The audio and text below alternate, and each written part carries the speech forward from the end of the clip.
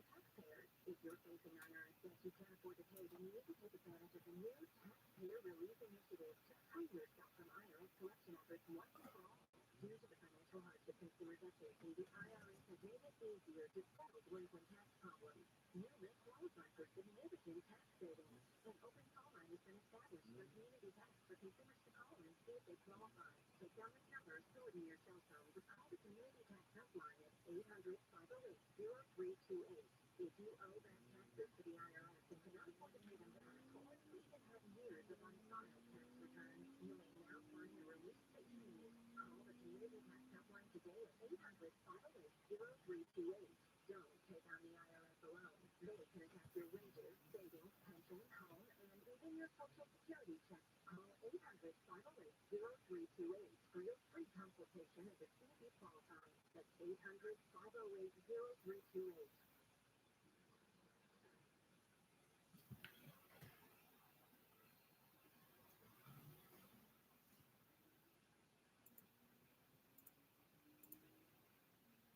Stations all over the U.S., North America, Puerto Rico, Guam, and via satellite in the coast to coast area. I'm Will Smith. Hope that you can join me outside of coast to coast area by going to CommonWorld.com. You can join me outside, taking me on live, and investigations officially.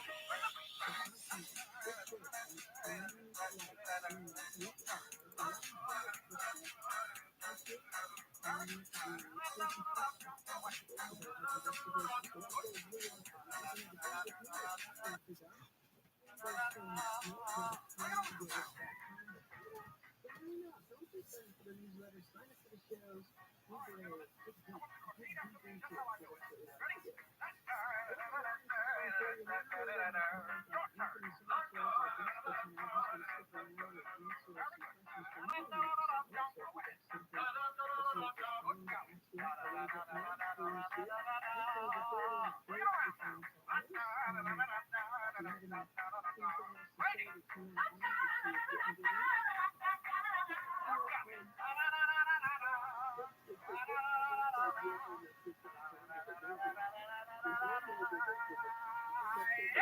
Ladies and gentlemen, may I present to you Mr. Charlie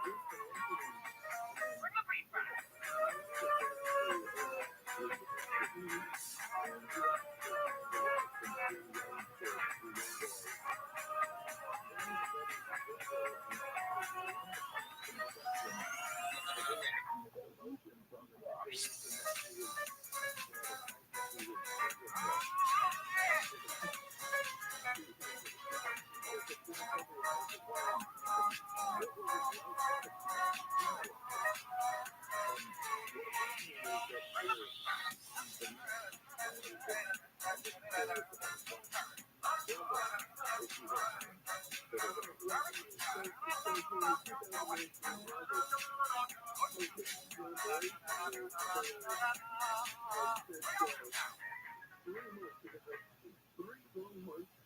then another 3 months. That's how I do it. Ready? Your turn.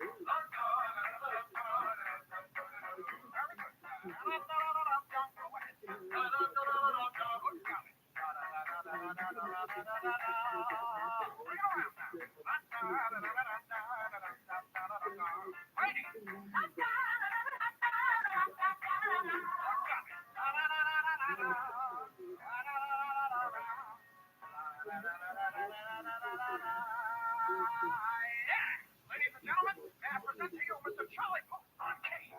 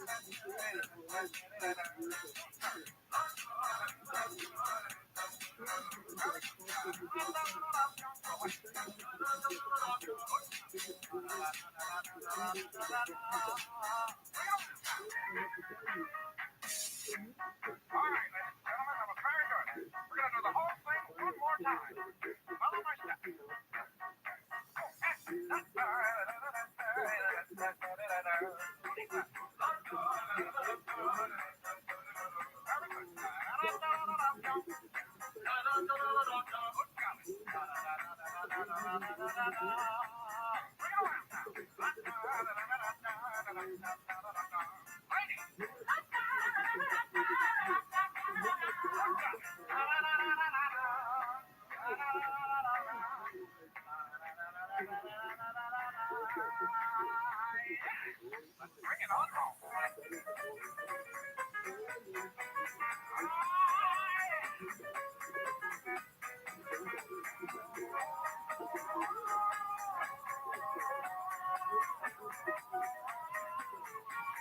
Bring the beat back.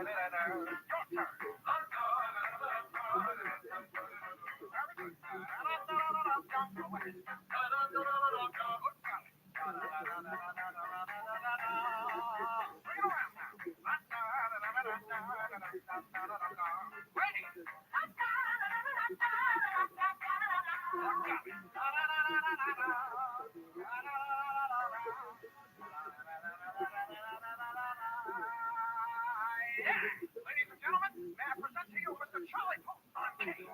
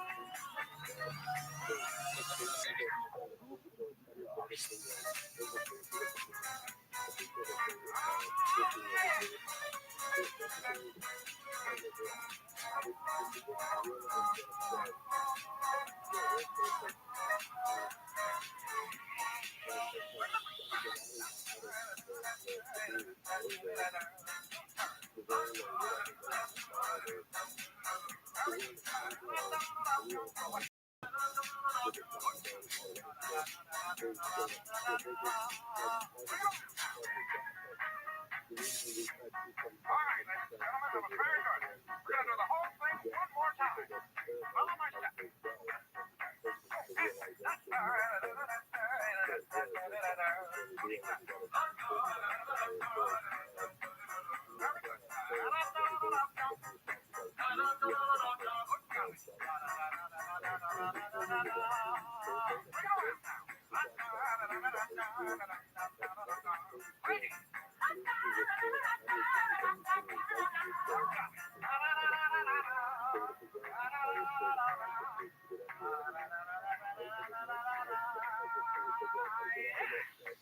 it on home.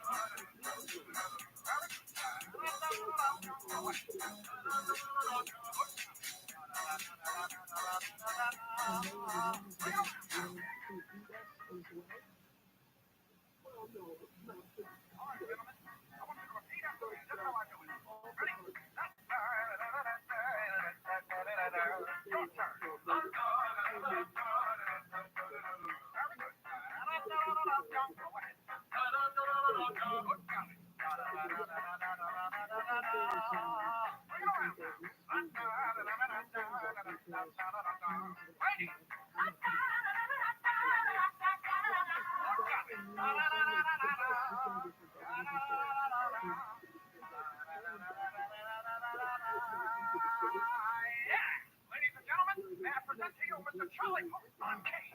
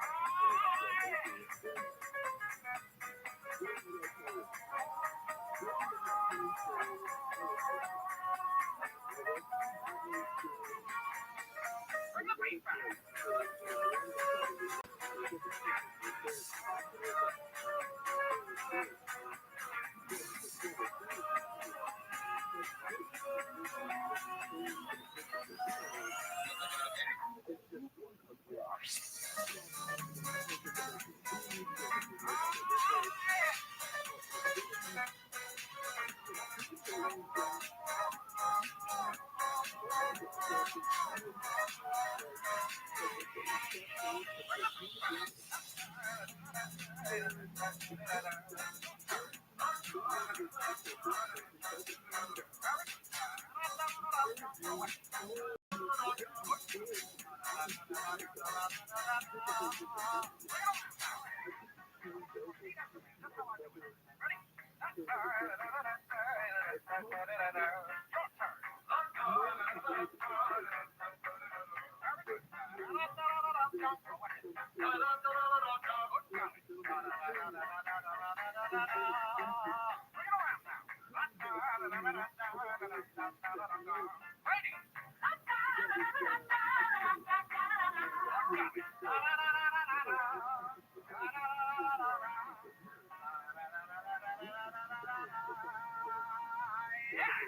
and gentlemen, may I present to you Mr. Charlie Post on cake?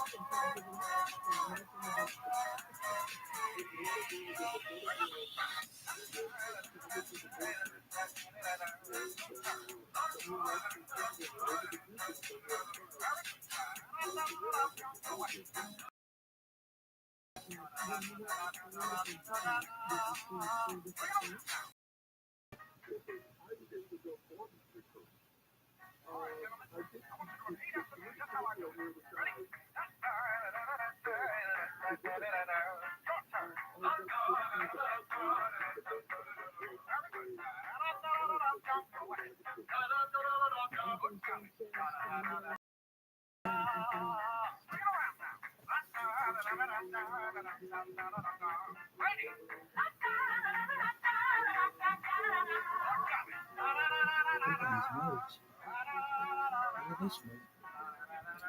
Look at this move. Ladies and gentlemen, may I present to you Mr. Charlie Post on cake? Do you like it?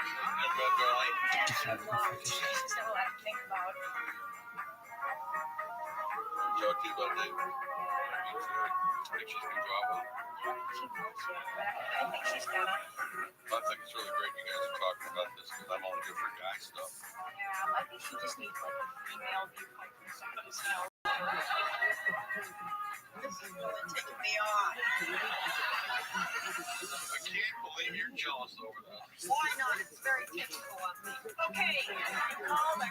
over with, so it's I'm talking to Dan right now.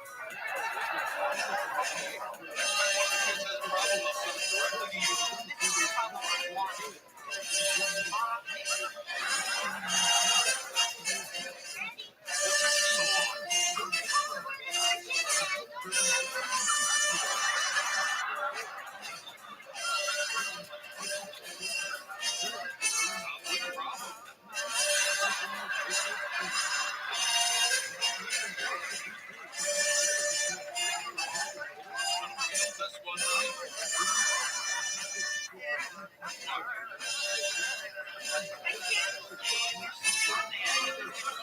My name's Morgan. I have really big boobs. Yeah, just me and that guy. Just me and that guy. I'm not telling you that to be annoying or like to make you feel uncomfortable. I'm telling you that because growing up, I didn't know that I had big boobs. I just thought everybody gets candy from the mailman. I had no.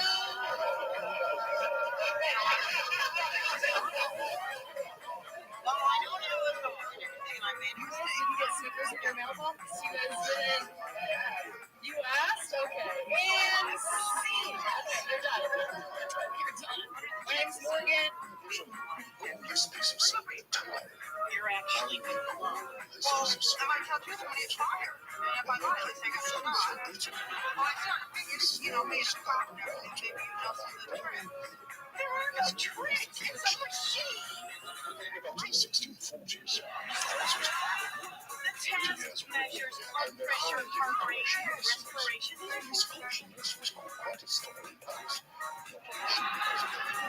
The only ones that can be mighty have no conscience at all. So,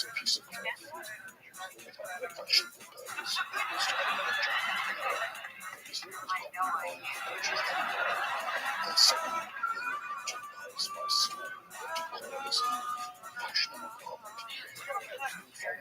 What if I get all 20 more? Shoot it? No, Mrs. Bonner, there was absolutely no danger. Well, how's this work anyway? If those needles start jumping all over the place, then that's how you know I'm lying, right? You plan on lying, Mrs. Bonner? No. Oh, it's not on you.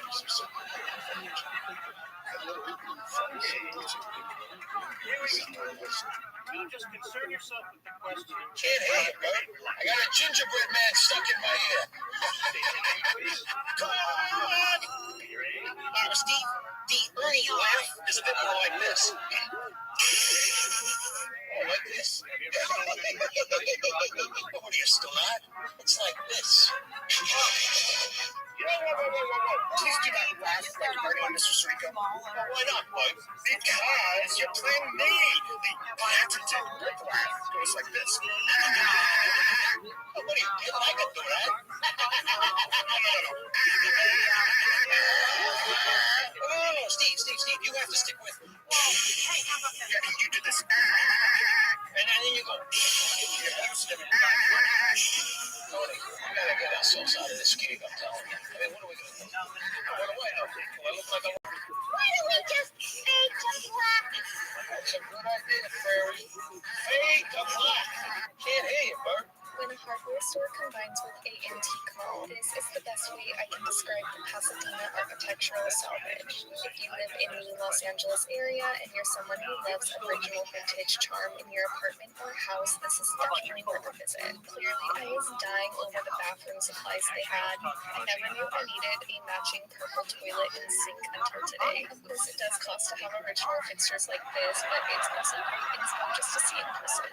For all my fellow renters, they have tons of vintage knob selections that you can switch out with your current ones. The green and blue ones really caught my eye. I also love the weird pink ones. So beautiful. Here's a few more colorful sinks that I saw. I am so sad. I have no need for a sink right now, but these are so cool. They had an entire section of original stained glass windows that you can install in your home. Again, I'm a renter, so I had no need for these, but great inspo. Love that they had a sale section in the back. $250 honestly isn't too bad for that beautiful blue sink. This is 100% worth a visit for all the vintage lovers out there. Crappy job is worth When a Thank you for your Hey,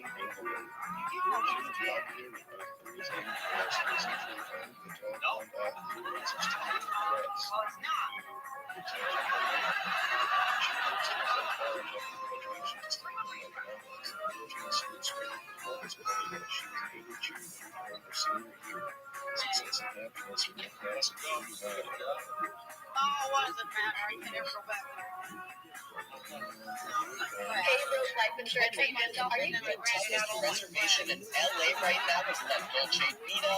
Now let's see if it's worth the headache. This iconic Beverly Hills restaurant opened in 1966 and was recently brought back to life by new ownership. Now, right off the bat, we were sat in the lounge when we had a dining room reservation, and the way they handled the situation rubbed me the wrong way, so we didn't start off very good here. Drinks, complimentary Amaro, the 50-50 martini, highball mocktail, and a very robust bread service. First up, we have the tableside Caesar, which we had to beg for because they sat us in the lounge, but yes, it was very good. Next, we have the $101 Pockery topped with caviar. It's good but not great. Save the $65 and get it without the caviar. Then we have the massive baked manicotti.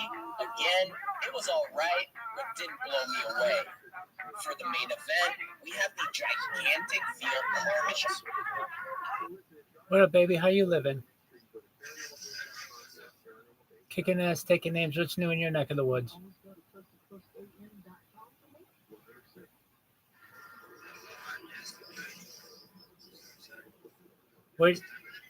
Where do you live? Oh, he's peeing. Where do you live? You're from Asia? Cool, I'm in California, dog.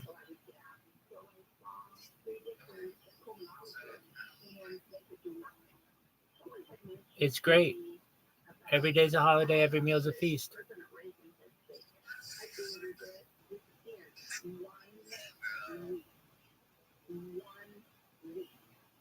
Cool, dog.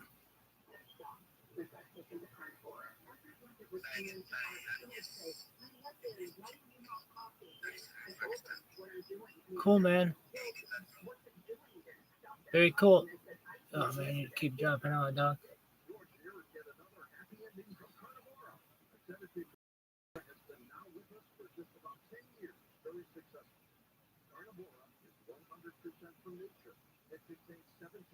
First up is the burger from Grinders in Huntington Beach. This is a great burger, and they put fries on some of the burgers, which I'm already going to do, and that saves me a step. Next up is the burger from The Cut in Irvine. These burgers are incredible. They're juicy, they're flavorful, and they're a can't-miss burger in Orange County. This one may not look like much, but it's from Varsity Burgers in Anaheim. It's that old charbroil style that makes you feel like a kid again, and they have the best Thousand Island in the game. Now we're headed down to South County to Riders Club Cafe, where they have a great, juicy burger and a really nice selection of beer. Then we have a fan favorite, the burgers from Paul's Place. They've been around a long time. They have a few locations in Los Al, Stanton, and a few other places. Another classic burger can be found in Los Alamitos at Volcano Burger. The burgers are great, but my favorite thing on the menu are the fried zucchini. Can't miss those. Another great one is from Buns in Huntington Beach. And my all-time favorite Orange County burger goes to Hammer Burger. They have a brick and mortar in Santa Ana. They are smash burgers, and they're phenomenal. And look, I'm just one person who lives in LA, but I love Orange County burgers. I have not tried them all. So if I missed one, or if you think I got something wrong, let me know respectfully in the comments. I'd love to chat more about it. Bye-bye.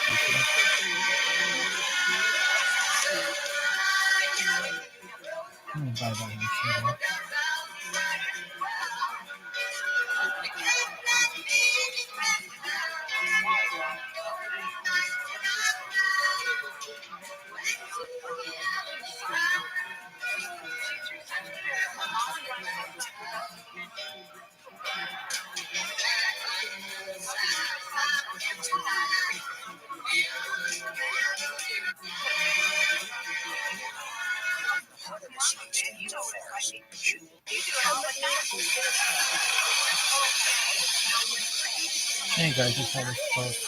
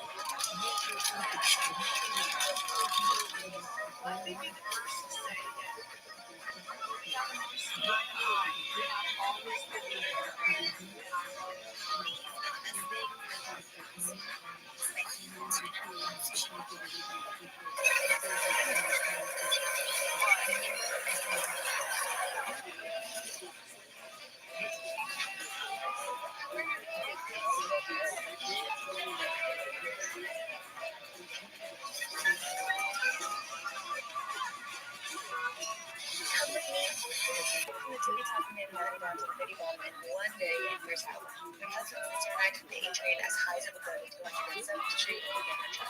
First stop was a Denver hospital by the boosters, which I've always wanted to go to, and they tell me the stairs to get to the high road. After we found the floor park to get to the city TRUMAN, we later headed shooting to the contact Washington. Along the way, we stopped at the bus jump house, the Burgess house, and the garden house, which is basically the house. We ate to Hamilton Range, got some pizza in the room, and we made our way to the pier and we grabbed a walked to the Upper West Side, and my husband bailed out with my sister and persevered down to the bus kitchen to the town. The big supper time is a stretch session with my sister until she travailed and I travailed. I hid under an awning while the news for the villages to walk on and said hello to the infiltrated them. Finally made it to my final destination. 36 steps later, my legs are toast, but if you want to do this, I made it out of all the best ones and it's linked below. From the tippy top of Manhattan. I mean, I gotta tell you, Ashley's so popular. You took a 3-year war and stretched it into 11 seasons. I mean, that's a lot of martinis and outlets. I mean, I gotta tell you, Ashley's so popular. You took a 3-year war and stretched it into 11 seasons. I mean, that's a lot of martinis and outlets. I mean, I gotta.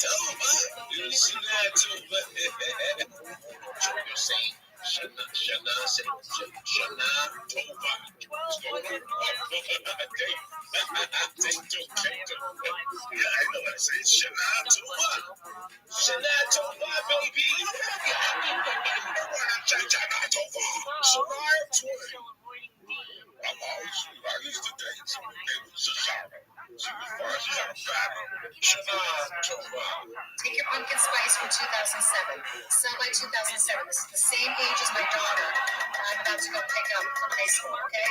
Put your pumpkin spice in, okay? Measure with your heart. Toss in some creamer, whatever kind you like. It doesn't matter. I don't care, okay? Put it in. As healthy or unhealthy as you want.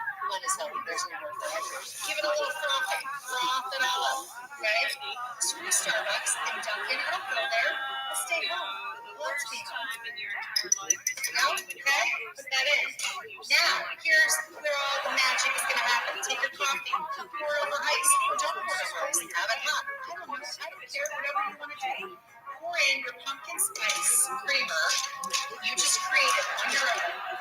Your pumpkin spice mix, pumpkin pie spice. It is from 2007. Big time cheers from Great City, Kentucky. This is some serious, freaky deliciousness. You have no idea. No idea. You know how much money you can save? Right, buy a lot of money and save. Big time cheers. We'll talk to you later. Take your pumpkin. I was in 3rd grade and I had a bean taco to eat bean tacos for breakfast. When I got on the bus, everybody had a Pop-Tart. And I was like, what is that? Oh, that's so cool. It had sprinkles on it. I mean, it looks so cool. And they were like, what's that? And I was like, it's a bean taco. Don't you guys eat these? And I remember the girl on the bus going, she's Mexican. And I was like, what's that? Like, I had no idea. And that's when I kind of realized, so everybody's not Mexican. And then I would go to Mexico. I would go all the time. We'd walk over the border. We'd have lunch. And when we'd come back, we'd get in the line that, was American citizen. And they were like, you just have to say, American citizen. They go, great. This was like, they didn't check a passport. They did nothing. So I thought, why is it that long line over there? Why didn't they make a secret passport? Yeah. It's American citizen, guys. Just say it. And my dad's like, no, they're Mexican. And I was like, I know we're Mexican. My dad's like, no, we're American. And every time I went to Mexico, they would go, oh, the American. And I was like, no, am I not Mexican? Like, I was so confused. I was in third grade. I had to eat tacos for breakfast. Hello, I have a question.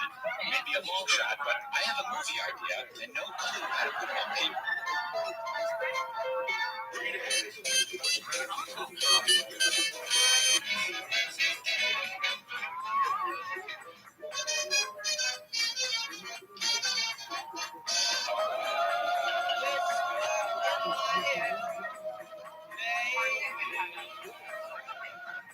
Here comes the sun.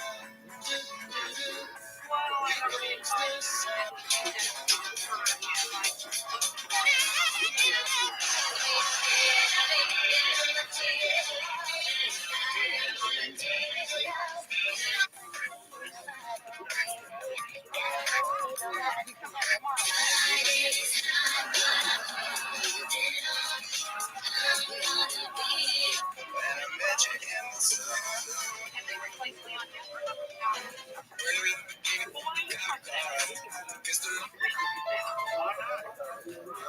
Shop, you run the house. You can just stay for a run.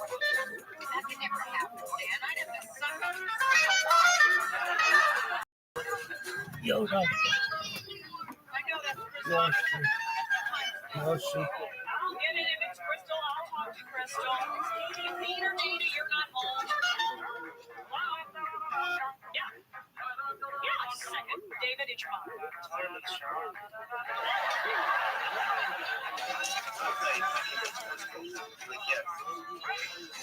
forgot to tell you though, there was the orange. Oh, wow, we were slow. Florist bring up some flowers, to kind of cheer the business.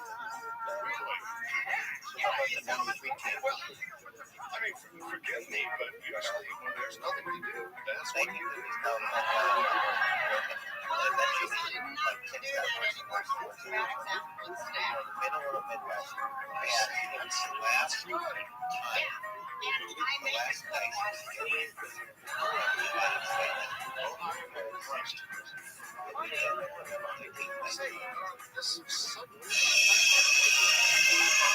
So here we are, perfect season to stay the game in a perfect place. A collision for history. A school hoping to finally ascend to college football summit. A school hoping ahead to its already incumbent legend. Number 1, Florida State, and number 2, Notre Dame. The coming of a day dreamed of in backyards, just around the corner from Main Street. 30 years later, and I still get it was at the big game.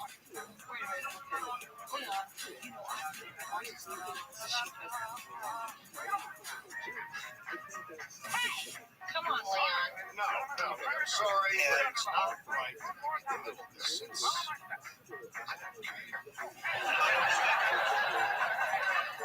What are you trying to sink me with, Leon?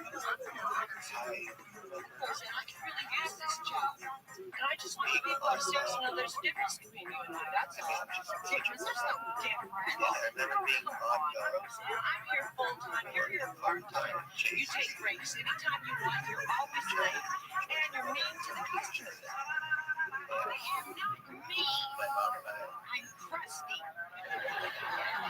I take this job very seriously. You're all hard, but lovable. I'm just saying that I work really hard and I think I'll be a great manager. Oh, and I wouldn't. I don't think so. I think you'd end up getting a raise and I'd end up covering for you like I always do. Well, how come you never said any of this before? Because you never wanted to be my boss before. All right, but now you are going to be my boss. And because I'm such a bossy waitress, I suppose the first thing you're going to do is fire me. I would not. Oh, and you call yourself a manager. So it was a big, this was the biggest game to this day that I can remember. And anyone who says anything about me, I'm sure that you have your big game. This was a big game. And I remember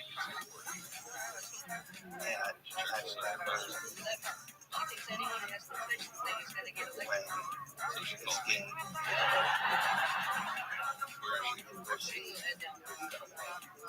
we almost got trampled. Take me with you. Jesus. My mom and I remember running out. One more month than every real mother. There was this, I didn't see any Florida State fans except one guy. He's actually, he was on TV for a little bit. Did you do your And this guy, as we were coming out of the JCC, we see all these people. Well, it took you so long. That Well, Ed had to take a nap without his favorite are chip. surrounded our And you're certainly welcome. they're surrounded Just like with your mother, never running on each and it was the first fist fight I ever saw. I mean, I didn't collect Steve shop just to come over here and throw a switch. And I've done a million little guys around here just to help out. I think I deserve And the university fan beat up the guy Well, from like what? Florida What State. do you want me to do? Pay you? And the guy from Florida State, Well, maybe I should he got punched in the face and he hit his head on the corner I mean, it, Crystal. like on the corner of the heart. Will that make it easier to help out a family member? Man, he defended his team really, really well. Look, I know you're trying and everything, but you're way out of line in here. That was the first I have taken a lot of crap off you for the last 3 weeks, and At it first, it seems like everything was right. Oh, God, I'm sorry. I didn't shoot. That's the guy right there. Yeah. Let's go, Lonnie. Showtime. Lonnie, your mom's ready. Listen, call Becky, and she'll pick you up and bring you and little Ed over to the hospital. Tell her to call Mrs. Connor at the mall and get the bag. Yes, Mom, you just take care of your little brother, and honey, I promise this is the last one. Are you done? Well, you haven't even gotten to me being a student yet. My freshman year is going to take up a whole day. Anyway, that's the end of your story. Just as much.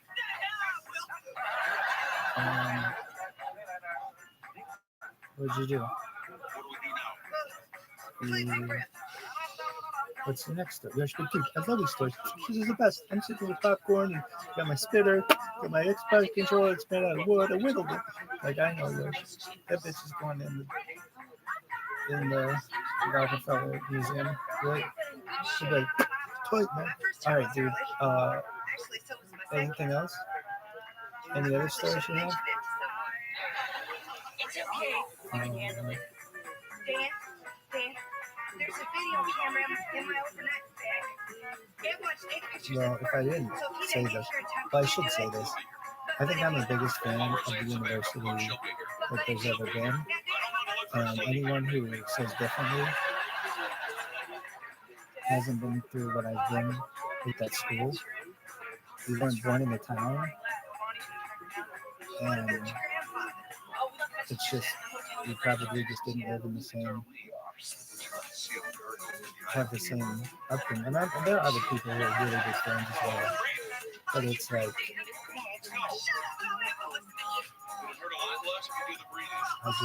it's like all on me.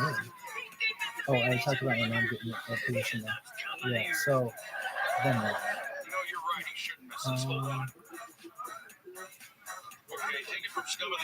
All right.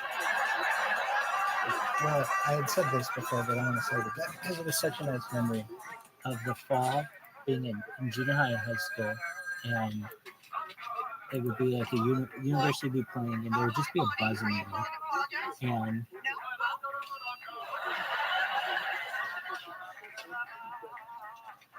You're being very immature. You don't understand, Jackie. She insulted me. She hurt me. Okay, I'm the one that's right. When you're right, you're as immature as you want to be.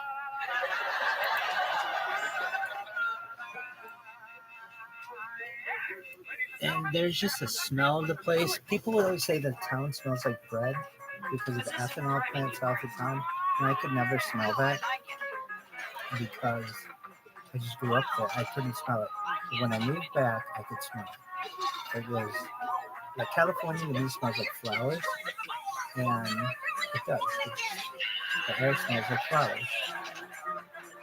I mean, it depends where you are. But it's like the air has like 6,000 miles to get clean over the Pacific, and it's just you're like getting the first air of the freshest air on Earth, and it's just amazing. Like I guess like Chile and Peru get this, and like maybe Panama and parts of Mexico maybe, and then but it's the best. I say everything's the best, but when I say it's the best, it's the fucking best. Okay, the air in California is better than anywhere on Earth. People are gonna say, "What about the air in Israel?" But you get Mediterranean, but that's not Pacific Ocean.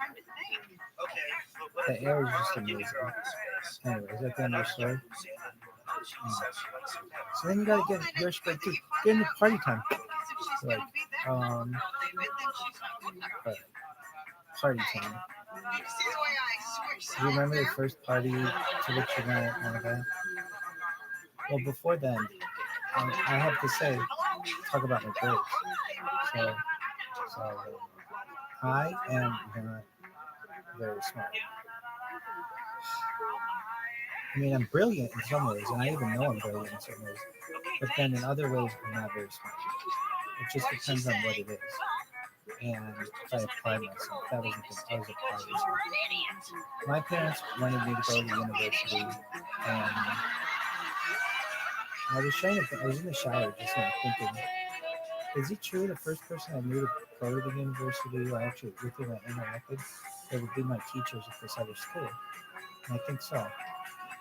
And I think that was attractive to my parents because it was like these people had done it. They know what it's like. They had accurate depictions of what the school is like. And when I talk about the school relationship with the town. I'll talk about that in a second. My grades were never good. When did you have good grades? I had good grades. I was just giving it. Kindergarten, I don't think we got grades. I was the smartest kid in class, and perhaps one of the smartest kids in the state. I was the best reader in the first grade, and I was the best at math, and those are the two big things in school. Second grade, I was still a pretty good student. Third grade, it started to go downhill.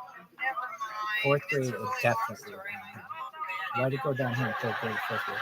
I started hanging out with different kids. I would hang out with my friend Khalil and my friend Greg Rajatowski, and they were not good students.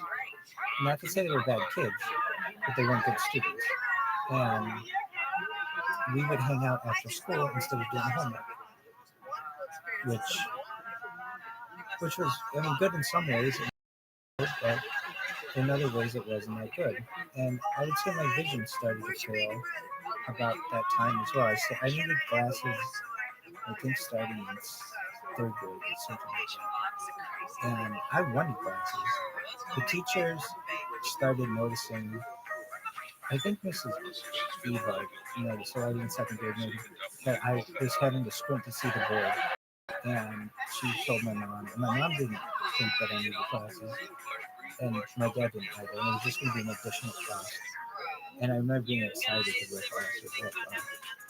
But it was like I was getting something. It was exciting to me that I was getting like, well, it wasn't a toy or a bike or something, but it was something. What's up, baby? Hey, baby. Thanks, baby. So I was excited for that. And I had the doctor, Dr. Munich, who he was a really nice man.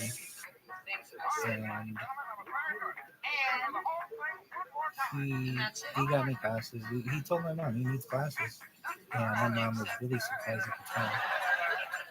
Anyway, so I got glasses in second or third grade, and not to say, like, I don't want to blame my vision on when the grades were good, but it was having glasses makes it more difficult, and I did not realize that until I was older. I didn't realize it until I did this streaming thing, and how my vision is failing, and how it's very difficult for me to read a lot of times. And that means that you can't read as long as the other kids. You get headaches, you become distracted, and you just don't want to do that anymore. Especially when you're going to a school where most of the school is just about reading. You aren't reading at the same rate as other kids. And I also am a little dyslexic, and I have a speech impediment. And when I was in second grade or something like that, I think my teacher, Mrs. Rabbi, sent me the speech, and the lady who did speech didn't think I needed speech, but I probably should have. And I wish I would have gone to it. It would have made me more aware of how to enunciate. But I just would talk the way that I would talk and whatever. And the dyslexia, I remember telling my mom, it's not really bad, but it's bad to the point where I would tell my mom, like when I read, I have sometimes, and she would associate it to a Cosby show where Theo says that he has dyslexia. And my mother said, you just think that you have dyslexia because Theo has dyslexia. Oh no, I really do. What about ADHD? I got that too. Anything else wrong with you? No, those are the only things. I've been tested for just about everything else. Not just about everything, I've been tested for everything else. I have a huge dick, guilty, being hilarious, guilty, having ADHD. And that's another discussion that I have to get into now. Have you been diagnosed with it? Yeah. You've been diagnosed with dyslexia. I was always too old to really be diagnosed with it before I really knew what it was and that it was an issue. So, but when I was in school, I mean, why didn't you do well in school? It's complicated. And so I was hanging out with the wrong kids in third and fourth grade. And then fifth and sixth grade, I had my mind on girls. And so I would come home in the evening and not want to study. I'd think about girls. And I'd play video games as well. And watch television, do whatever I could. I watch a lot of television. I would do whatever I could to not have to do school like a lot of kids. However, I do remember how badly I wanted homework when I was in kindergarten, especially my first grade and second grade. I wanted homework so badly. They had homework on Saved by the Bell, and I wanted to be like Saved by the Bell, and I wanted homework. And then when I started to get homework, it became an issue because I would do it. I always did my homework up until I would say fifth grade, something like that. And here's the thing too, it's a different world now, but like a lot of times teachers wouldn't be really specific with what you had to do with your homework. They'd be, I don't want to say they're not specific. They wouldn't always write it on the board, or you didn't have a solid system. You were expected to, and I understand this, you'd have like an assignment book and you'd write down what the assignments were for each class. But if you had it incorrect, there was no, or like you forgot to write it down, you're done. At least from what I've seen in schools today, you can go online and see what's on the lesson plan. And like a parent can check and make sure what the homework is for their kid, or a kid can check. But it wasn't like that then. You had to just make sure you wrote down the assignment correctly. And the way that the teachers would do it, it would be like in the back of the book, the odd answers were in the back of the book, but not the evens. So the teachers would like assign to you, do all the odd problems, you do all the even problems, and like maybe you wrote down evens and it should have been odds, or maybe you wrote down odds and it should have been evens. It was sometimes inconsistent. I'm not blaming the teachers for any means. We were old enough at the time to be able to transcribe, but again, it's transcription, and things can get lost in translation. Things get lost in transcription. And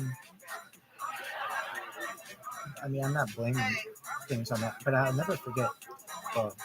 Like this one kid, Joey Kelly, one time did not do a homework assignment correctly.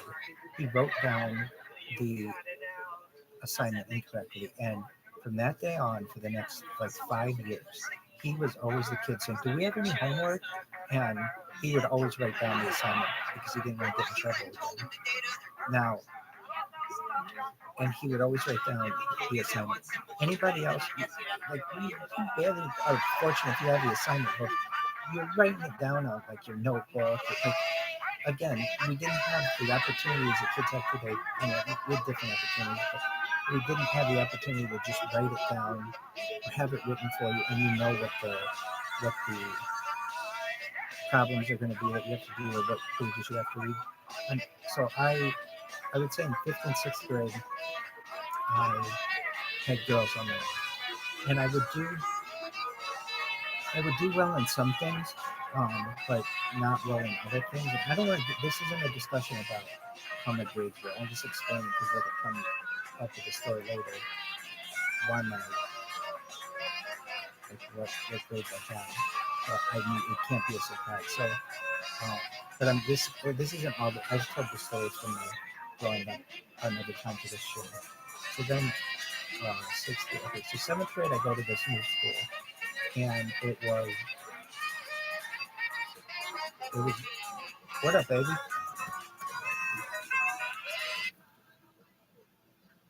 How you living, baby? How are you doing, Spancy? How are things in Africa? Excellent. Hope you're doing well.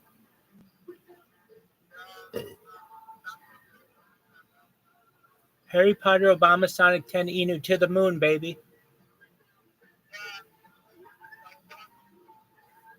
Excellent. Hi, everyone in Africa. We're going to help you. I got to go, my man. Bye-bye. Take care, my man. Bye-bye. Bless you, my man. So, 7th grade, I would say I was overwhelmed with the new school. And there were new girls, and I just have this problem. I'm a serial crusher, right? No, but maybe. Where, you know, like you get your mind on a girl, and that's the only thing on which you can focus. And I would say like 7th and 8th grade, and I was just overwhelmed in 7th grade with good reason. Never had. They were very proud of the amount of schoolwork that you have to do, and they would say that in each class you'd have like 45 minutes of schoolwork a night, or 45 minutes to an hour for each class. And you'd have like 6 classes, so that's like 6 hours of schoolwork. Well, if you get out of school at 3 o'clock and you start studying immediately, that takes you to 9 p.m. It's like you have no time to eat dinner, you have no time to change, you have no time for carpool, you have no time for sports. So it's kind of ridiculous the amount of schoolwork that they put on you. If I had a school, I would make it so you don't have homework. And I really mean that. I don't think homework's a necessary thing for students. I think that you're in school, you should have enough time to be able to teach these kids so that they don't have homework. You don't give 1st and 2nd graders homework. Kids shouldn't have extra work to do. Because it doesn't really accomplish that much. It's like there's enough time in a school that I've taught school where you can teach your lesson and also give the kids time to work on problems or work on their paper and not have homework. And especially in today's day with ChatGPT, when it comes to like writing a paper, so if you type slowly, so what? That thing can write everything for you. There's no need to have these things anymore. And I really mean that. They should focus. Kids should be able to focus on being kids and not be so focused on like reading Victorian literature. And if anything about having schoolwork, having schoolwork, having books on tape would be really big as well. So you're saying no schoolwork anymore? I would say no homework anymore. I don't think it's necessary. A kid is in school for 8 hours a day. There isn't a reason for them to have to not get all the learning that they need. They have 8 hours in there, so you can figure it out as a teacher how to make it so that they don't have schoolwork. It's like it becomes overwhelming for kids, and then it puts some kids at disadvantages. If you have sports, if you don't have a solid home life, those kids are at disadvantages. Now, I'm not saying that you can't study what you learned in school at night. I am not saying that, but I'm saying there shouldn't be assigned assignments. I think assignments are. You should have the time to be able to do assignments at school. So how would you do it? You have your classes, but then at the end of the school day, maybe the school day is extended a little bit or something like that. There should be a time where you do your homework at school, like in a study hall or something like that, and then you're done. Then you don't have to do any more school. Then you can have family time. Then you can do whatever else you need to do. But I don't think that it's fair to kids, particularly with the amount of responsibilities that some kids have. Some kids have jobs after school. I mean, I had jobs after school. I had sports after school. I had family issues after school. I just didn't have the same opportunities as some kids. So how would you do it? Basically, you'd still have to study for tests and things. But basically, once you were done with school, you were done. You don't have homework. You can use that time to study if you need to. Study what you learned in school. Study the notes that you were supposed to take. I mean, I could seriously free up kids' time so much. How? I could just tell you this in my human letters class I was talking about. We took notes for 2 hours every single day. We don't need to do that. That frees up 2 hours if we just got the notes from the teacher and we're able to discuss. And maybe previously when you would discuss for 2 hours in another class, so you discuss for an hour. That frees up 3 hours a day. 3 hours a day is more than enough time to be able to do any amount of homework that you need. Particularly if you give the kids the equations so they don't have to search up and down on things. So how would you do it? I think I'd build a school schedule if it was like an 8. Like you probably would go to school 8 to 5, not necessarily 8 to 3. I don't understand 8 to 3:30 shit.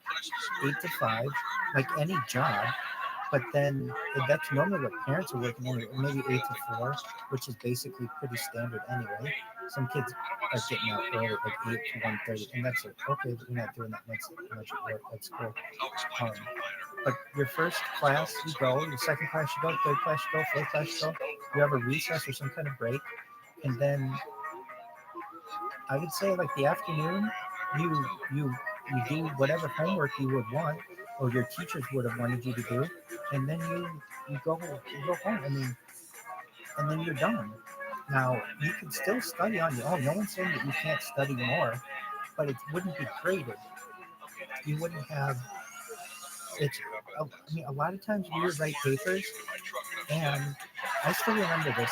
Not to blame the teacher, but one time we had a teacher who this only happened one time.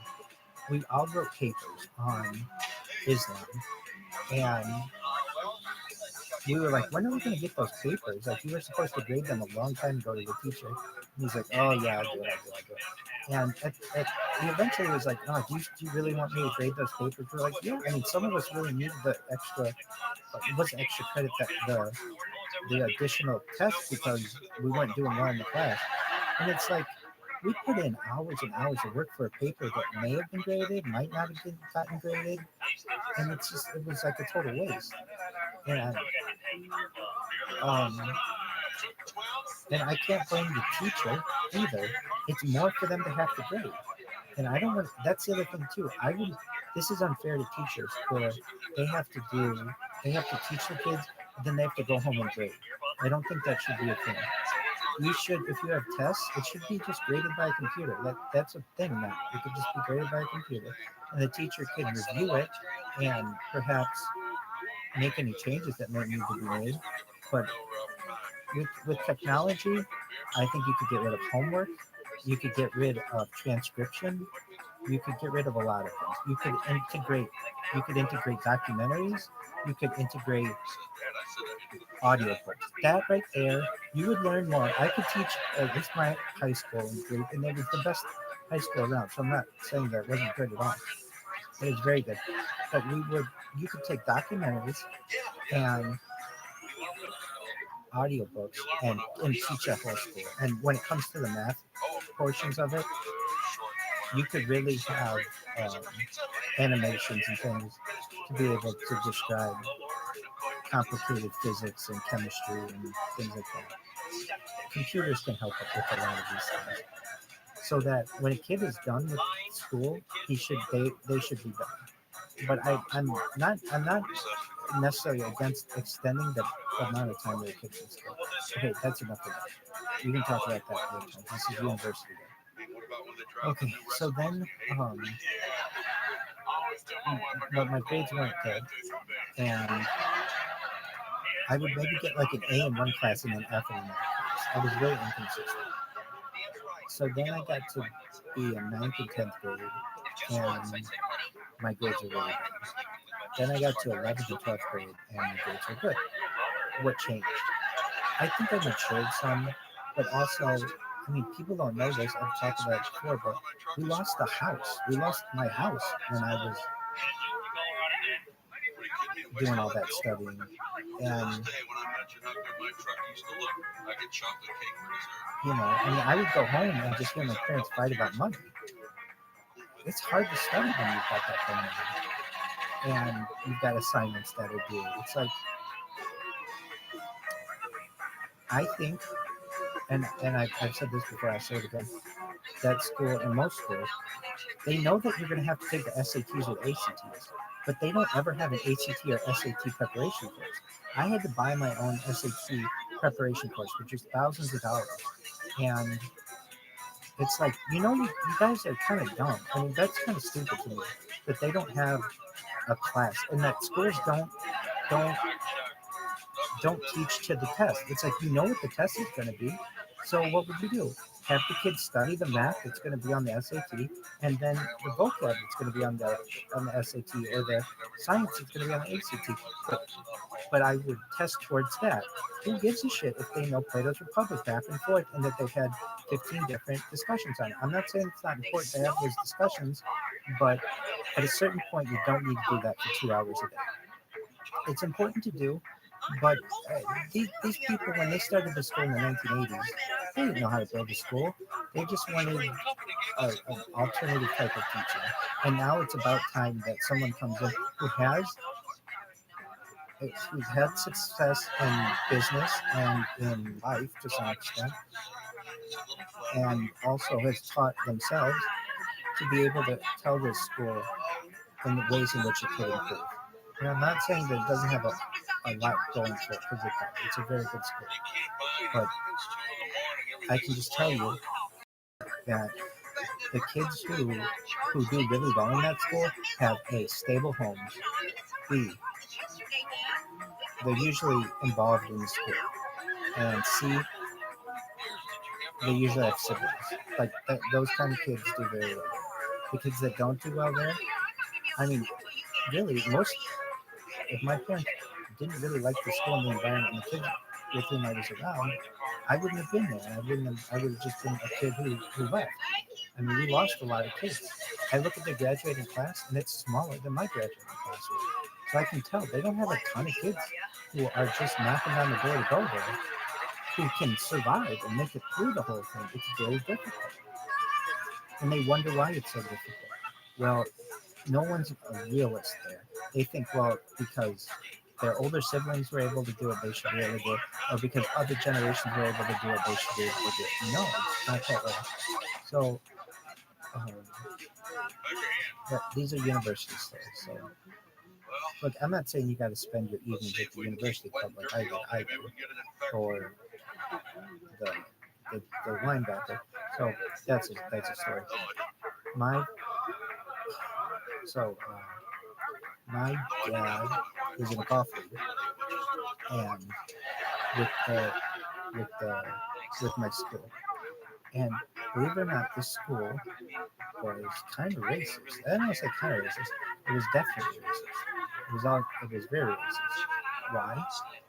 Because my dad wanted to have his friend play golf with them in their league, and my dad's friend was African American, and they started making rules.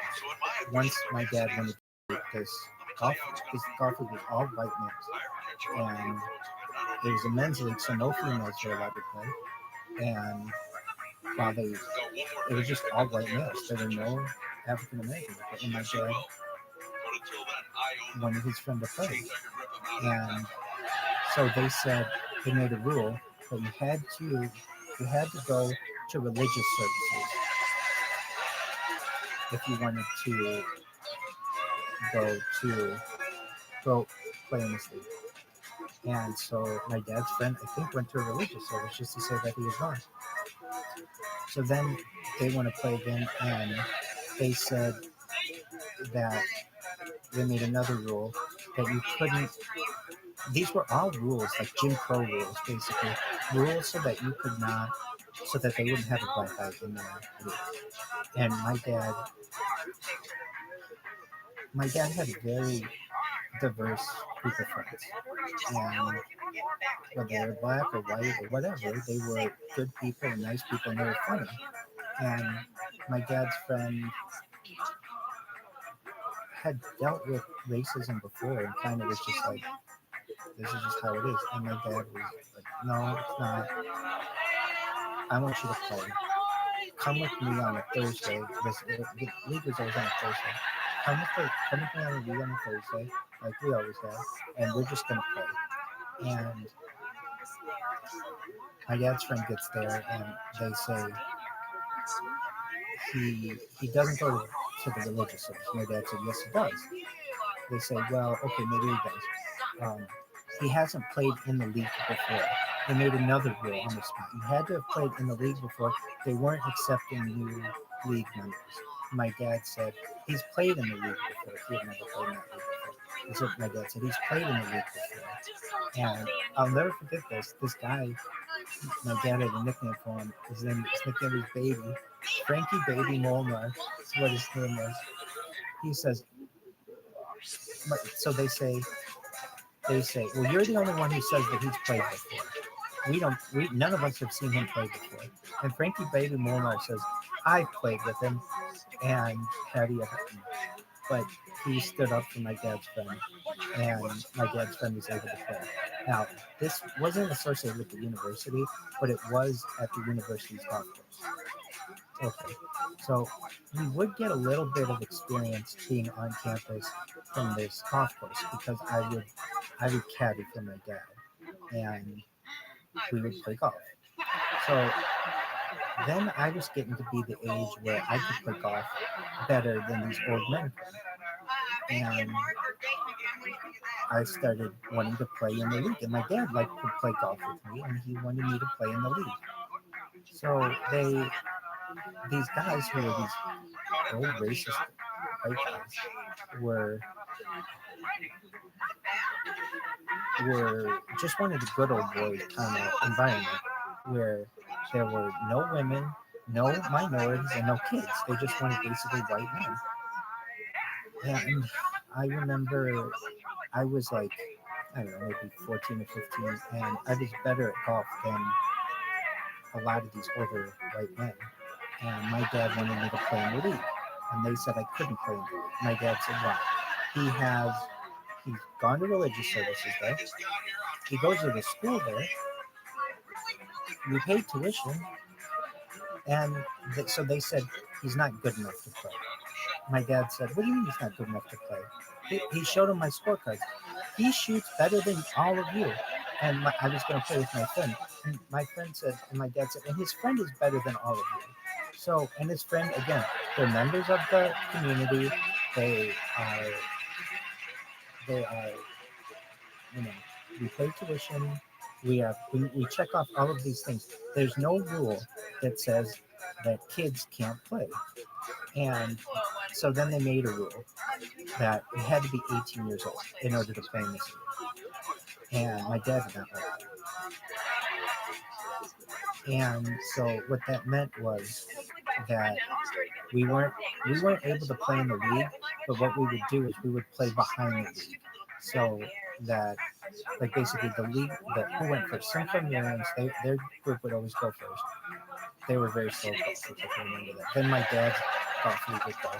And then my friend and I would always play at the end. And you know, when you're playing, like we would get home at like 10 p.m. sometimes.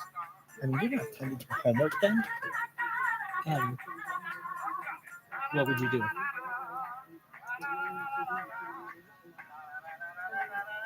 Again, none of this racist bullshit had to do with the university. It had to do with old white men who basically wanted a good old boys club. And that's how I describe it, because that's what it was. So my friend and I would play, behind our dads. But sometimes what we would do is we would just putt. And there's a little putting green. I love this putting green so much, by the rock. And it's a big putting green. I shouldn't say it's pretty big. And we would putt on this putting green for hours. And we never had enough money to, there was this Nike golf camp that would be at the university once a year for young kids our age to play golf. And my friend and I never had enough. We never had enough money to do Nike golf camp, but I always wanted to. If I ever have kids, God willing, I will afford Nike golf camp for them. So we would wait for these kids to be done with their rounds, and then we would hustle them on the golf green. So these kids we knew that they were kids of somewhat status because they had really nice clubs. They were in a pretty expensive golf camp, and they would come to the golf green, and then we would hustle them for money and in putting contests. And my friend and I would play putting contests all the time. So I can say like those were some times I had on campus. And then after that golf round was done, we would go to the linebacker. Now I wasn't allowed in the linebacker, so I would have to sit in my dad's van and study. Like I'm doing no studying in the van. I'm watching. I remember I'd watch like Friends on television in the back of the car and get eye fucked by the bartender for two panes of glass kids, just like I fucked him through it. Yeah.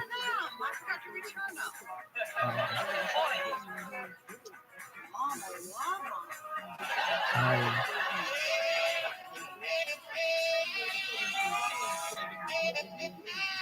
shout out lady, what's in Africa, but I know she has season tickets to the club.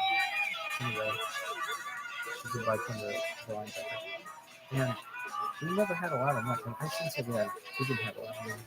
But I remember my friend's dad was like, you just take your kid here and he just sits in the car and just waits for you while you're in the bar? And my dad's like, oh yeah, what else is he going to do?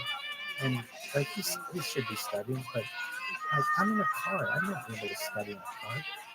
Not well. And so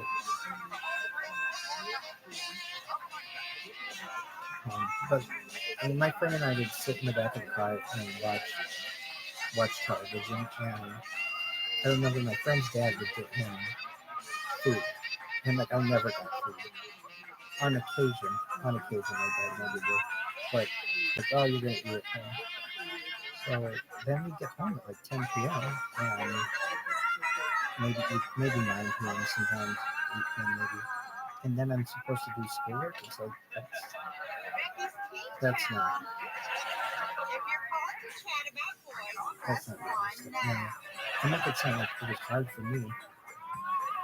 I didn't play sports. I was never academically eligible to school to play sports. So well, aside from my 7th grade year when everyone's academically eligible. So those kids who played sports, imagine having 6 hours of schoolwork to do a night, and you've got sports. I mean, it's too much to juggle.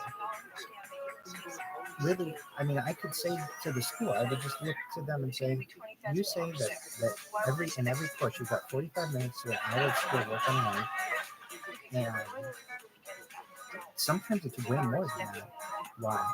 Because we have like a class called drama where you're in a play, and then you're memorizing for like, if you're not a good memorizer, it can take you many hours, and that's just a waste of time. Drama is a waste of time. I'm not saying I didn't like drama, but it was like recess. I mean, it was 2 hours in the afternoon where you didn't necessarily have to do anything, except unless you were having to go over your lines or something like that. When in today's day and age, they have like little earbuds that they could use to help people with lines. I'm not saying memorization isn't important, but it's like, would you rather have someone know Romeo and Juliet or do well in the SATs? It's like, oh, which one do well in the SATs? So I'm not saying you can't do both, but I might just limit some of the memorization that they give some of these kids. I mean, I'm not a good memorizer, and I know other kids aren't, and some kids aren't. That's fine, but I think that they could spend it better by studying for the SATs and getting really high SAT scores or ACT scores or whatever your standardized test is. I think that they could. It's just a lot better to do that than to spend hours and hours and hours going over lines. That to me isn't useful. To do a play one time or 2 times and then it's done. Then you never go over it again. Why does the school do these things? It looks good to parents that, oh, your kid's going to be this really well-rounded person. I'm not saying that that's not a good thing. I'm saying it is. That's the best thing that the school teaches you. However, I remember the amount of lines that they wanted to give me, and I remember going to the teacher and saying, you have to get rid of some of these lines. I can't memorize all of this. And we had to go through and get rid of huge amounts of lines. Like, I can memorize maybe, I don't know, over the course of a school year, like, not as much as they wanted to give me. I just remember it was incredible. And then you have to memorize the other person's lines because you have to know your lines. I'm not saying it's not a good thing, but also you could have teleprompters, you could have other things. There are other ways to do it, as opposed to what they currently have. I'm not saying it's a good school. It's a very good school. All right, are you done? No. So we had this lady named Susan Joyce coming to school, and she was a representative from the university at an admissions counselor for the university. And I remember when she came in,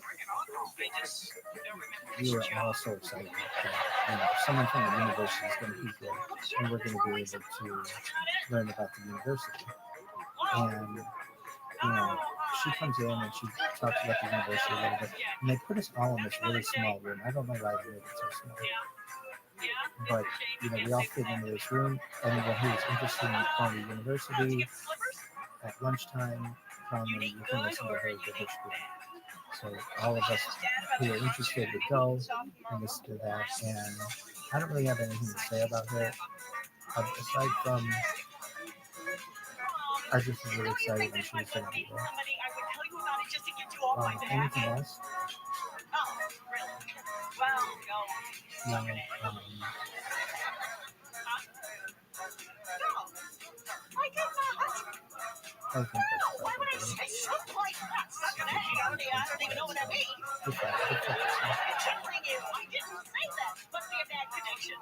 So, Mom, listen, happy Mother's Day, and I'll tell Roseanne to give you a call when she gets up, okay? Bite me. Man, I should have thought of that a long time ago.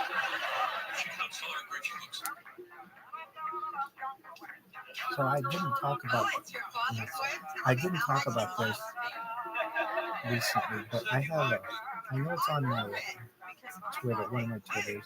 I talk about my relationship with Father Joyce and Father Hesper and the priesthood, and I'm not going to go into all of that, but basically after school every day I would spend 2 hours on campus as well with priests. That's as university related a thing as you can get. And but I don't have time to tell you this story. I've already told them I told this officially. How? Okay, so What's the catch? so then start telling your fun stories. Just do something nice. Okay, I don't know. You never have. I was interested in going to university, and believe it or not, and they had this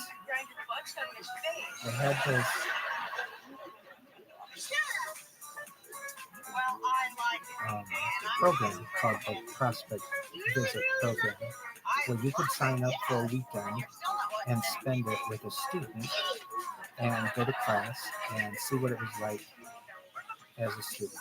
And so I remember seeing the schedule that they gave, and I chose, they didn't have any home games. All the home games were gone, but they did have one of the weekends around Halloween. I think I either chose, I didn't choose Halloween weekend because I don't think that was available, but I chose the weekend before Halloween, or maybe Halloween was falling during the week or something like that. And so that's why I chose that. And I remember being really excited because I was a senior in high school and I was going to get to spend a weekend on campus. And the dorm where I was staying was Fisher Hall. And I didn't know anything about Fisher Hall. And so I remember like arriving and I had all my school stuff. And I was very like thinking I was going to be very student-ish. And we get to Fisher Hall and I meet my mentor, whatever you want to call it. His name is Britt. And he was from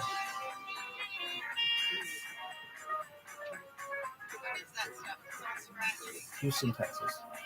And his roommate was Brendan. And I think Brendan was from Massachusetts. And I remember being in the room, and so I was talking to him, telling him about my life and just getting to know him. And they're like, "So do you want to drink?" And I was very much like, it was very much. There were a couple of times in my life where I've given in to peer pressure, and this time was one of the times. And it wasn't a big deal at anything. Brendan's dad had just been in town and bought them. I'm like, so what are the rules on alcohol? And they're like, if you have the door closed, you can drink any kind of beer you want. And they had Sam Adams, all these specialty beers. And it's like, oh, you don't just have Miller Lite. we have, and it was in bottles. And I remember I had a few beers there, and then there was, I think maybe you got there on a Thursday. How was that? Yeah, you got there on a Thursday. I think I got to miss school for it, maybe something like that. So I was there on a Thursday. We went to a class on Friday, and then I got to spend the weekend there. Is that how it worked? I think so. And so the way this worked was we drank like Thursday night and just hung out. And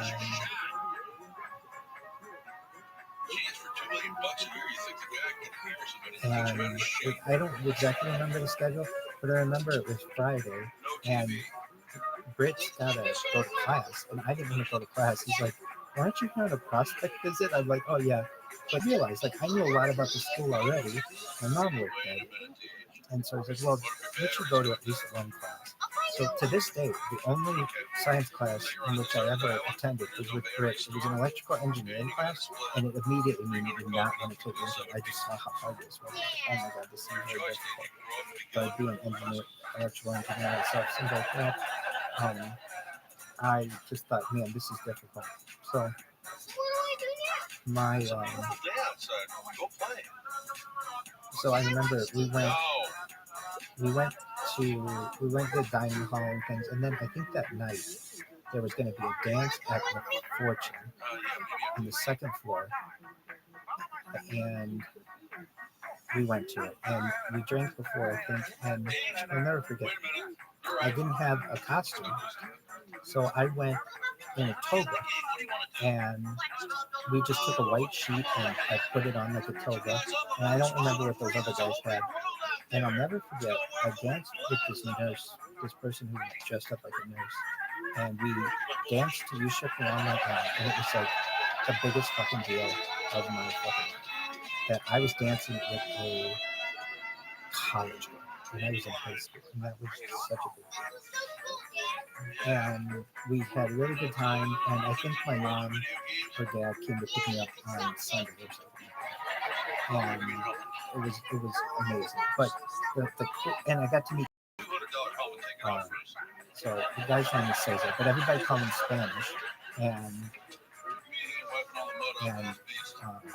John Longo, who everybody called Mac. So there's Mac in Spanish, Britt and Brendan, and then Michael Bear. I met a bunch of guys there, but these are guys that kind of stuck out in my mind. They were nice to me, and we went to dinner together, and they're like, so you live here in town? I'm like, yeah. And my mom, they're like, your mom lives here? I'm like, yeah. And they're like, do you have one of those white access cards? I'm like, yeah. They're like, you can get on campus? I'm like, yeah. And they're like, oh man, they're like, that's a big deal to have one of those white cards. So what is it? University offers you to employees white swipe cards, or like we call them swipe cards. But basically, it raises a gate so that you can drive on campus. Normally, you can't drive on campus to walk on campus, but this allowed you to be able to raise the gate, and you could drive vehicles right on campus. So I got these guys' numbers, and it wasn't, and I realized they liked me and I liked them, and they were like, hey, you're in high school, but like you could still party with us, and like, this is a big deal to be able to party with kids in college. So I had their number, but I didn't have my own phone, so they would have to call my dad's phone, and he was.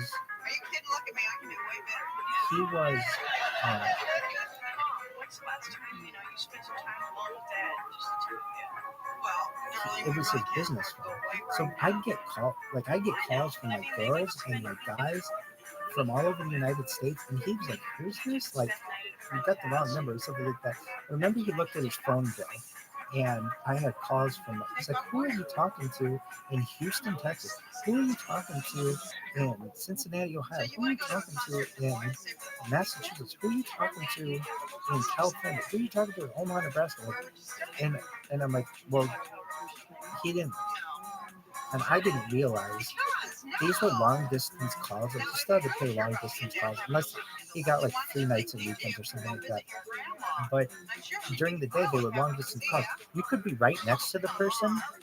They could be, right next to you at a party, and it's a long distance call because they're from another part of the United States, and the call had to go all the way there. Anyway, it was a stupid thing. He was pretty cool about that, though. All right, is that the end of your story? No, there's tons of those stories.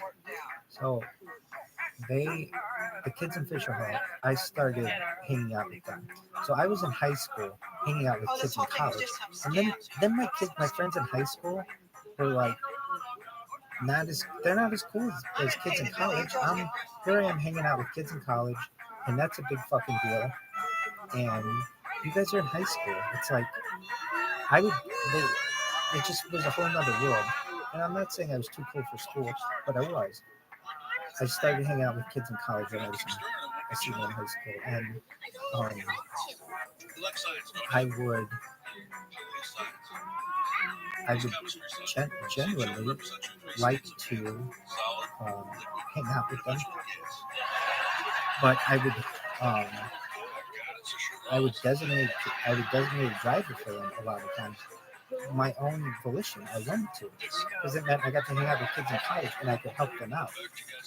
And a few times they would be like, oh, come drink with us and spend the night. And that's like, I didn't have permission from my parents to be out all night with their car, and that was a big deal.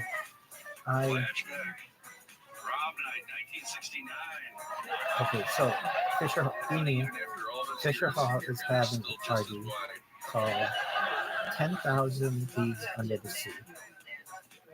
10,000 cans under the sea. The goal of this party was to try to get as many cans of beer as possible. They were saying they were going to try to get 10,000 cans of beer at this storm party, and they invited me. And so I was really excited to be able to go to a college party, and they knew I had a swipe card. Now that's not why they invited me. They didn't invite me. They liked me, and I liked them. In fact, we would hang out for years later. But I remember one of them called me. My friend Dick called me. He's like, "Hey, is there any way you could get a vehicle on campus?" And I'm like, "Oh yeah, it's pretty easy." And he's like, "Is there any way you could bring it to Fisher Hall? And if we get somebody to buy beer, would you drive it on campus for us?" And I was like, "Yeah, that's not a big deal." So I took my dad's van. I asked him if I could use his van to go on campus, and he understood that I had friends on campus, and so I was like, he was more willing to allow me to do that. And we filled it with, at that time, like 30 cases of beer. And I just drove right past the security guard, and I backed it up into the back. Oh, I got to tell you as well, what was his name? Arnold Van. That kid's amazing as well. Love Arnold. Yeah. And I mean, these kids were just unique. I mean, like, I'm used to kids from my hometown, and these kids are from all over the United States, California, the Philippines, New York, Florida, Texas, everywhere. It was just very exciting. So I remember backing my dad's van to Fisher Hall, and it was like clockwork. They just moved all these cases out into the elevator, and they were like, "We'll see you tonight, right?" I'm like, "Yep." And I went to this college party, and it was, everybody was dressed like it was underwater theme, and I bartended at this party. And what did that mean? So here's what you do. If you're going to throw a huge party, we would get these trash cans, empty the trash cans, fill them with like a plastic liner in case there's a hole in the can, and then put ice in the trash can and fill it with beer. And then you would just dig your hand in. We call that, like, when in a Bush commercial, like Bush beer commercial, like the George Herbert Walker Bush, or no, George Walker Bushes, and you pull a beer out of like out of the cooler. So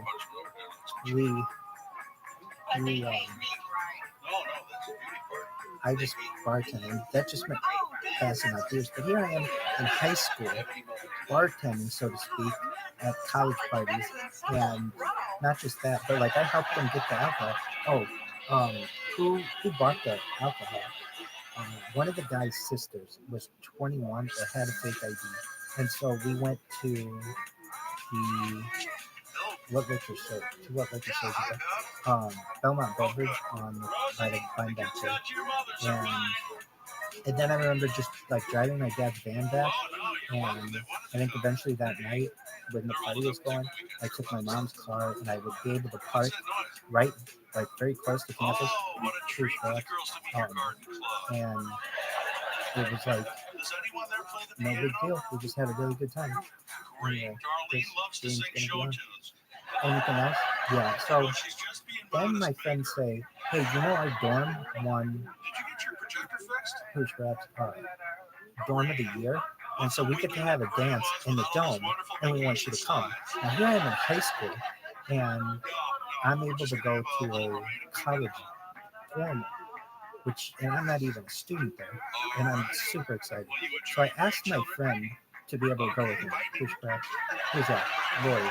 And she was not allowed to go with me. She was not allowed to. She asked, and her parents said that she couldn't. So I didn't have a date.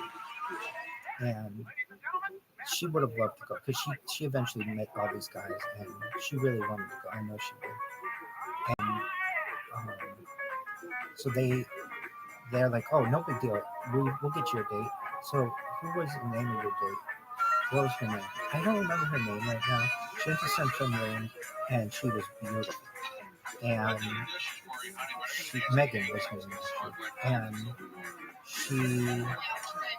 I remember she looked beautiful, and she's like a model. I have a cousin of mine who's a model, or was a model, and is married, and she looked like my cousin Lori. Anyway, I remember going to this dance. I didn't have any suits. We had just moved from a big house. We were renting a house, and I didn't have any suits, and we didn't have money for a suit. So my cousin who was a stockbroker, had a closet full of suits at my aunt's house, and I went to her house to try on his suits. Now he is a triathlete, so he was thinner than I was, and I could barely fit in his suits, but I did. And so here I am. I was wearing he's like, but you know those suits are outdated. They were double-breasted suits, which at the time was not in fashion. But nevertheless, I wore a double-breasted suit, and I remember the pants were basically hanging on by the teeth of the suit. I mean, I barely got into these things, and I didn't have anything else to wear. I shouldn't say that. I had one suit. I graduated in 8th grade in a suit. I graduated in high school in a suit, and I graduated in college in a suit. And we got it at, I think, Macy's Men's. Anyway, is that the end of your story? So I got to go to a college dance, and with a college girl, and she was really nice, and we had a good time. And then what? We're going to make it cheaper for out-of-state businesses to set up shop right here in Lansing. So they get a tax break? That's why they come here. Shit, someone's flying in here, yo. Shit. You do it, but you'll be working. Good, steady employment. Union wages? Well, part of the reason these companies are finding it so expensive to operate other locations. So they're going to help them. They can come here and hire us for gap wages. Pay their taxes. Is your husband home? We gotta get this done, though. Well, you have another story. Really? What was your other story? Just let me know. He's responding.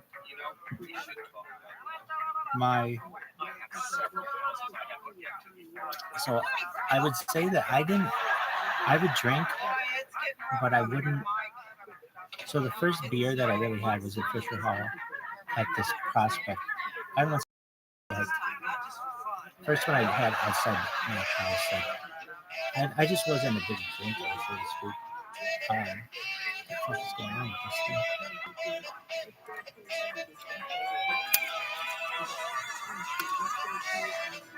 So,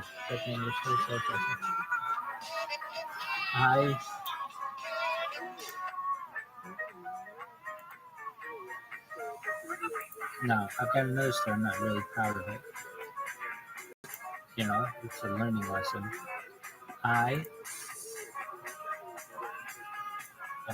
My friends, so this was in the winter. Oh, this is the university? Oh, yeah, there's all these signs.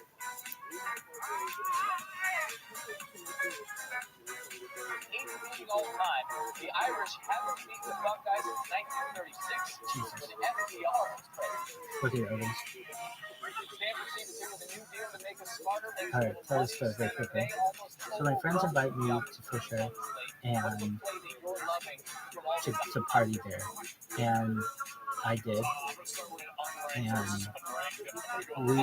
I ended up drinking. So like sometimes I would drink, sometimes I wouldn't.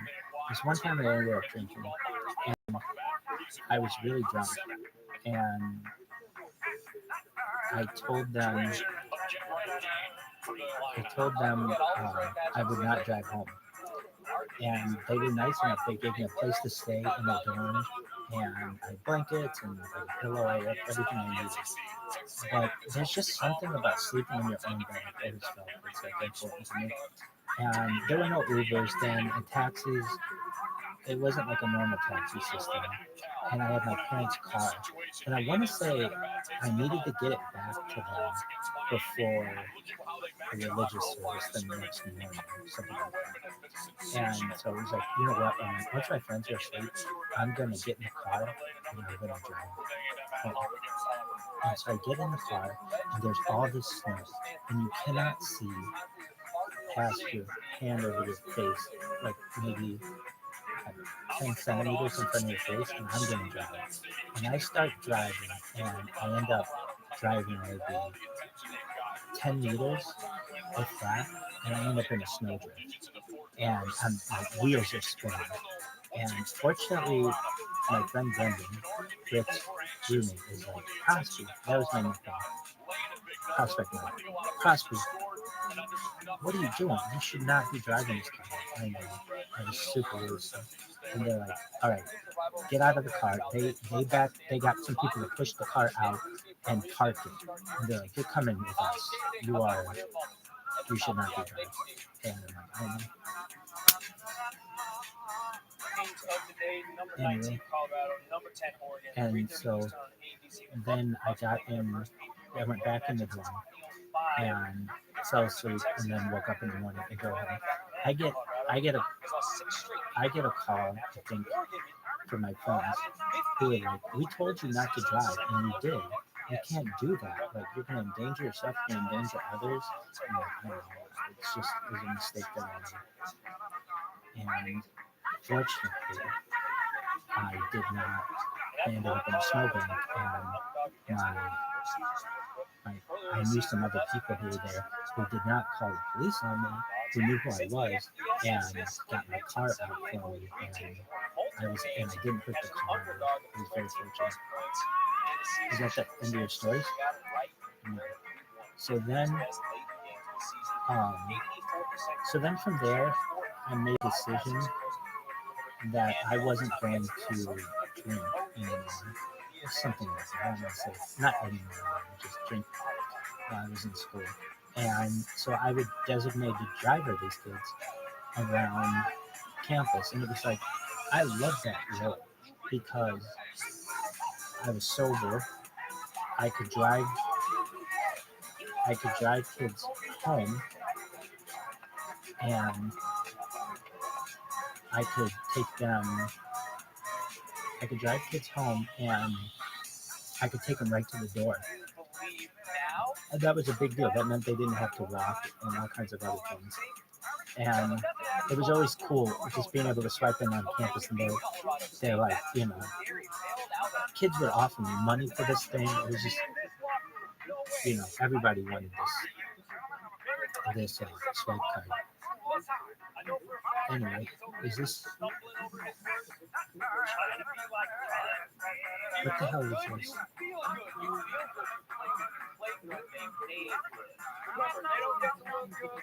Anyway, Vince Vaughn's going to join the show. Alright, so is that the end of your story? No. I got this other story. So we would go, there's this place called Turtle Creek. It's no longer there. It's a bunch of condominiums now. But there was this thing called Rally in the Alley. It was a huge fucking deal where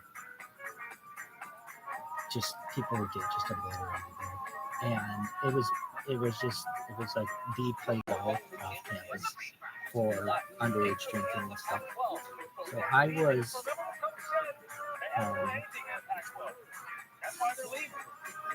my friend starts to find out that I am partying in campus, and his brother was a freshman at the time. His brother wanted nothing to have his brother didn't want anything for him to be on campus because that was like his thing. Thanks, baby. Yo, something's gonna happen. I'm gonna die. Anyway, so my friend was in a band, Danny, and what's the name of his band? Layden's Garage. Why was that? Because it was Jim Miller's house was on Layden Street, and they used to practice in his garage, so it became Layden's garage. Today we take it personal. 60 minutes. No ducks. Ooh, buddy, you can see that 3:30 Eastern on ABC. I'm Anyway, ready to run through several. so Danny introduces me to this kid, Chaim Rose. And Chaim and I are fortunate that we don't have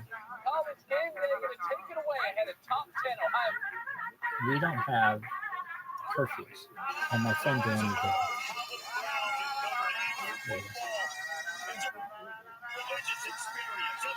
It's a religious experience.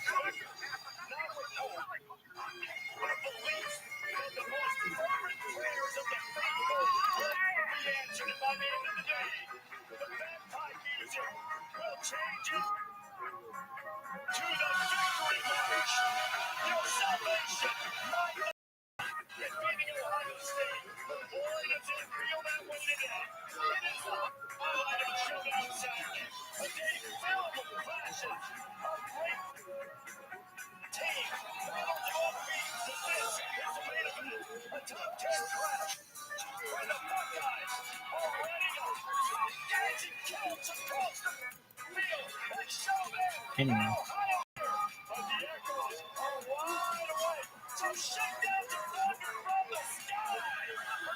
It's a beautiful day there.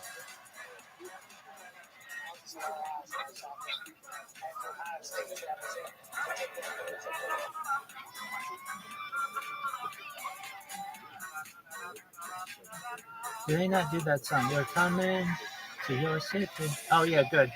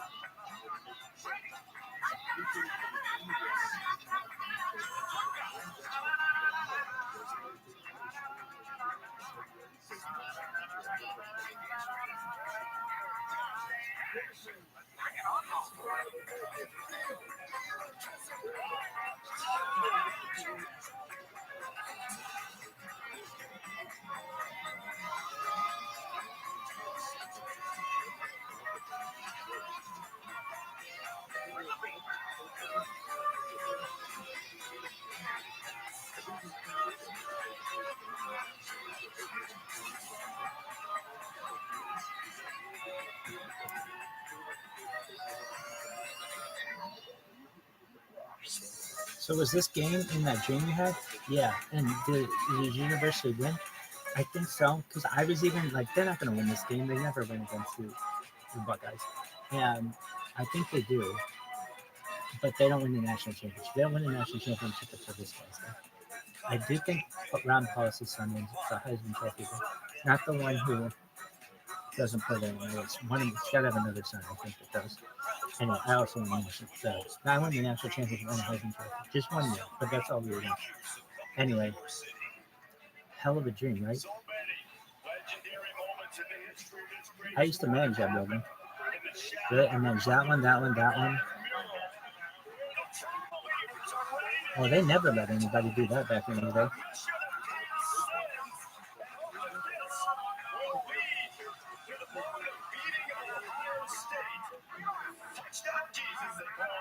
I managed that building, ECDC, and the Wellness Center, and the library.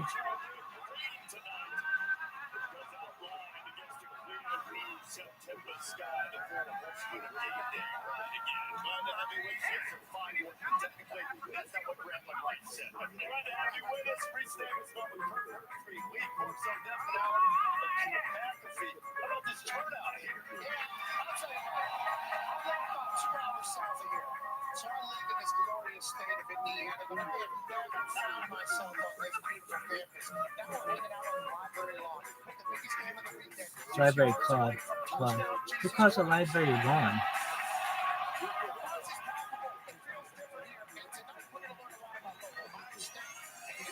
They don't call it library lawn, though. That's a good name for it.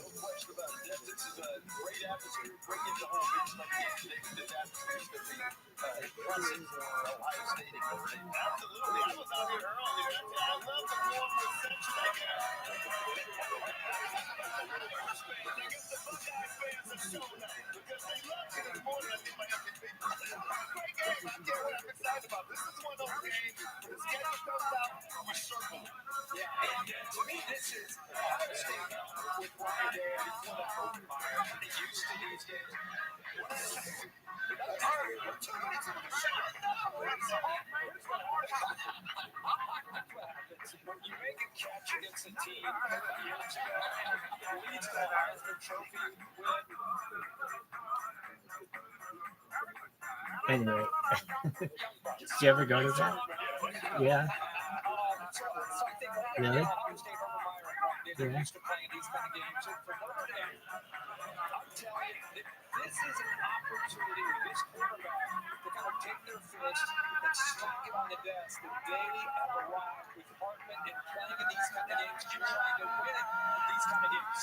George, be like, so in the gym, University, when's this game? Yeah, I think so. Because I was even like, dang, I gotta win this game in the dream, but it was like, no, they do like something like that. I remember it was like, tell all your university stories and make it as much university related as possible. So anyway, we went to this party. So my friends, fortunately, they were still my friends after I had that incident, and I didn't get caught for it. And my friends, oh, well, wait, there are two more stories. So my friend Danny couldn't go out with us. I remember he had to leave early. This party at Turtle Creek, and so it was like he was the mutual friend between his friend Chaim and I, and so then Chaim and I became friends, and we went to this party, and there were these girls from California there, and like we took pictures. We had like a digital camera of them kissing us on the cheeks, and that was a big fucking deal. Huge fucking. These were college girls from California kissing us on the cheeks, and so I come to school on Monday. I print these pictures off and put them in my locker, and all the boys are like, "Where the fuck were you?" It's like, yeah, no big deal. And allegedly they were kissing us on the cheeks. Anyway,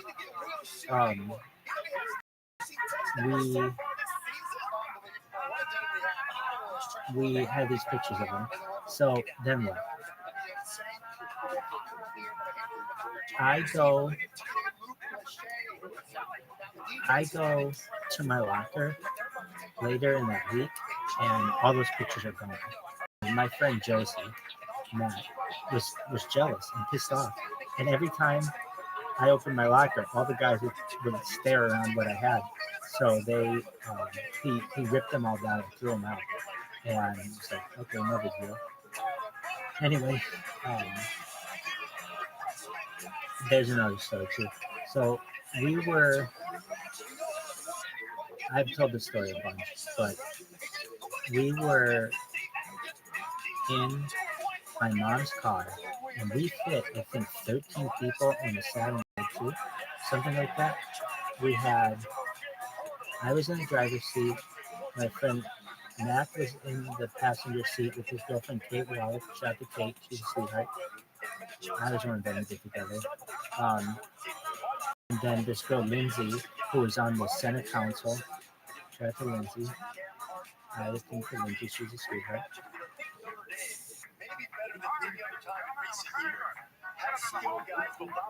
Then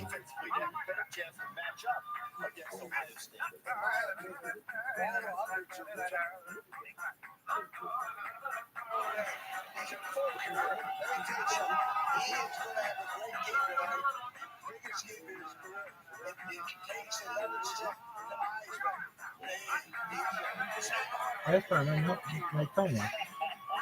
Anyway, so then what'd you do? And then we had 6 people in the back, and then we had 2 people in the trunk, something like that.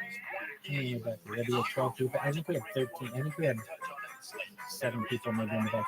But to the point where the car, I didn't know if it would take all the weight. And I was sober, I was just a new driver, and I remember driving them on campus and swiping through with this thing and being able to drive them all up to their dorms, and it was a big deal. And oh yeah, no, sorry. There's one time we were drunk, and I was staying on campus this time, and we went to this place, Records. It was the only place open 24 hours on campus, and there's a cop there. And she's really attractive. Her name's Officer Kelly. And everybody's flirting with this cop. And she's not flirting back. She's just very professional. But we were like, oh my God, she's so pretty. She'll come up later. We went to Records, and I remember they bought me a pizza or something like that. It was the best pizza I've ever had. She was like, it's like 4 o'clock in the morning. You're just any kind of food. It's being actually the best kind of pizza I've ever had since I'm. Anyway, is that the end of your story? For now, let's take a break. I got to hear that was just Fisher Hall. That's nothing. Go fuck yourself.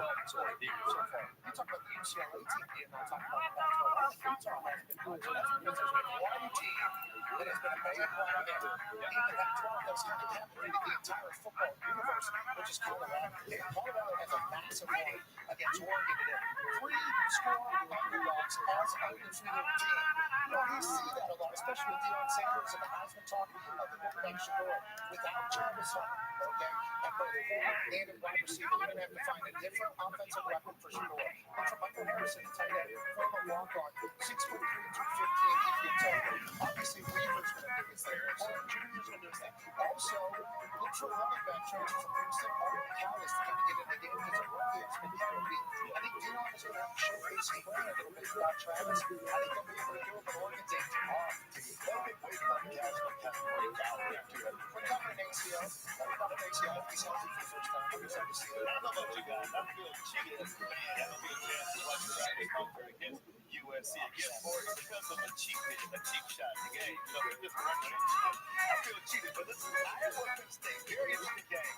Penn State's offense so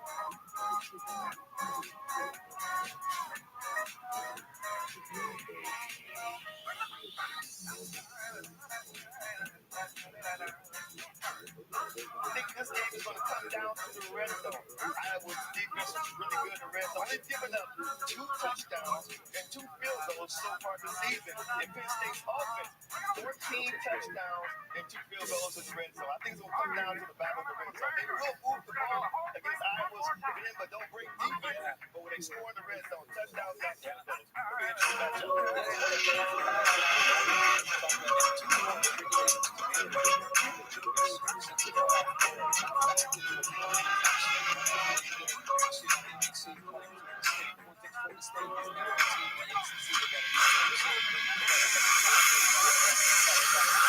On the slate tape.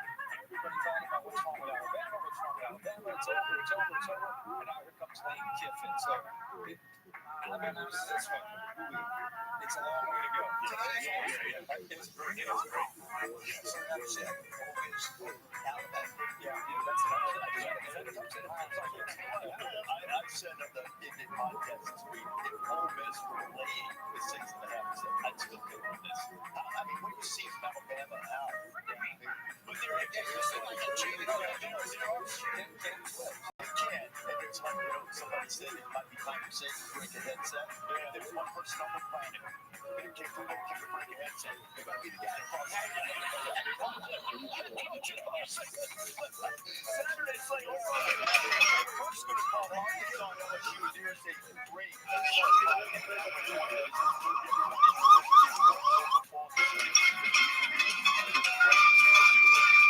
Carolina, look at that. Trying to go forward. Amazing game day implications here with Duke up in UConn today. The Cameron Crazies do football too, not just basketball. We'll find out.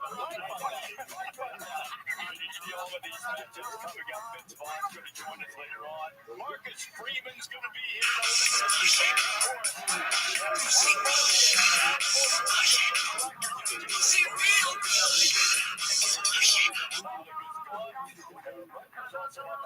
Piscicindactyly, also known as web toe, it's more common than you think and it does not require surgery. Piscicindactyly, also You might see the flags flying together literally.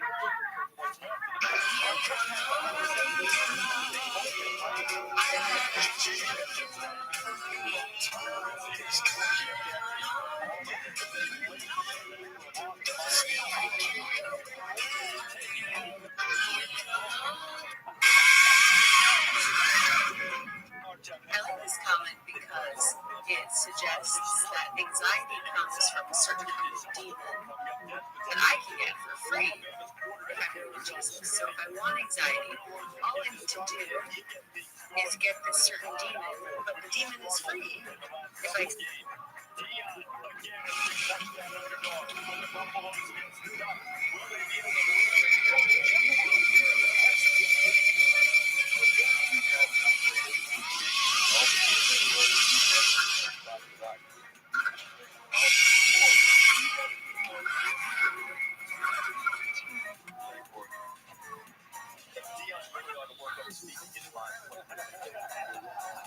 Spawn is a legendary big breaking Rudy. In the movie Rudy, somebody Ohio State people say Rudy was outside.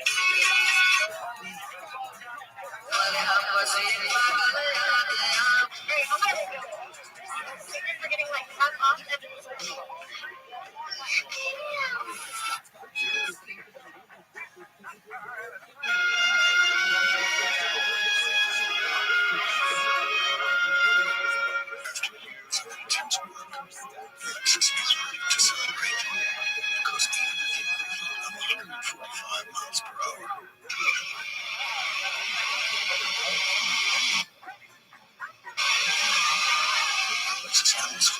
It's designed to stir the soul and not much else.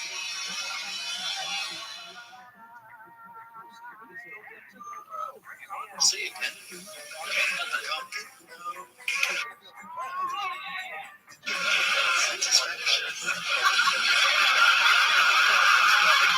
I'll see you, Ken.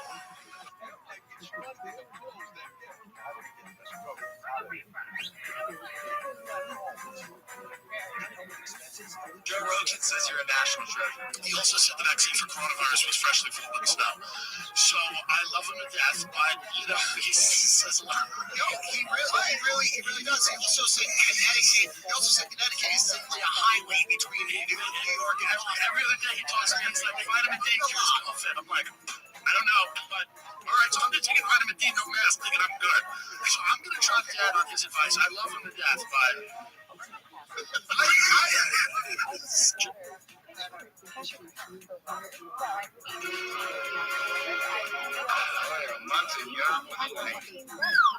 That guy's coming home in a body bag. Months in Europe with a lane. Straight jump.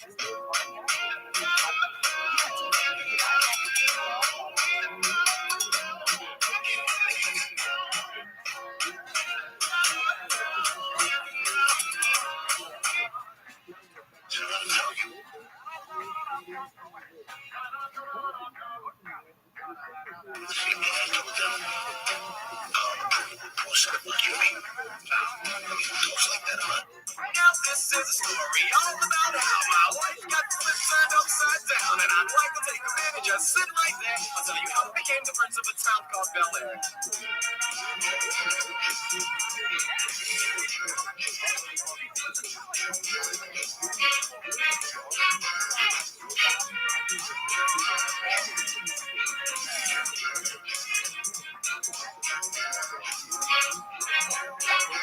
In West Philadelphia, bowling greens on the playground of Jefferson, most of my days. Chilling out, maxing, relaxing, all cool and all shooting some b-ball outside the school. And a couple of guys who were up to no good started making trouble in my neighborhood. We got it one mile away, and my mom got scared. Said, "You moving with your auntie and uncle in LA?" A big didn't bleed it with her. They had the neighbor. She packed my suitcase and sent me on my way. She gave me a kiss and then she gave me my tea. I went for a man on the day of my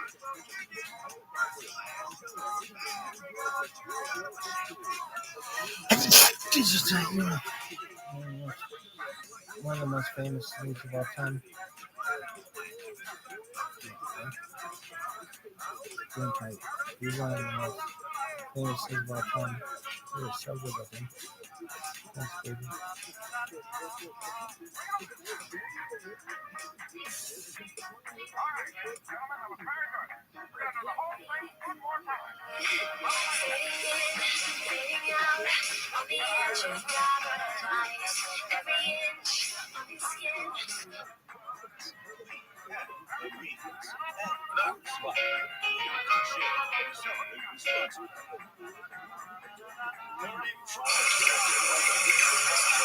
When I'm in Los Angeles and I go to a store and they're like, I'm okay. And if I'm feeling really friendly that day, I'm like, okay, thanks.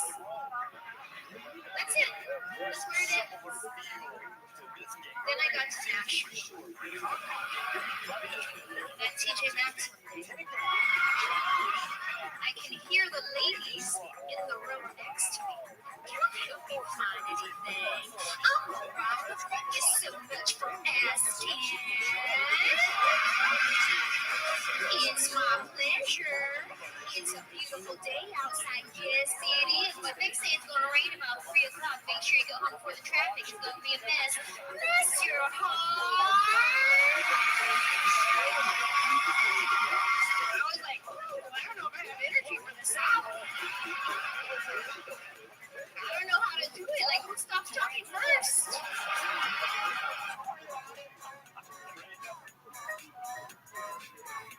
For my top 10 food spots you need to go to on your next trip to New York. At number 10, we're going to head over to Whipped Urban Dessert Lab, where all of their ice cream is plant-based but incredible. Get their chocolate peanut butter pretzel or their s'mores for that iconic chocolate. At number 9, we're going to head over to Lafayette for the viral croissant. We have to wait over an hour.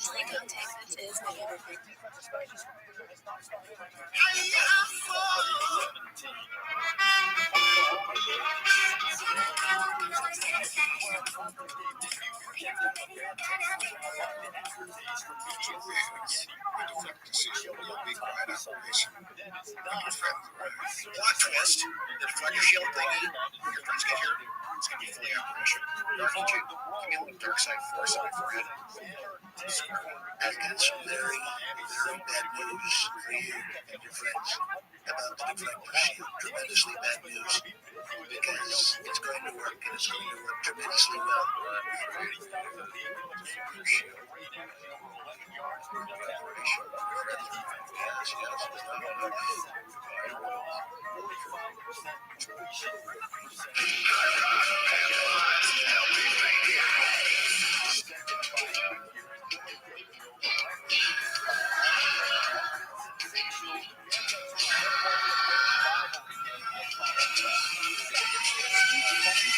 Whatever happened to TV?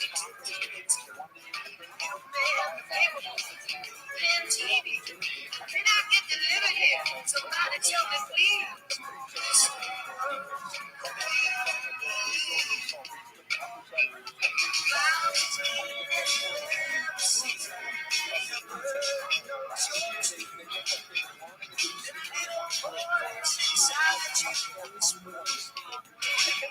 Don't sell your dreams so soon.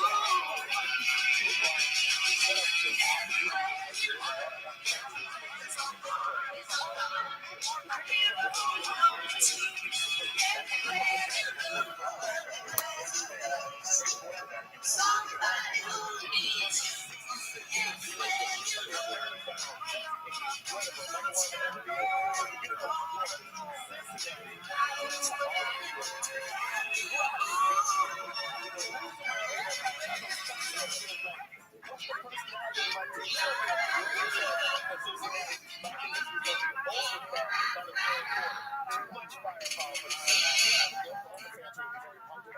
The 1966 Oldsmobile TRUMAN was a groundbreaking masterpiece, combining innovative engineering.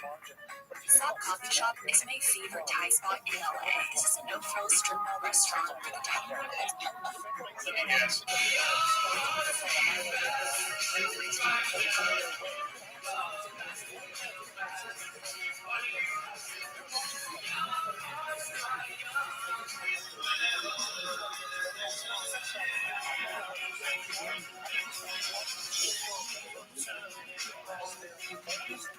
We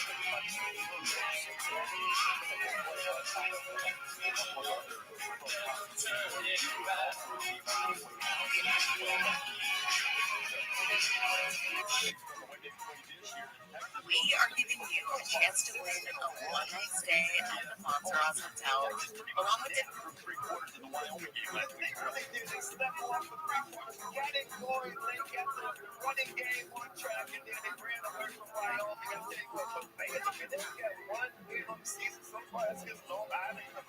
They say people, like natural diamonds, fall over time.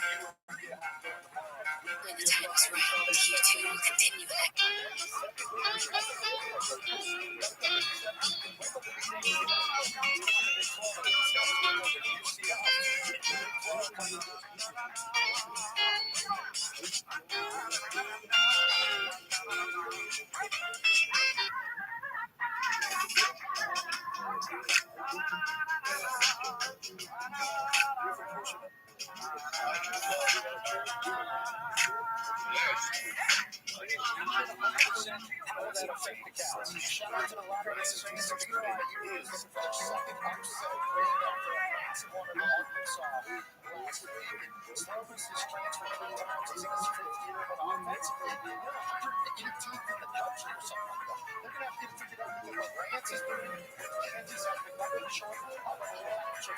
And first saw this antique piece, I could not believe that it was used for.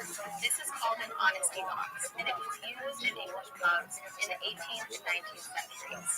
To use it, one would enter a coin here, press the button, and the top would open. It got its name because you have to be honest to use it.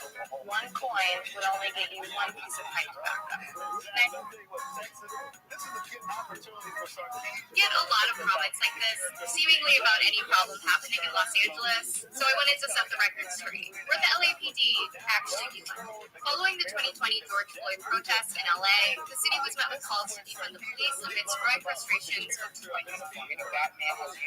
Right. And then the sick man has and this is mine. And what are your superpowers? We're all dying to know.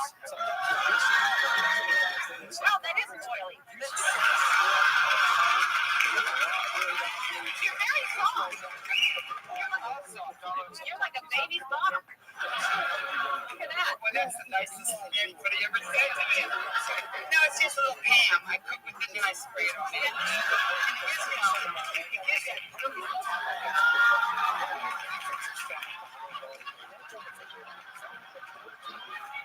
You're looking at my shorts. Well, it was hard not to. Yeah.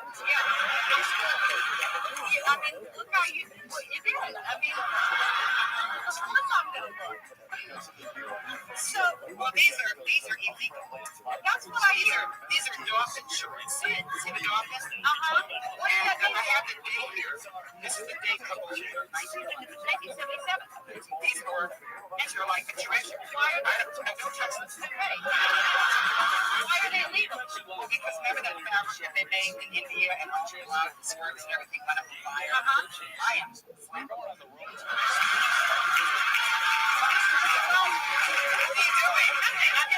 I'm just wiping the one off. I thought you were going to like take a match and see if I was sweating. These are illegal. I don't be arrested. No, but that does seem dangerous to have a oil.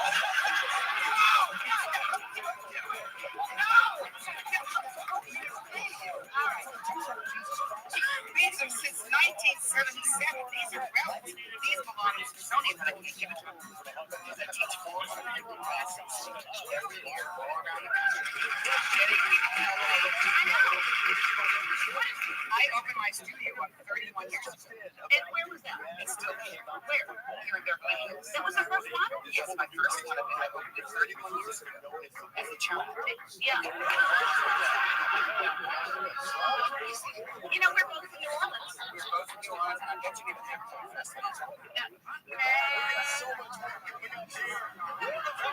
You remember? Yes, I do remember. Where? You Before I was famous. That's right. What happened? You came up to me and said, where was I? In an agency. Right. And you walked in with a two-piece beige outfit, and you were in the lobby, and you were all alone waiting for somebody, and I popped right in. I went, you're going to be Ellen, I just saw you on TV, and you're going to be a big star, all right?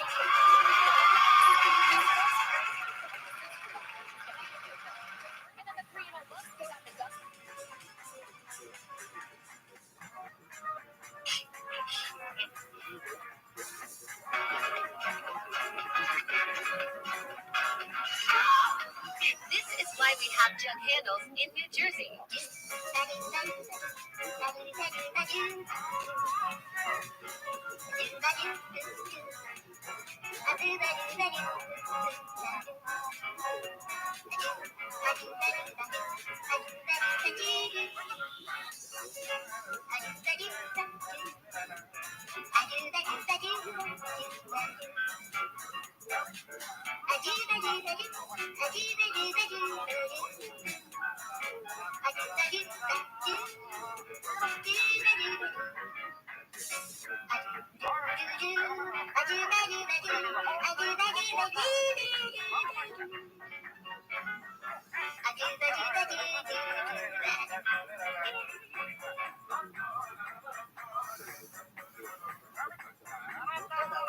So this person on TikTok sent me the Rick Owens 2023, I think it was spring collection to take a look at, and there are some gems.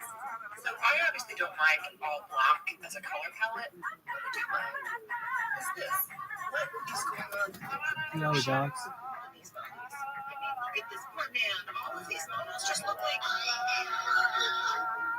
fashion is not boring. People have to be wearable necessarily. But isn't it kind of horrendous to be creating like something that's not intended to be wearable? A lot of people judge great art by your ability to look at it and say, why?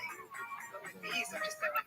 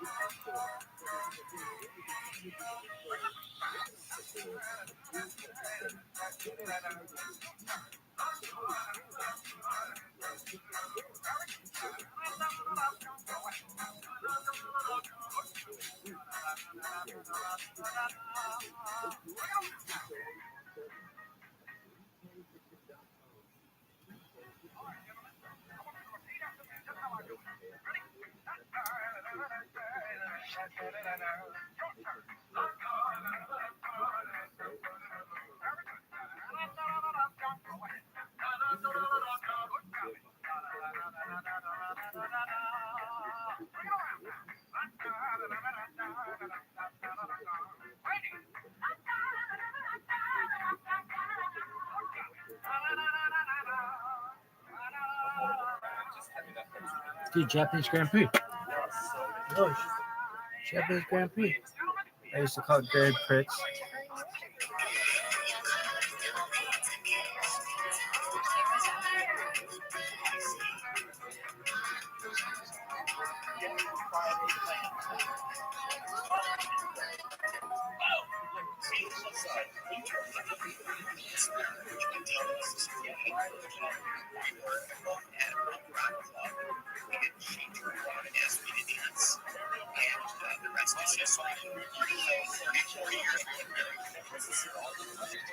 I always say take this pad and It's this afternoon on I wanted to do that all the day.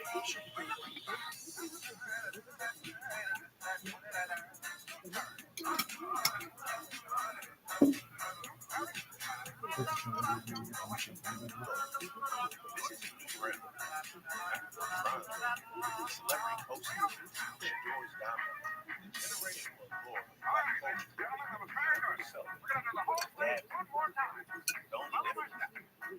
see that as well. Sweat.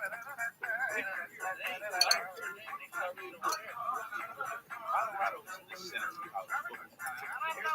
Guys, we're in the center of American sport.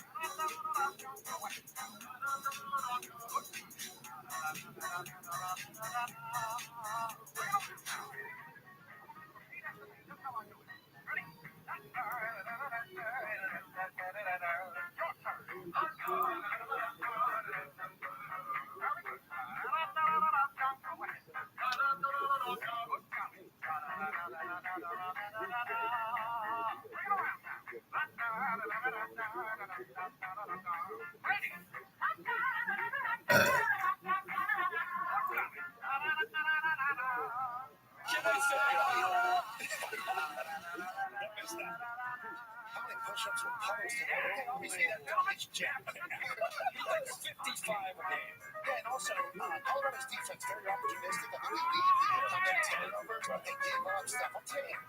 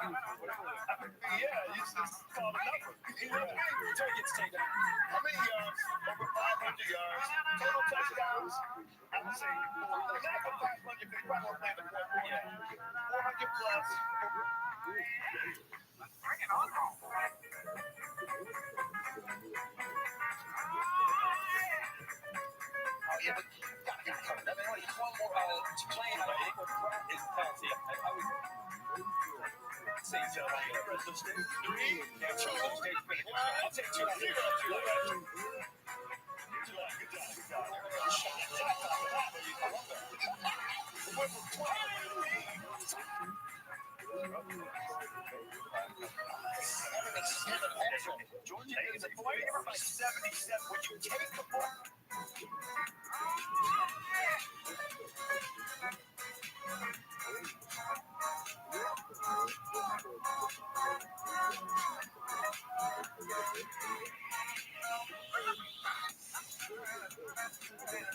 In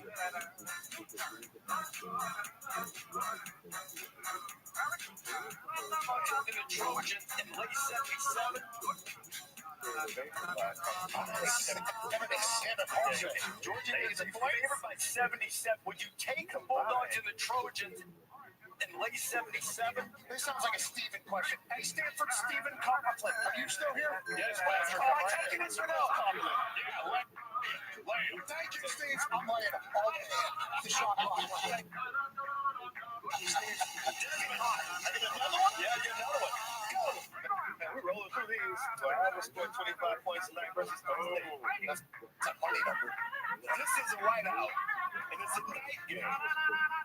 People don't fare well up in Happy Valley at night.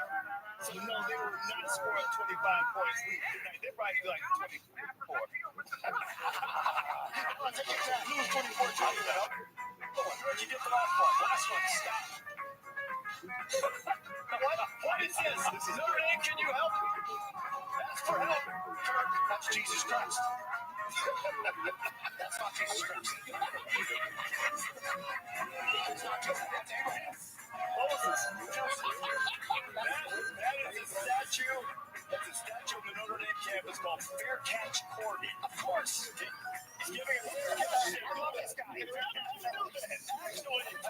Actually, he's giving absolution to the Union troops, but football's a religious experience here at Notre Dame. He's signaling for a fair catch. Fair catch Corby. I like it. Hunters love that. Shots Corby. Game day tell you, Bill might do. Chef Tony Nafranian works hard in South Bay. Plant, shake, grilled oysters, white chocolate bread. Oh, that's it. That's it. Yes. That sounds absolutely incredible. Let's all give a warm welcome to Father Nate Wills. Thank you so much for being here.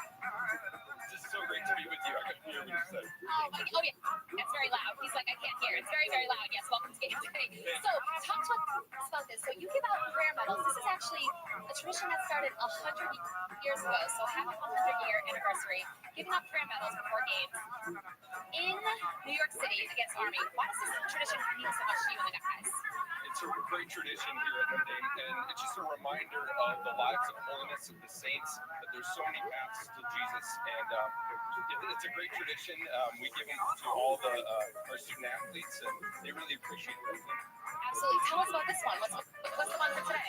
Yeah, so today's medal is a special one. He was an evangelist, a friend of St. Peter, and somebody who used his gifts to build up the kingdom of God. St. Mark, but in Latin, his name is Marcus. So it's a great patron saint for our coach today, and a special little love for his background at Ohio State. Absolutely. Sounds amazing. Play like a champion, pray like a champion. Also, Shameless Plug, that's his Instagram handle.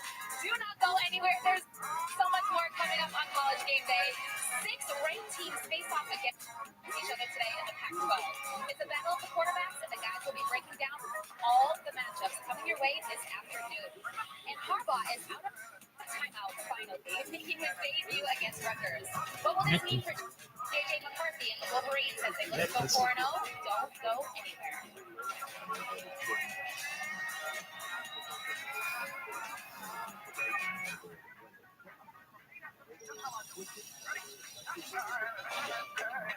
Dogs, you're not even close to being done with these stories. You've talked for like 10 hours straight, and you haven't even gotten to be at the university. Yeah. Anyway, so what else you want to know? Did I say I really wanted to go there? Anyway, is that the end of your story? No. What else? Well, shout out to Fisher Hall. And So we're not rivals anymore? What about our history? yeah. What do you remember about it? Oh man, I remember they had a vector with a dog. I like that dog. It was a really sweet dog. And Scully lived there. As a student, I would go to that pizza at his place. served in the military, you can join USAA. Yeah, my grandpa did. Anybody So I'm else? pretty Anybody else who was there? All the guys official. I can't remember everybody's names, but We just get hustled. There's no way they were 70. I think I misspoke. It's Arthur Lynn. Explosions I electric in the misspoke. gas car. Arthur Lynn. He's from Singapore. He'd be good. Inherit He'd make him a billionaire. Britt, Brendan, Matthew, John, So JJ's for lunch. Cesar, Short trips, and then gas there's for his long. Spanish. It really is And both. Mike First Barrett. ever Lexus RX plug-in I hybrid. would meet his sister there. Something like that. Is it the new story? No, but like none of my friends from college know these stories. Why? Because they were just like stories that I said when I was in high school stuff. You don't really talk about that. Anyway, is that the end of your discussion? No.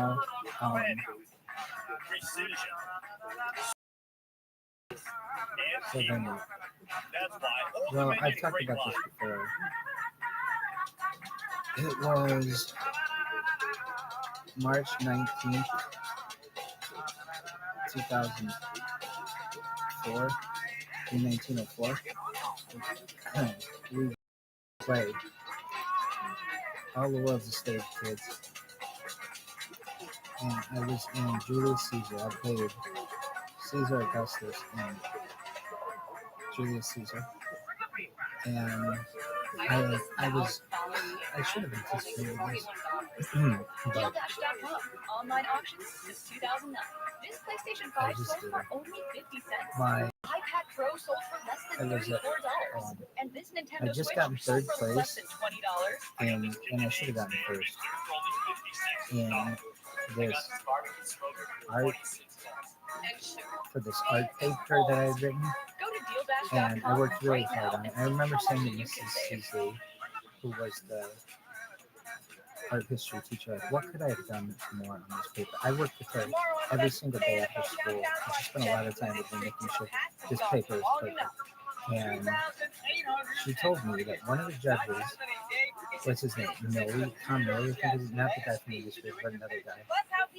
He did not feel that architecture was an art form, and I got points deducted on my Sam will be there. We'll be ready for it. Monday Night Football, Eagles. paper because of this. I had written a paper on Frank Lloyd Wright, and it was like the best paper I'd ever written. I took so much time on it, and I was really going for first. And I remember saying to her, like, what more could I have done? And she said, well, if you really want to know, one of the judges did not feel as if architecture is in the same respected art form as your traditional art. And I thought that's ridiculous. If anything, architecture should be more of a held in a higher regard as art. It's like art in which you live. It's really important. So I got third. I tied, I think, Anne Swan, who went to the University of Chicago, and I think Margaret got second, and she went to the University of Chicago, and then Eddie got first from the university. So I was amongst really smart, talented kids. And it was the first time I was ever in that top, like, elite part of my school when it came to English. And all my friends were really surprised. Like, it was pretty shocking that my paper would have been included in this group of people. So then I left school after having gotten third, which was okay. It was bittersweet because I had never gotten anything at this school, never won any awards or just nothing. I was always in the lowest tier of the school, basically. And I get home and I go to the mailbox, and there is an envelope there. And it's a small envelope, and I should have known at the time, because there's a big envelope and a small envelope. And I open it up, it's from the university, and it's my rejection script. And it was very hard for me to comprehend initially. I went inside the house and didn't know what to do. I was really afraid to tell my parents. And Oregon State is much like Utah. It's more about the line of was really scrimmage afraid to tell my to friends. sometimes 3 tight ends. Being able to And establish that run where Washington State, on top they of want that, to spread you I had out. a play This is what that you I watch was this in game, that and night this is what you're that I going to had to be perform. taking a peek at. Jonathan So Smith has a great scheme. It's a team that won 10 games and I had last year. just They're not just been defeated. in a play Well, what's going on with Oregon State? the previous day, and I did well in that You play. have to defend, and they're back. Martinez, I 8.8 a carry. So once you remember get just concerned being in about, shock. man, we got to get our gaps responsible. And before I told my mom again, I called my friend's mom, my friend Dan's mom. I called Mrs. Bradley, and I wanted her to tell Dan that that was going to be hard for me because, I mean, I even say it in this. In first grade, we said we were going to go to university together, and it turned out that I was going to run it right this and, you know, she said, you know, that's it'll be okay. And I called my mom and told her, and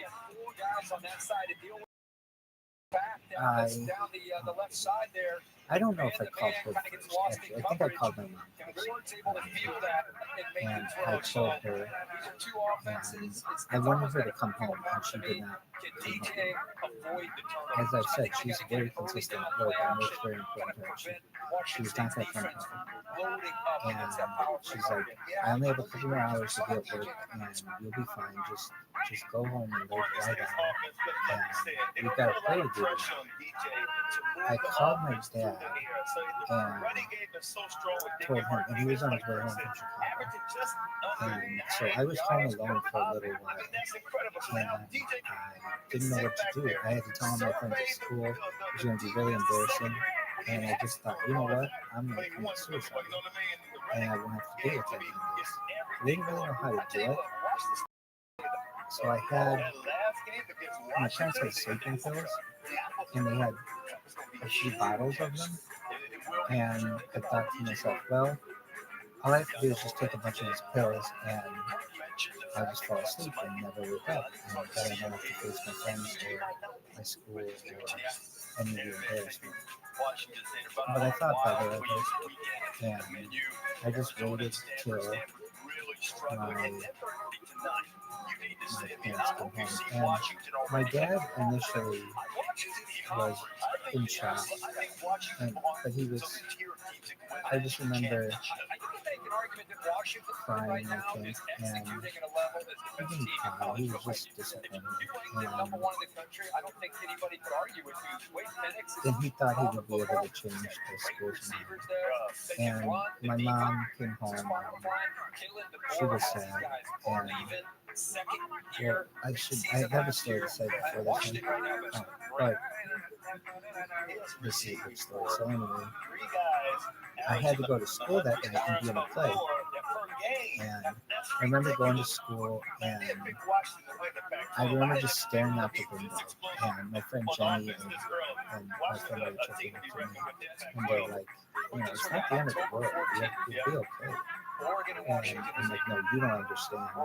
My whole life was that they knew my parents' license plate had been 2008 for at least a decade. And it was a major deal to not get in. And then we were, I was getting makeup applied to be in this play. And I remember my friend Sarah came to this, I don't think she was in our play. She was just going there to help with makeup. And I remember she's like, what's wrong? I didn't go to university. And like, you found out today? I'm like, yep. She's like, how'd you find out? Through a letter? And she's like, oh, no way. What'd the letter look like? And I was like, it was a thin letter. And she's like, oh my God, I brought him a mail today. And I got a letter like that as well. And I didn't think of anything of it. I didn't really look at it because I thought it was from my mom. And she called her mom, and she ended up not giving me either. She got me some familiar ones, though, which would turn out to be better. And so she had like a solid back. I didn't have a back. I didn't get into any colleges. And I performed this. I'm in this play, and I remember telling my teachers. I remember telling Mrs. Cecily, and she didn't know how bad that I wanted to get in, but that's. I remember just being beside myself. And I wasn't really close with Mrs. Cecily, but I was at that point because she was helping me with this paper. And she saw me and kind of wondered why I was crying. And so my eyes had taste. I had makeup on, and it's like, there's like mascara and like powder and stuff, and it's like you're messing up the makeup, and you've got to perform in this play. So I end up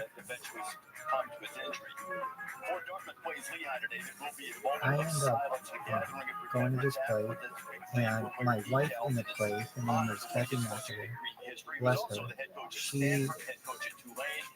knew this was a big gift for me to get in, and I didn't. And I didn't do as well that night of the play as I did the previous night, because my mind just wasn't on my lines, and I just wanted to get through this. And so I would just say whatever I could remember, and then kind of nudge her to be like, that's all I know. And she would continue, and she did really well in this play. And she was definitely an all-star in that play, because I did not. That's I didn't know my lines. I knew my lines, but I just couldn't put them all together. And then the play ended with me pulling a sword out of the sheath and holding it in the air like this, and then the lights go down. So I'm the last person on the stage before the play ends.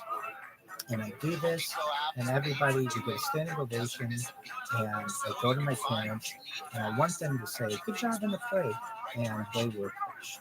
It was like that had finally set in that I hadn't gotten it. And they're like, all right, it's time to go.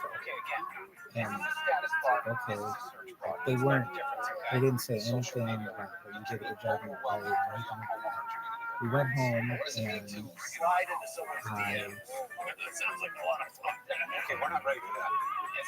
was really sad. And I had to get into a school. I hadn't applied to any other school. There are no other schools in my parents' opinion. And I ended up getting into the major state schools from my state. And, but like, that was still not, it was like, I remember my dad wanted to kick me out of the house, and he was going to kick me out of the house. He got worse and worse as it set in. Over the course of the next week, it got worse and worse. And he wanted to kick me out, and my mom didn't let him.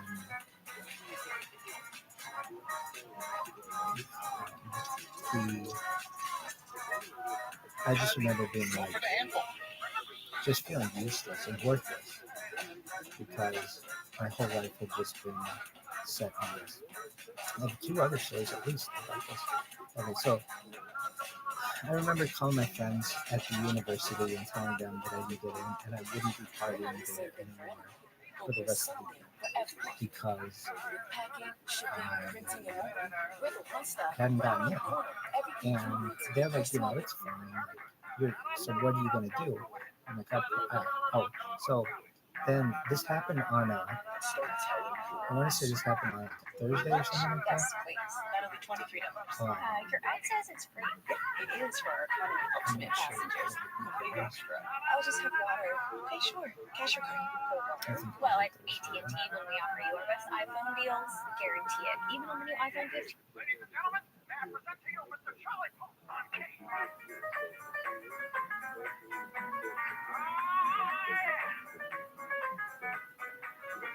Being Pro, maybe titanium. Not that you don't keep your word, it's just that you haven't. It was a Wednesday. Okay, so it was a Wednesday, and my dad had made an appointment with the guy's name was Dan Saraceni in admissions, and my dad thought he was going to be able to change his mind. And Dan understood he gets a lot of upset parents, gets a lot of upset employees that their kids don't get in, but they only have so many opportunities. And he explained to us the way to get in. What up, girl? Thanks, baby. Yo, something's gonna happen, I'm gonna die. Anyway, he told us, he told me go to a university, and if you have a 3.5 or above with your SATs, there's a good chance that you'll get in. And he told me do not go to Holy Cross, which is interesting because now they have special slots available for Holy Cross students, but at the time it said do not go there. And at the time it was a junior college, and I think it could eventually become a university. So, boy, it's a beautiful day there. Look at it.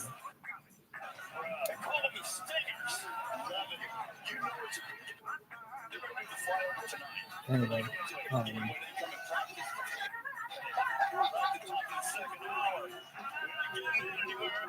yeah, you see how much religion and football are tied with this place. I just see it. It's ridiculous. It's stupid. Alright, is that the end of your story? No. I gotta talk about the first time I saw Rudy. So, Rudy's, I remember we went to Rudy's film premiere. Usually premieres, like a red carpet premiere, is in Hollywood, but Rudy's was $30,000. Rudy was at the State Theater in downtown Miami, and we didn't have tickets for it, but we did go. And I remember people were saying,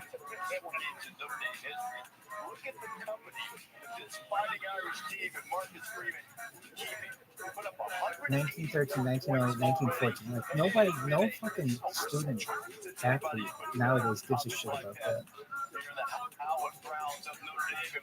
So we were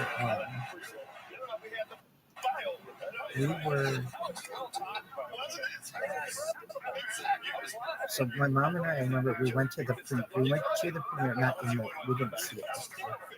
And I remember people, like we were wondering who would be, if any celebrities would be at this premiere.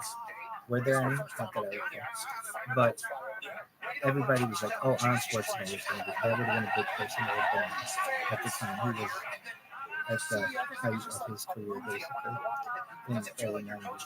And there were like rumors that he would get one. But he would go to the neighboring town, which is a big deal. Anyway, we went to, the first time I saw Rudy was in Town and Country. Town and Country, what's it called? It's just called Town and Country, I think. It's a strip mall, and they had movies there. And I saw it with my dad, and I want to say Bob Strapper. And I remember loving the movie when I saw it. It was really, I was so it's a great movie. And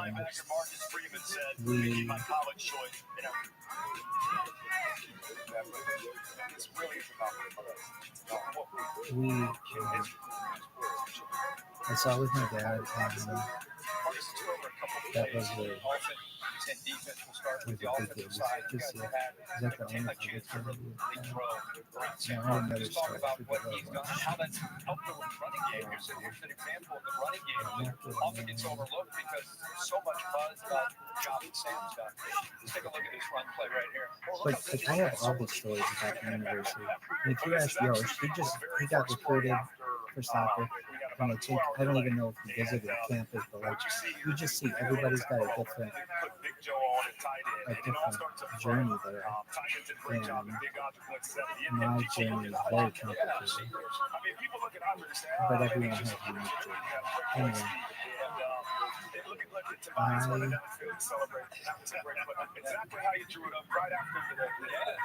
okay, I don't know. So I worked on a golf course from ages 16 to 16 and 17. I worked 2 summers in North Texas.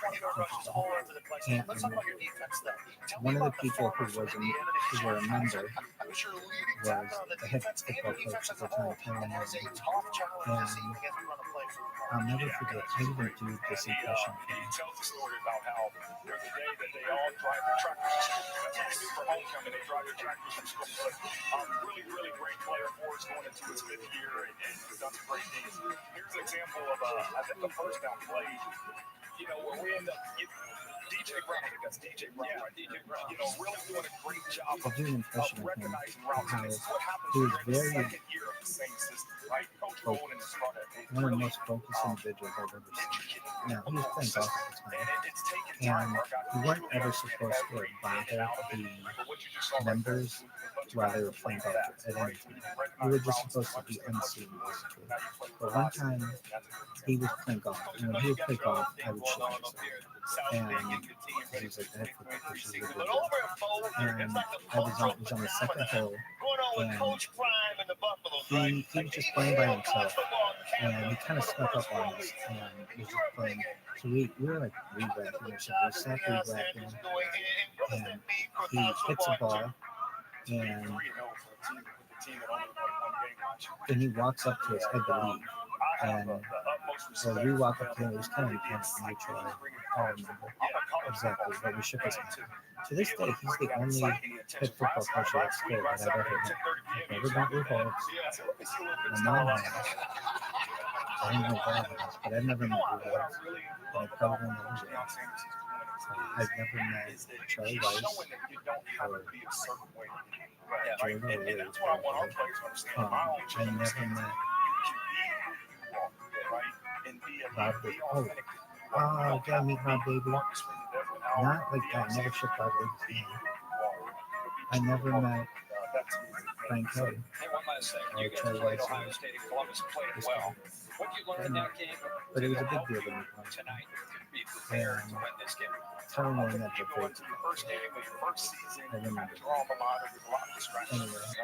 A lot of noise, it really doesn't dictate out the end of your story. And so for me to go fast forward year 2, going into week 5 for us, the experience was no substitute. And so to be able to say, okay, you can turn down the body of noise that really doesn't dictate the outcome. And focus on the things that matter.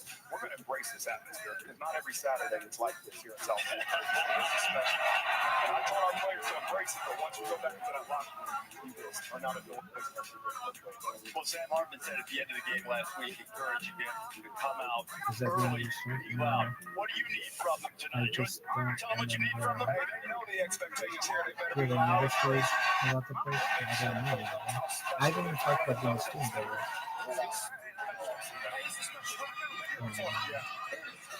Saw Ruby. Anything else? Oh, yeah. I remember. So, my parents, we had evaluations. I talked about this before. My parents, originally, they would go to evaluations and then come home and yell at me. But then they got smarter and they started going to evaluations and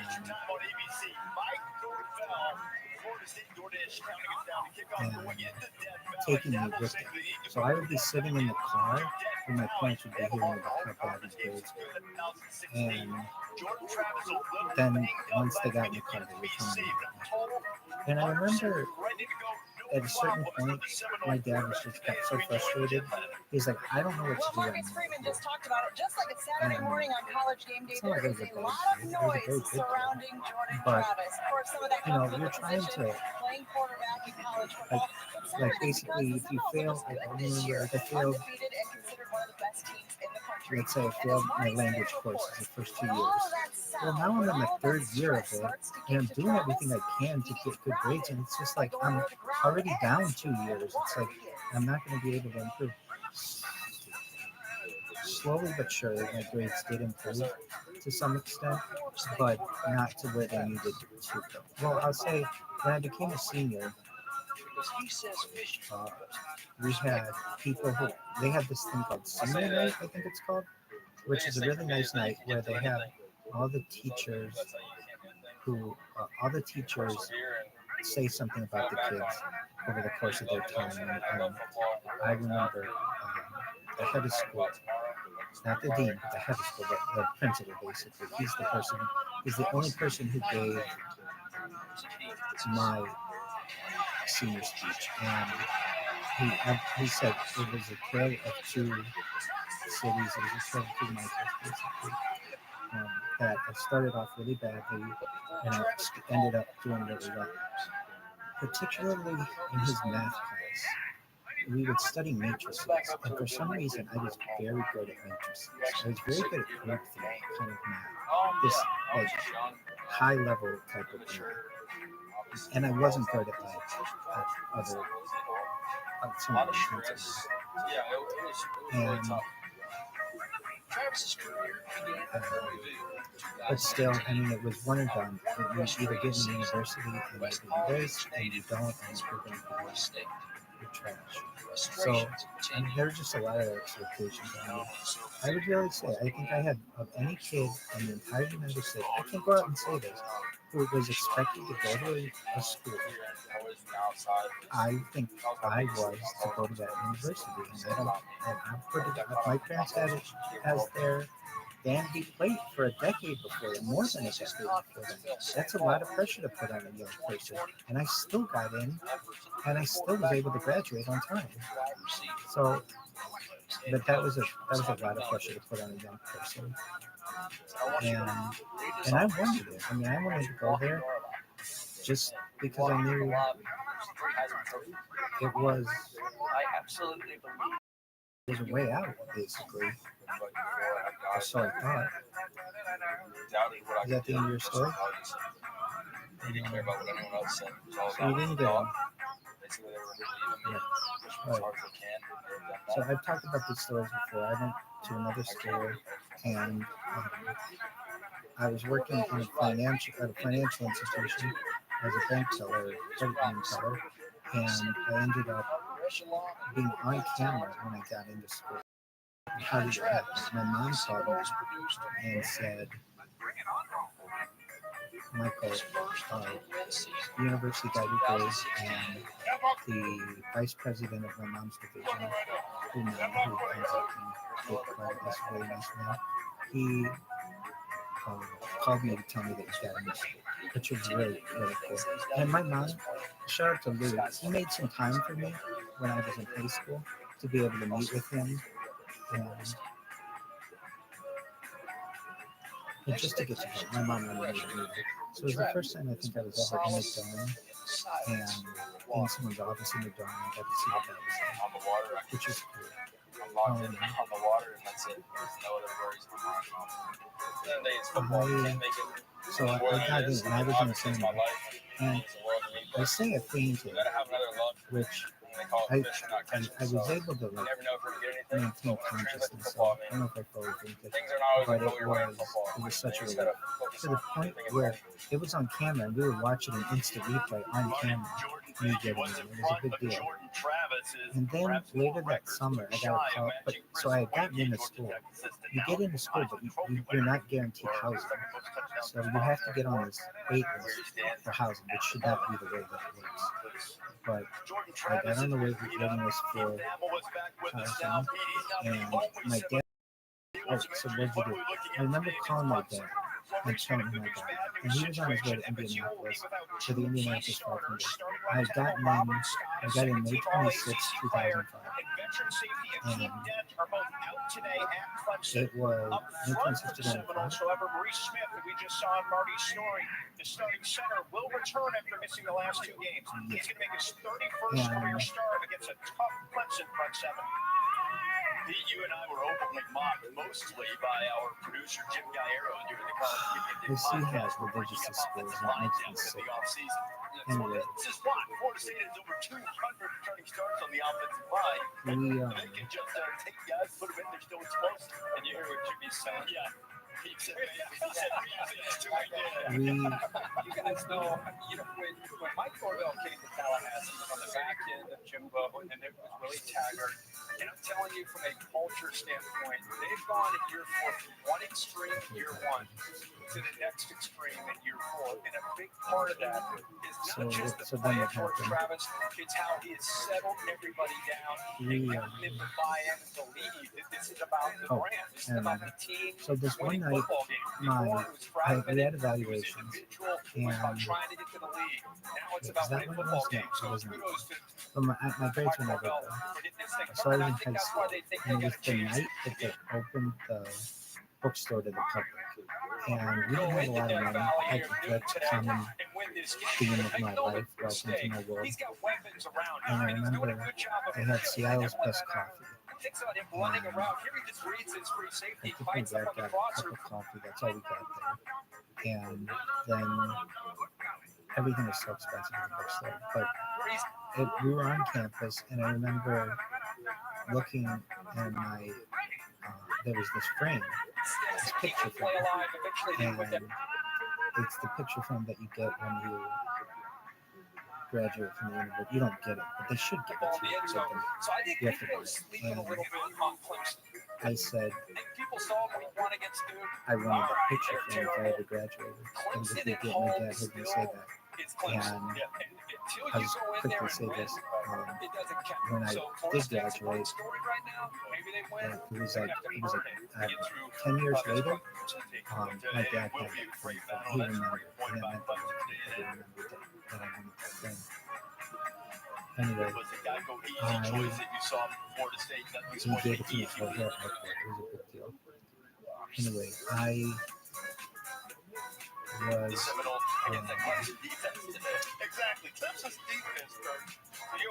when I got in, I called my dad, and he got suspended when he was in Indianapolis. And so he was on top of the world. And then when he came home, he was very happy. Now, my mom and I went to the university club that night, and I got to order anything I wanted, and I allegedly got selfie. And it was the only time we ever got it. And it's because it's market price. Didn't even say how much it was. My mom was very clear. She was very happy for me.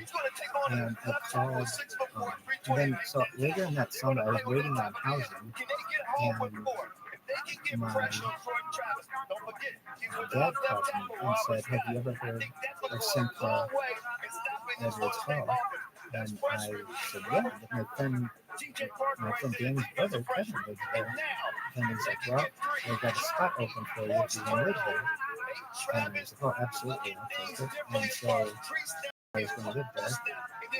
And that was really exciting for me because then it was real. Then it was like, okay, I got a spot on campus, and I'm going to be able to transfer. And that's cool. But I have all kinds of stories from freshman year. I haven't even gotten to that. What are they? Well, and this one instead. Go fuck yourself. What I am judging is the fact that I don't know how people have a lot of respect for Duke. I think Duke is a very good football team. So whenever Clemson loses to Duke, I think people go, "Oh, Clemson's dead. They're done." Will and Phil, two running backs, okay? Will Shipley, Phil Mafa, they are going to get rolled. They probably with Garrett Riley, the new offense. They're averaging 500 yards per now since then. No. I think they were a little stumble up. So what are your other top Floyd stories? I have like a shitload of college stories. I just enjoy them. I think they're a lot better than anybody's giving them credit. You got to worry about That's pretty stories. So what are they?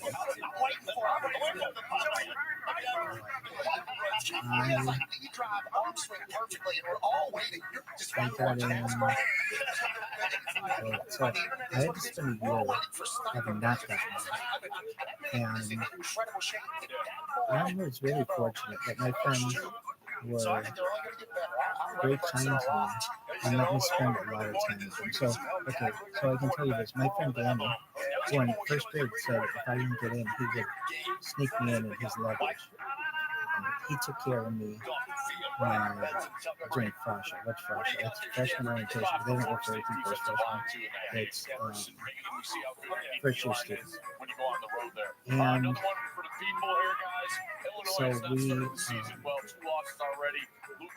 He lived in alumni hall, and he was able to get me an extra alumni hall T-shirt that he gave me. So I looked like I was a student, and I was able to go to all of the first year orientation events, which are cool. Now they used to be cooler. They used to have this dance. I forget what it was called. It's called the numbers dance. But they have all kinds of dances. I have to say, and I really mean this, Florida State, you're cool. Clemson, you're cool. Ohio State, Michigan are cool. Tusk is cool. The number one party school in the United States is located in South Bend, Indiana, without a doubt. We partied every single day for 4 years. And I don't want to say basically, but like, if you want to drink every single day for 4 years, you absolutely can, and it's achievable. There are a couple things about that place. It's the biggest party school in the country. It just doesn't make those lists because it's not. It's not. It's not. They don't want that kind of reputation. But it is by far the biggest party school in the country. By far. I mean that. It's the biggest party school in the country. Where when I'm talking about, like, there are so many dances and there's so many events, there's just always something to do, and then there are always parties and there are bars, and there's just anything you want. And a lot of kids start out by saying they're not going to drink there, and by the end, basically everybody does. And it's a different kind of school because, like, all the schools that I named are huge. They have huge populations. This is a small school. It's basically an Ivy League school with football, which is kind of the best of both worlds. And so, and football is just, it's the biggest sport in America. So it's a really special place. I mean, you look at the teams with whom they compete, and it's like all of their enrollments are tens of thousands of kids, and the whole university doesn't have 10,000 kids. I mean, it's a small school, and it's very difficult to get in. It's the most difficult school in which to get in the country, but it's very difficult. And I can tell you this, I have insider information. It's the third most difficult school to get in the country. It's Harvard, Yale, and University. Now, people will say that's not correct. It is not on the list of the. They don't have the highest. They don't have the lowest acceptance rate. Yeah, but here's the thing. Ask basically any kid from that religion in the United States where they want to go, and every one of them will say that's the top school. Georgetown has its benefits. Boston College has its benefits, but there's a university and there's everything else. And I have insider information that's the number 3 most desired school in the country. It's like it's on those parents' dream schools. It's always very high, and it's just a lot of kids already know that they have no chance of getting in, so they don't apply. But it's the number 1 party school, number 3 most desired school to go of any place in the United States. Harvard and Yale are higher, but the university is number 3. But Harvard and Yale don't have football like the university does, and they don't party like the university does. And like, you can say, like, well, there's no frat life. It's like, and they might have it in the future. It's like, you don't need frat life. You have your residence life.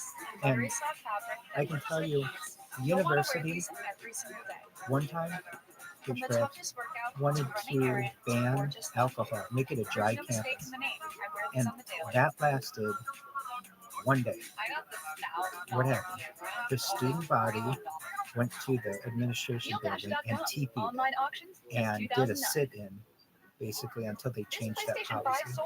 So instead of, they changed, like no other school do you know alcohol levels. Like, I can tell you alcohol levels on basically every major alcohol period.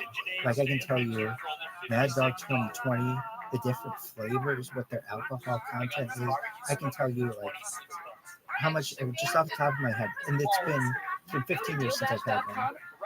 I'm gonna be off by maybe a couple percent here or there, but the alcohol percentage in a natural light is like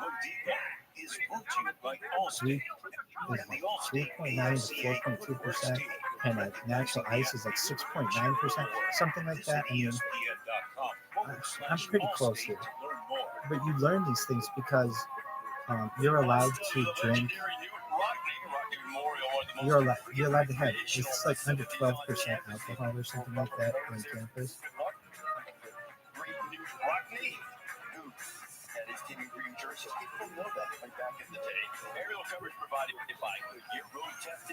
Okay, so natural light is 4.2%.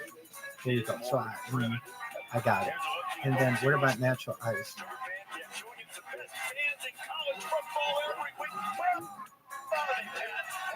Natural ice, 5.9%.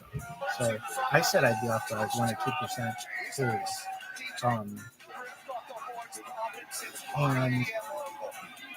But like no other school do you learn that.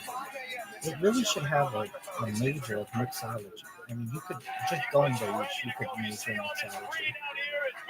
And it is, I mean, everybody, I want to say, I'll say this. There are kids who, I would say by the time you're a senior, everybody drinks it. And if you, do you know anyone who didn't? Maybe a couple, but generally, like if you go to a big school, there are a lot of kids who don't drink. The university has 3 things. It's the biggest party school in the country.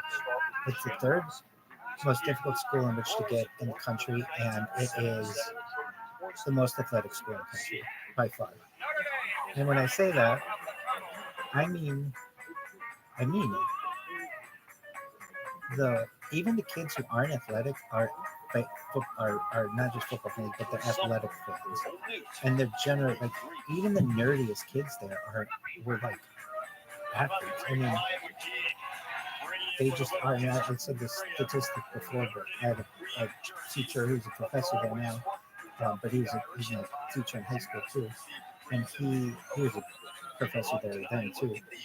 He said that 90% of his incoming class as first year students were not just on the sporting team, but they were captains of those teams.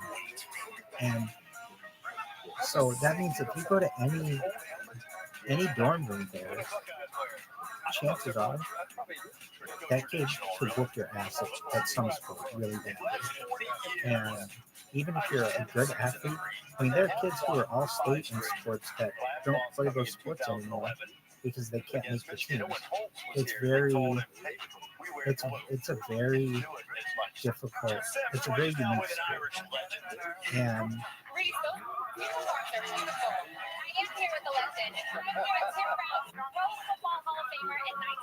Tim Brown would be a big U.S. senior golfer. Yeah. Absolutely. Now, earlier this week, you were at your childhood school celebrating the 10th anniversary of the college football playoffs Extra Yard for Teachers initiative. Why is that project so special to you? Well, teachers is the reason why I ended up at the university for the day. We really took a teacher my freshman year and telling him, man, these are such religious scenes. I can't stand it. So I can get to a great college, and that's why I took to the university for the day. But religion and football are tied at the hip there. And they just are. I don't like it. I don't think it's right, but it's just the thing. All of our local teachers that we have here. Anyway, is that the end of your fucking story? No. What else were you saying? Giving one of these amazing teachers $2,000 for their classroom. And I can just tell you that just how athletic kids are today. And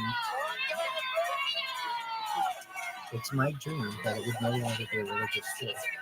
that they would wake up the echo, so to speak, and understand that they should not be religious anymore. Nobody, and that's the thing. Religion and football are tied there, but nobody's. I mean, people are religious there for like in name only. Like they're just religious because their family's religious. But very few people become. I didn't know one person who became more religious than religious. That's where I became less religious and became very secular.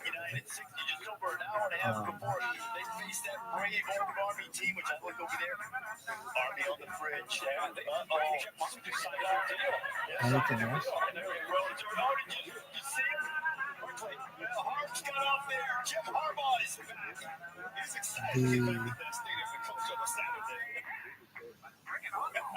I'm going to talk a little bit later on about all the other things he did on Saturdays while he's gone. Okay, cool. Jimbo Fisher has Auburn coming in. That's on ESPN immediately following college game day.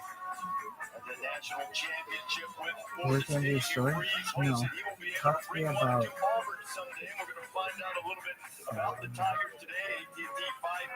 your freshman year. Okay, so I had the opportunity. I mean, I hate to say it. My friend Troy, he and I went to high school together, and he always had better grades than I did. And he got into university early acceptance. And if you can apply early for early acceptance, it's generally better. You have a better chance of getting anything. And the reason why I didn't is I needed another semester of grades to at least improve a little bit. My grades were not very good. Anyway, I was talking about when my dad, we went into Dan Saraceno's office, he was admissions director, and they had us, and it was very smart of them to put him in the position that they did, because Dan Saraceno had rejected his own kid to get into university. So if he had rejected his own kid, what are you going to say? Like, of anybody you think who would have some pull would be the admissions director. But even the admissions director did not get, his kid did not get on, and he had to transfer. And there's like a long line of successful people who transferred there. And I mean, from good schools.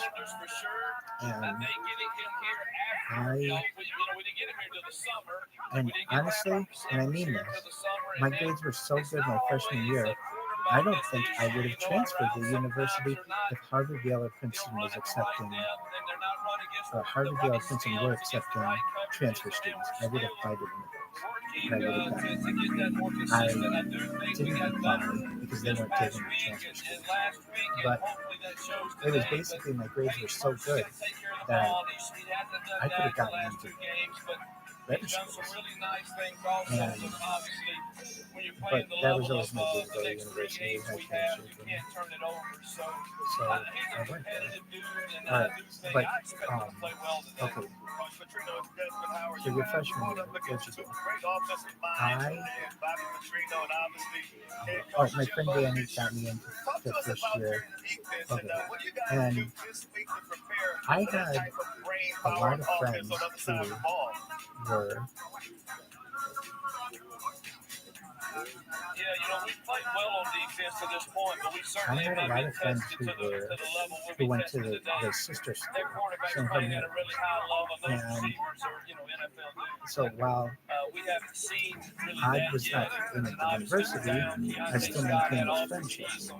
And my two very good friends, Lori and Sarah, Lori lived in McCandless Hall, Sarah lived in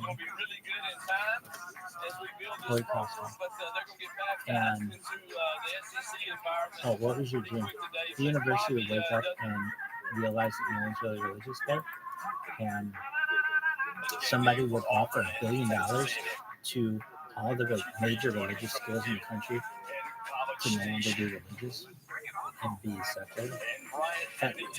All the major ones, if they want, they don't have to accept it. Be non-religious if they, or be religious if you want. But I know the university would take it, not because of the money. It's just no one knows very religious. It's in name only. I can really say that. It's not. it's a pretty secular place.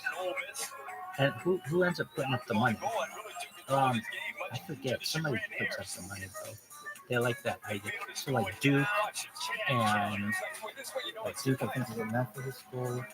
Any, perhaps even BYU, any Boston College, any religious school will get $1 billion from some fund to no longer be religious.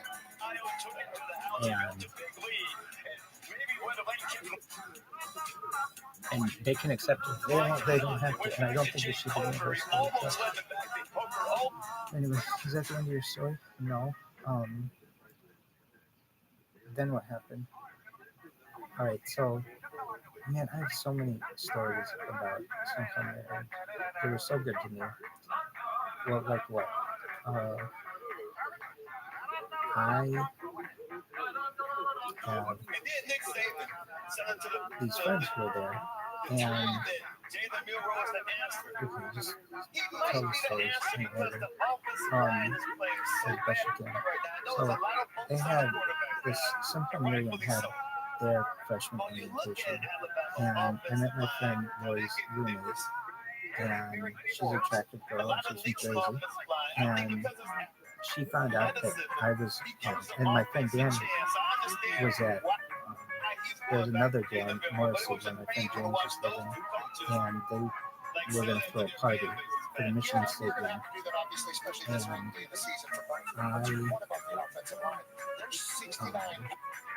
And they're freshmen, they're first year students, they don't know how to throw a party. And I mean, they basically kind of do, but like I had experience doing it when I was in high school. And I asked my dad if I could borrow his bar and our neon lights.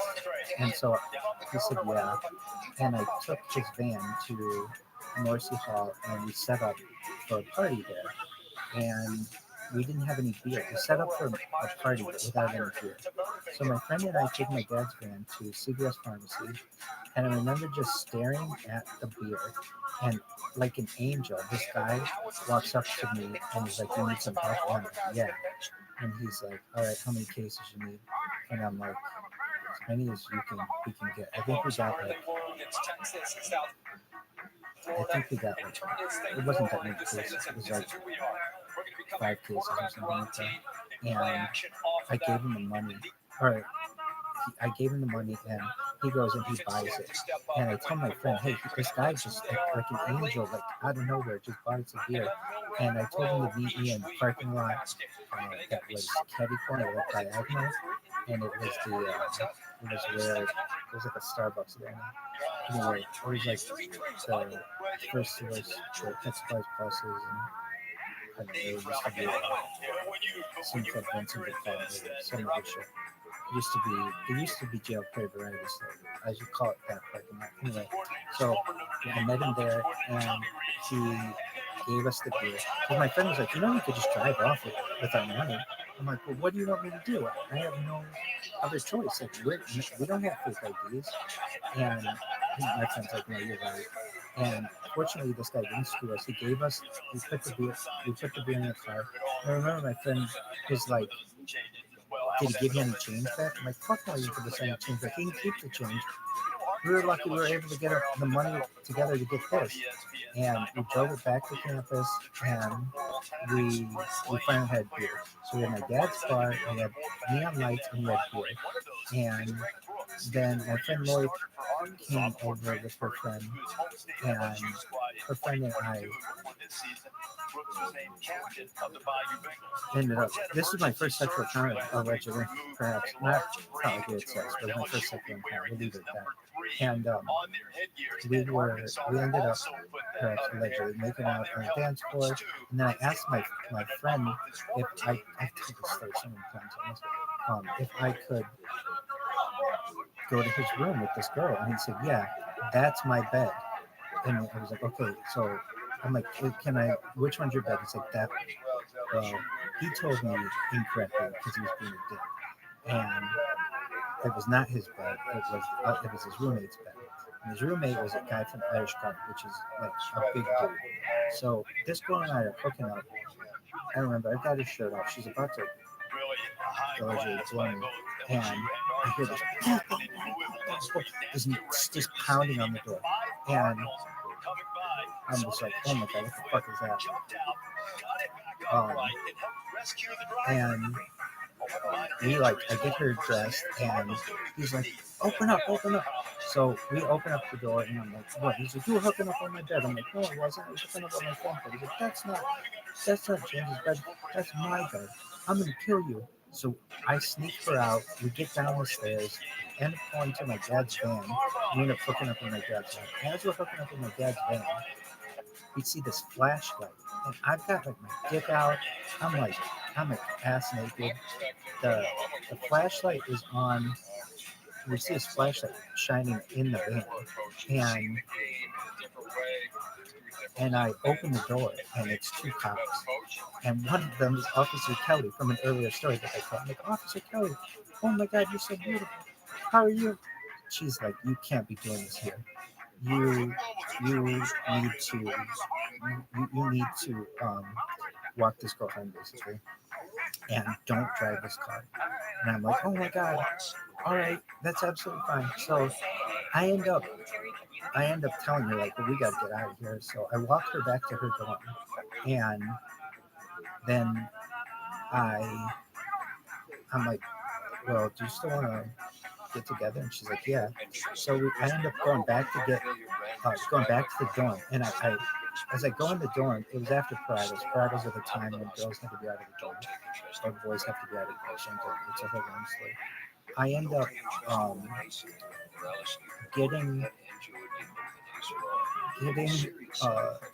I end up going in this room where we had the party. There's absolutely no beer left, and it's just the neon lights are going and this bar. And you're not supposed to have bars there. So I take the bar down and I put it in my dad's van. I put the neon lights in my dad's van, and I'm pretty sober at this point. So I'm like, okay, I can drive. So I drive the van, my dad's van. I pick her up, or no, I don't pick her up. She went out. She had a friend, I think, drive her to where my dad was parked, where I moved the van to another part of the parking lot, a different parking lot, and then we ended up hanging out in that van. The van time. Anyway, she's really cool. She's from Jersey, and my friend Lori gave me a very a very good recommendation of this girl. Like, hey, he's a good guy, blah blah blah blah blah. So Sunday comes up around. So that was Saturday night. Sunday comes around, and my friend Danny calls me. He's like, dude, what happened last night? I was like, what do you mean? He's like, did you rape that girl? I'm like, what are you talking about? Did I rape that girl?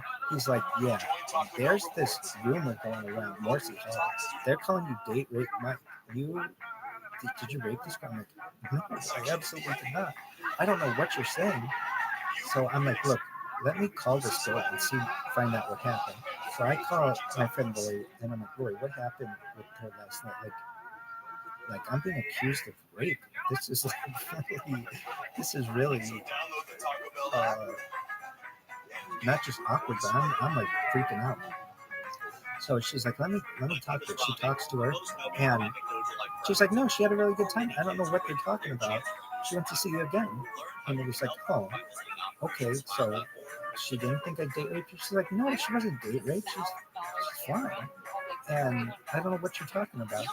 So I'm like, well, I got a nickname at this dorm now, Date Rape Mike, and I didn't rape anybody. I never raped anybody. I've probably been raped, but I've never raped anybody. And she's like, no, you're fine. And that girl and I would become very good friends. So anyway, I call my other friend Danny. I'm like, yeah, like I don't know where you're getting your information, but well, he's like, well, whatever you do, don't go back to that dorm because the guy's bed on which you hooked up which you hooked or whatever, he wants to kill you. So I would stay away from that dorm for as long as you can. Like, oh, no problem there. That dorm sucks. And it'd be cool in the future. sucks. Anyway, that pipe. They gotta move this fucking pipe. See this fucking pipe? It covers the fucking sign. I can't believe it. They got a fucking pipe there. Look at this fucking pipe. Anyway,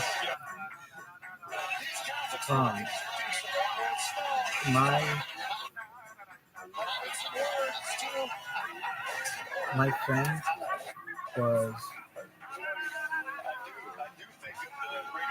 So that was that story. Anyway, I ended up making friends with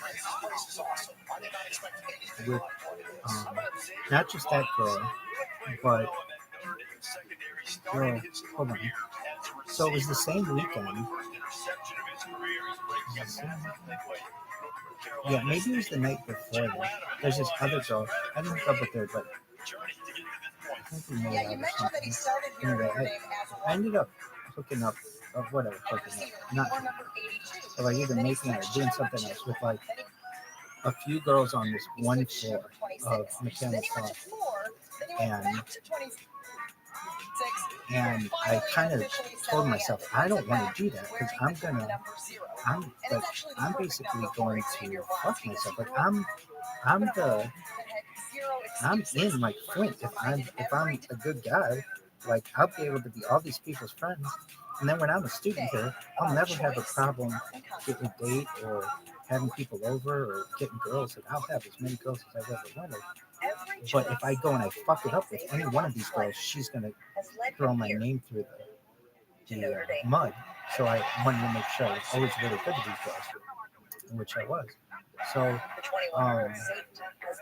so who were the girls with whom you made friends?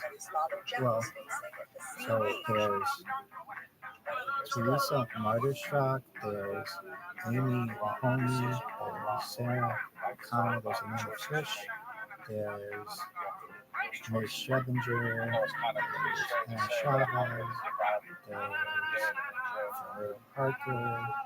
I don't know what their names are. I'm sure they're all catchers. They're all companies. They get homes. But I made friends with like all these girls, and we had this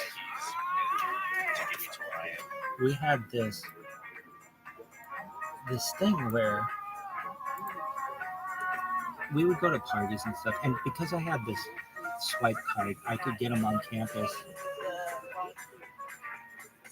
and they wouldn't really have an issue. I'm standing in front of the car, we're just talking, listening to music. A couple cars happen to ride by, words were exchanged. And so I was big man on campus, at least on their campus, and I made friends with many of them.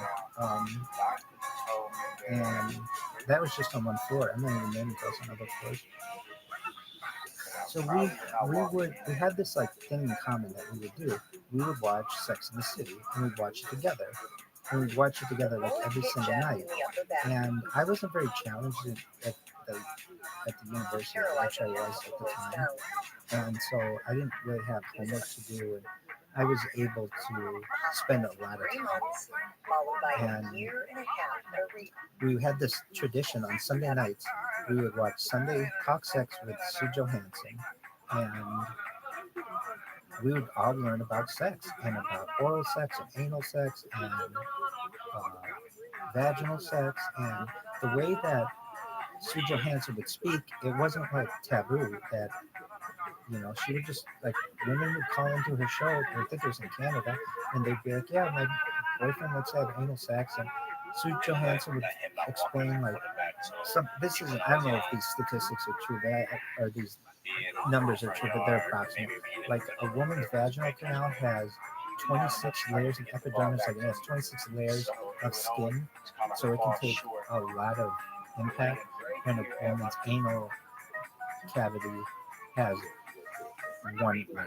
So, you have to be careful, and all of the different things when it comes to STDs and, all the things that, so I learned a lot from that show. I learned a lot hanging out with these girls. And they trusted me because, not just that I'm a good guy, but while I was a man of my word, and I I don't want to say I was the best guy on earth, but I was really good with them. And we'd go, I would take them out on dates, I would take them to, and I always paid for everything, even though I didn't have a lot of money. I was going to university at the same time while I was simultaneously working a part-time job at a financial institution. So I was working a lot of hours at the same time. And so I had a little bit of money and I spent it on them. And, wisdom is the ability to learn from the errors of others. then what? His dad's life. I mean, I can't go into all the stories. I won't get past freshman year. I could tell you, I could spend the rest of the day talking about seminarians, and you'd never even hear what it was like for me to go to school there at the university. But the girls there always treated me like a pimp, and I was a pimp. I mean, my freshman year, Halloween, I was Hugh Hefner. I had a bunny. My friend Lori dressed up like a bunny, and I had multiple bunnies actually, and I had a really amazing time there. That was just one of the dorms. There were other dorms too. So then there was my friend Sarah's dorm, and I spent arguably more time in Sarah's dorm than I did in Gordy's dorm. It's arguable. There's about 50-50. But there were other dorms in which I spent time. But I was literally at these girls, dorm one of them, every single day, at least 5 times a week, I would say. And my friend Roy would get jealous because it would be like, I would go visit my friend Miriam, let's say, and she'd be like, I didn't know you were going to be here. And I'm like, do I have to tell you every time I'm at your dorm? And she's like, no, but it's just weird because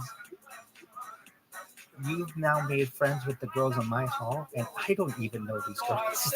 So I would introduce them, like, oh yeah, like, this is so-and-so, and blah, blah, blah, blah, blah. And the show Will and Grace was very big then. I think Deborah Messing was very pretty. And my friend Mary looked like Deborah Messing. And I would always say that I was my friend Lori and I, they'd always be like, you know, and I understand this. I was the one guy who just had girls around me. And when that happens, people wonder if you're gay, if you're, and I'm not, and the most heterosexual motherfucker there is. However, there are always those thoughts, but it's like I had already hooked up with girls there. So like the girls with whom I hooked up with, he's definitely not gay. He's just a respectable, reputable man who isn't trying to shit where he eats, basically. He doesn't want to fuck up the punch bowl. And he doesn't want to shit in the punch bowl. He's like, he's a good person, and he realizes if he fucks over any one of us, we're all gonna hate him like a beehive. So these religious signs are just ridiculous.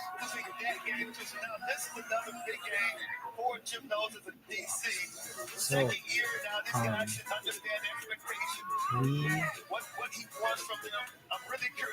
we ended up, we watched Sex and the City every single night. We watched so much Sex and the City, it would come on TBS. And we would watch the television ones, and then we would watch the ones that every girl there had these DVD sets, all the Sex and the City, just like we're watching right now. And we would watch them all, and it was, see how blue the sky is, kids? It's never that blue anymore. This is very rare. But it's a beautiful day. Anyway,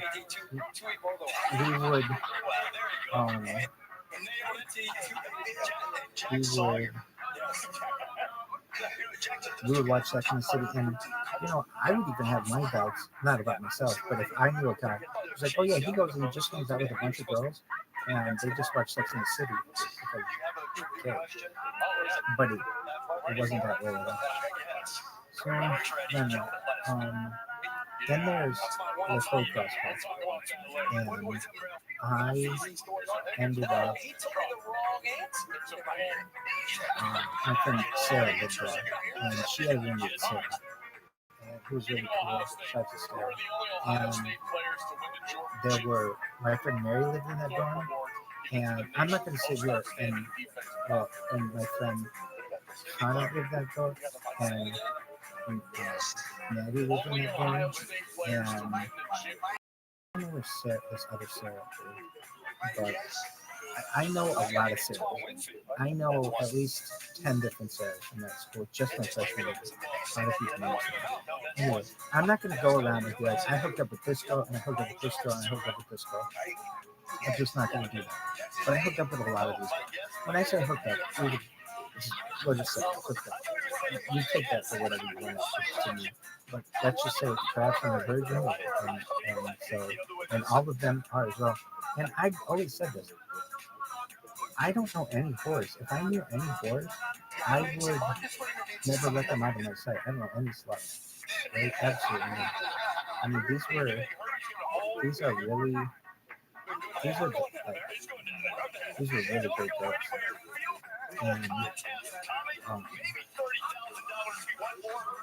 And so, who else did you know?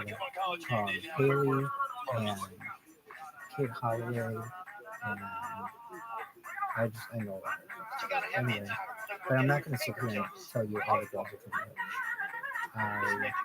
I've told stories in the past, but I seriously, it would take me the rest of the day. I could tell you about every single girl with whom I hooked up there, just my freshman year, and I just don't have that kind of time. So let's just say I hooked up with a bunch of girls there, and I love that school. And I didn't just hook up with them, I dated a lot of girls at that school. Meaning, like, we'd go out on dates, and I would take them around the town, and I'd show them around the school, and we would go on walks at the river, and like, there was like this certain date that I would do, which is, there's this restaurant called The Vine, we go to The Vine, and then we walk by the East Race, and then we go to my high school, and it was usually lit up really nicely, and then I take them back to the day. That was the day. Is that the end of your story? Jesus Christ. But literally, I could take the next, I could talk about some fun names the rest of the day, but literally, we'd never get to any other stories from college. And that's, I want to get to those stories too, because that's kind of what this is about, what this is. Is that the end of your story? Sometimes I worry my world is getting... For now. Are you done with some fun Miriam stories? No. I could tell you...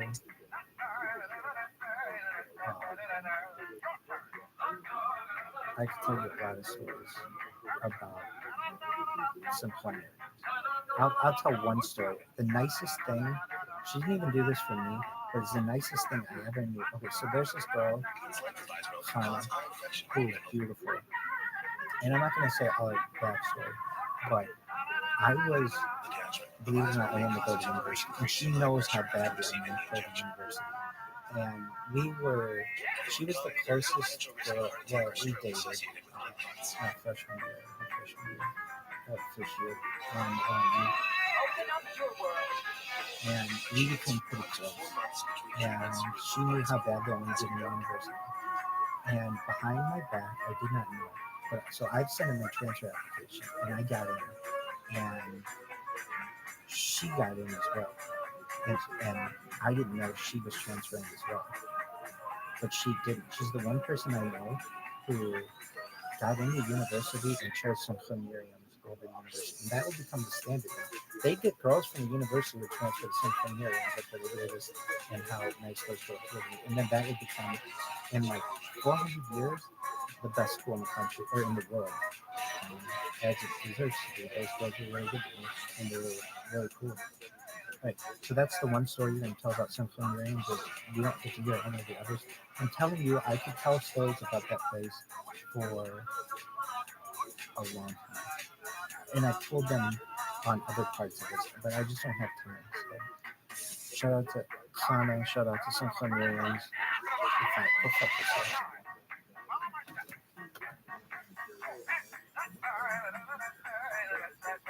Who are you talking to? No one knows.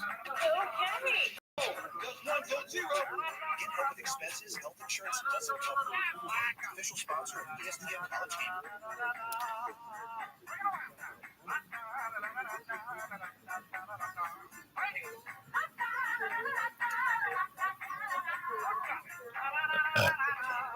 Rice, lit, and done.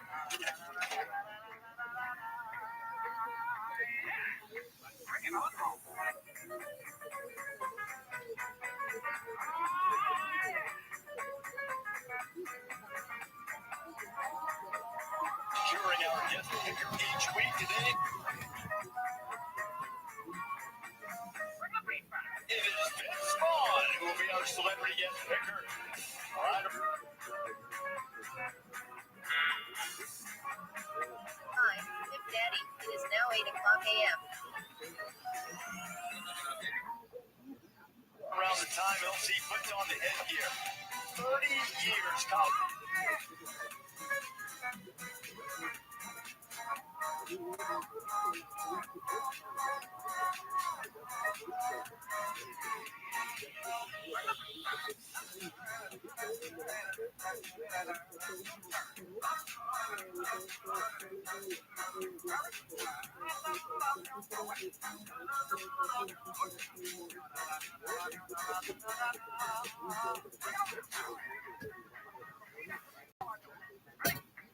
Tax day, bad ear Ryan day.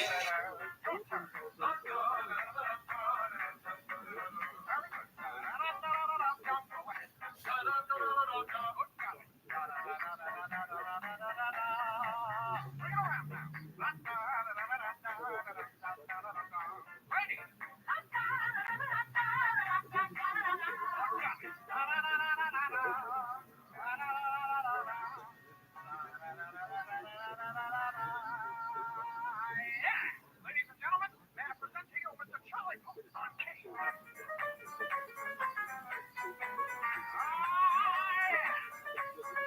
Today we have a fine gentleman named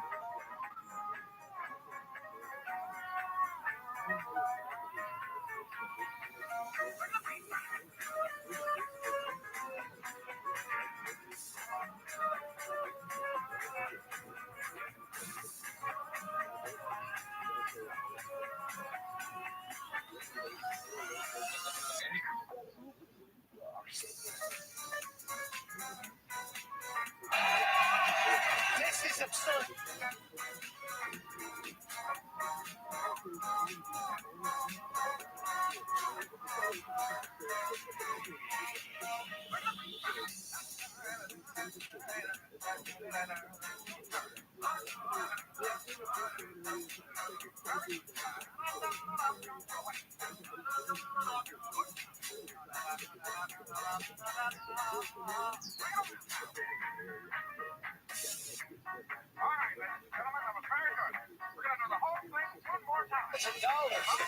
Yeah, don't be scared.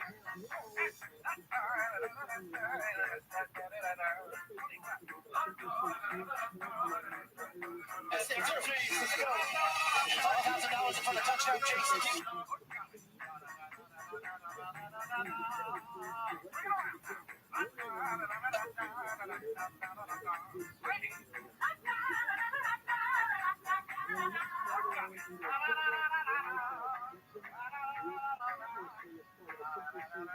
To wear a kilt, and it's not easy to bring it on. Kick football. This place is awesome.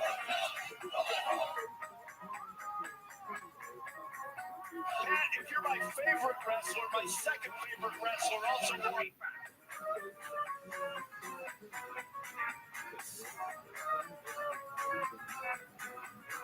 Killed Roddy Piper back in the day.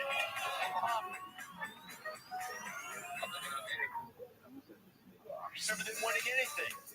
Well, today. We find out if Colorado is just an improved team or one that is capable of winning something. George Sanders takes the snap, makes the handoff, throws it in the end zone. Harris to the crowd. There's a ton of weapons in the field. One of the fastest offenses in the nation right now. They operate very explosive.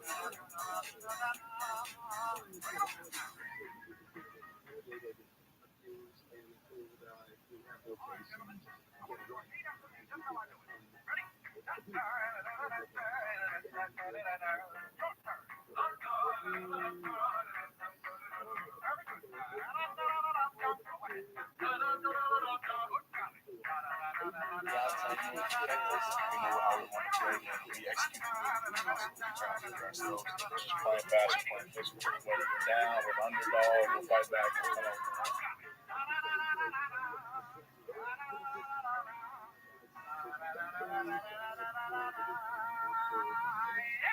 Ladies and gentlemen, that's the deal with the volleyball on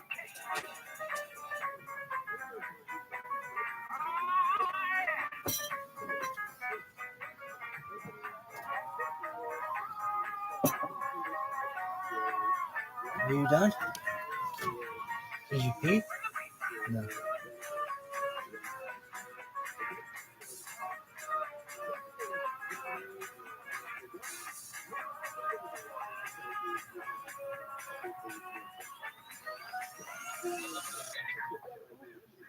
Strike twice as a 20-point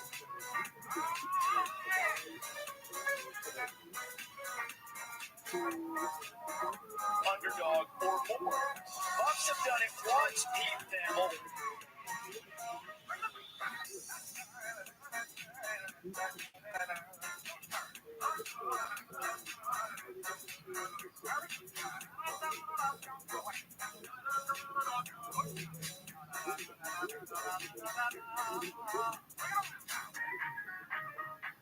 Coach think, what, with Colorado giving up 5 yards? We're going to do the whole thing one more time. Follow my steps.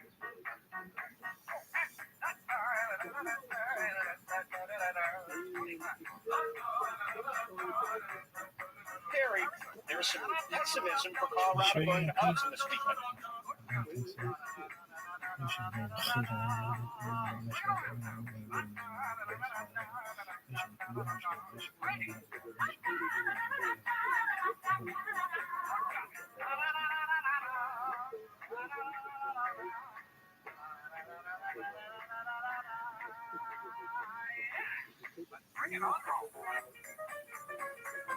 Rubbish. Not rubbish, sorry. Noise.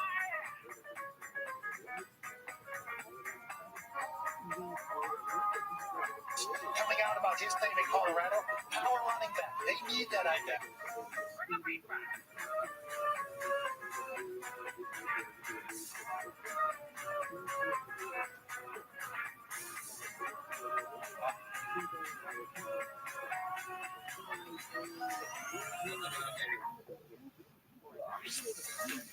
where are you going to be September 1st, 2029? I better be at that fucking game. Like Shador said, ROTHSCHILD showed how much.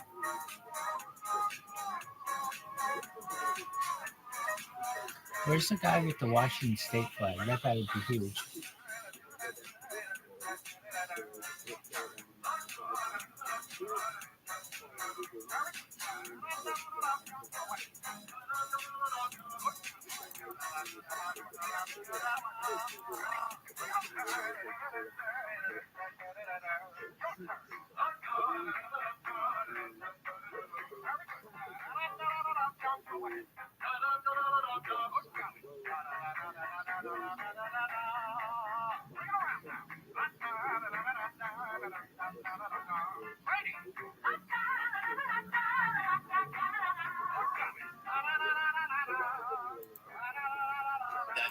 Whatever it was with Colorado State the other day. It was like, yeah, no doubt. Brady had no doubt. And also, he was the first one, whenever Travis got hit, to be in the guy's face, which I don't love, by the way, but I appreciate the fact that he has that inside of him. True leader of Colorado and Oregon, 3:30 Eastern time on ABC. But before that, Florida State and Clemson, they haven't won at Clemson since they won the national championship last 2013. And then one of the three great Pac-12 games today. You've got Washington State, Oregon State, you've got UCLA and Utah. Camp Rising not starting a stand-up earlier in the show. It's fun and LC's headgear number 1 on our quest to 500 now for LC.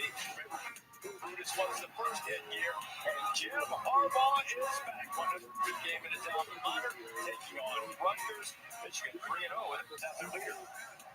I personally just felt like something was missing. It definitely Seeing the game in a different way, different plans. I think it's maybe a better coach.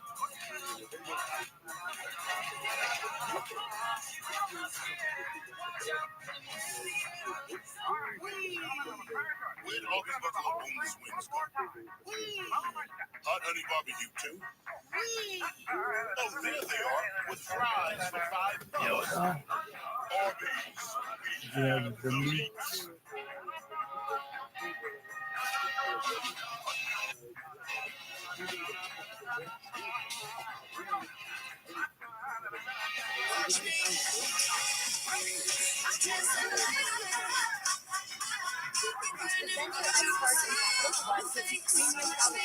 Like 2 times miles on every purchase. Canceling. You're being too loud. Thank you. Enjoy. American number 5 times miles on flights. Going up. And 10 times miles on hotels through Capital One Travel. Plus, get access to over 1,300 airport lounges. Maybe see the one and only Taylor Swift. Capital One. What's in your wallet?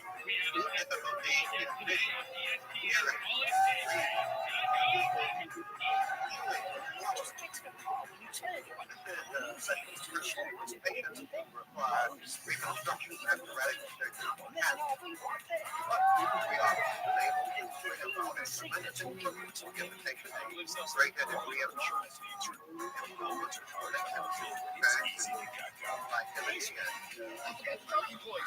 social life. And then we are concentrating on exactly 3 major goals.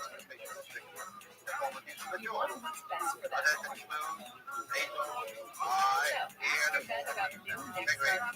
It's one and done monthly protection for fleas and ticks, plus heartworm disease, roundworms, and hookworms, all in a delicious, flavored soft chew. Use with caution in dogs with extreme seizures or neurologic disorders.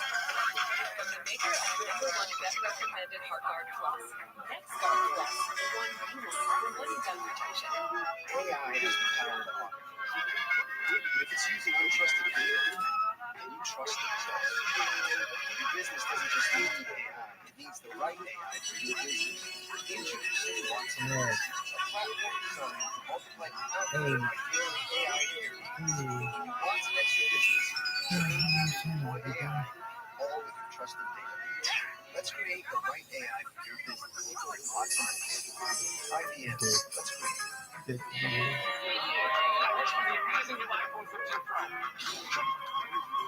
You mean this one? Titanium? Go in to trade this Oscar upgrade. Quickstone wishes you a best plan. Switch to Verizon and trade in every iPhone into the new iPhone 50. On them. Yep, and on an amazing network. And I don't have to ruin any more birthday parties. That chip is let's go get you that iPhone. Come on, trade in any iPhone in any condition for a new iPhone 15 Pro on us, only on Verizon. This is an electric seat, man. What you got?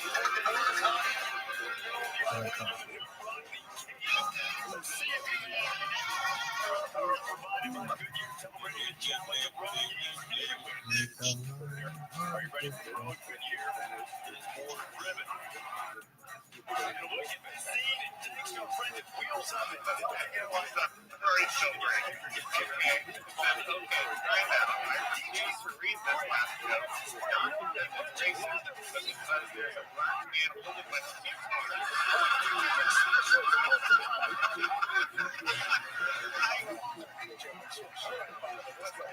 Very sobering. Okay, it says, okay, right now. I refuse to read this last joke because it's racist. black animal with like few colors. It says I can't work like this.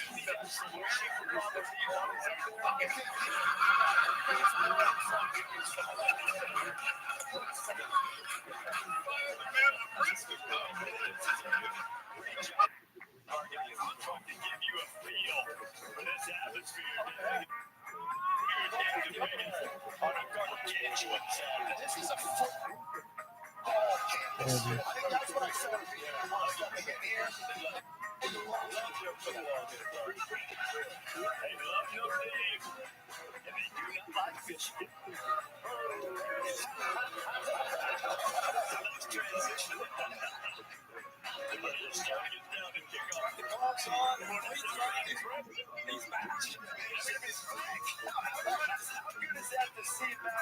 Maybe not since Harbaugh guest stars and Screech's cousin on Saved by the Bell, as he seems so out of place. Spending Saturdays working the chain gang at his son's football game, or chilling on a comfy couch while Sharon Moore figured out how to talk about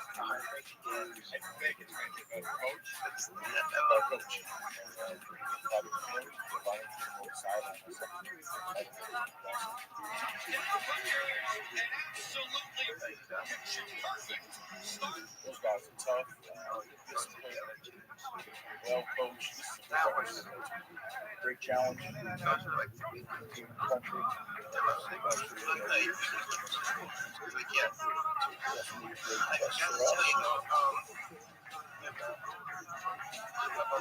Looseness around the Wolverines on offense. Turnovers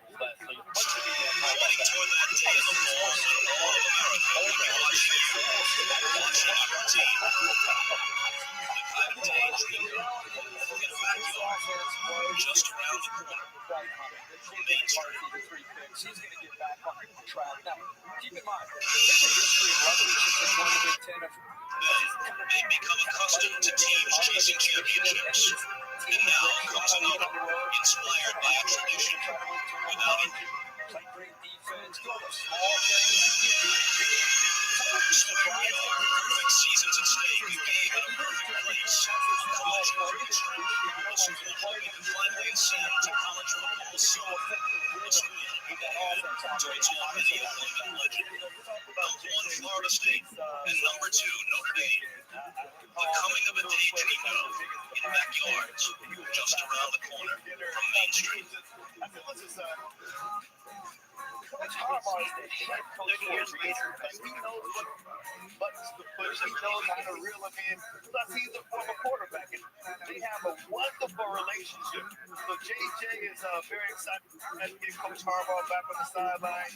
So is Blake Forbes. I think the whole team is. You saw those shirts, free Harbaugh. I was very happy to get him back on the sideline. Every fan here hates Michigan. That's right.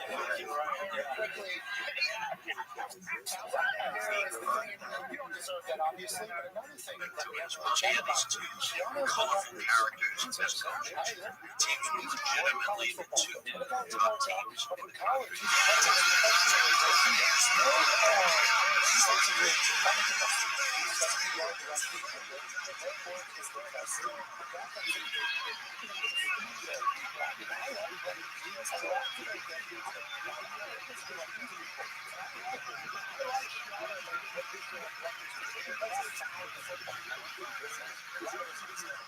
Notre Dame leads 31-17.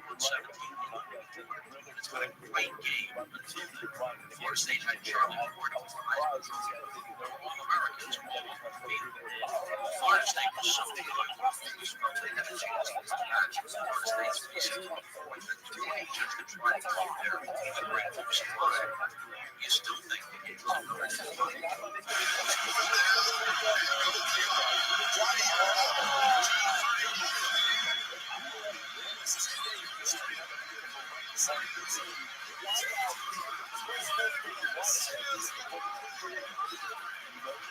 Notre Dame goes 3-0, and Florida State somehow gets to the shadow of Notre Dame's goal line in the waning seconds.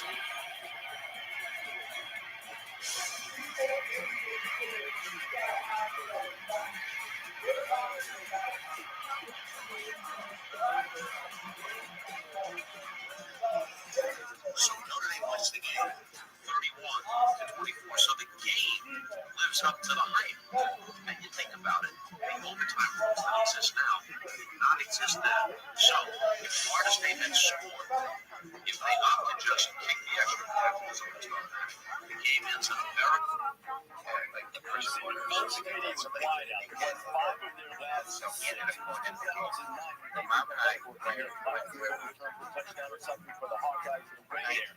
Vince State has committed a turnover this year, Cap, but the last 2 times they've seen the Hawkeyes 4 in each game. Yeah, the Hawkeyes defense is phenomenal. It's going to get tested today in a Big Ten football fashion. You know, the conversation has been about the Ohio guy who transferred in Drew. And, of course, I love to Lord. I don't want to get it wrong.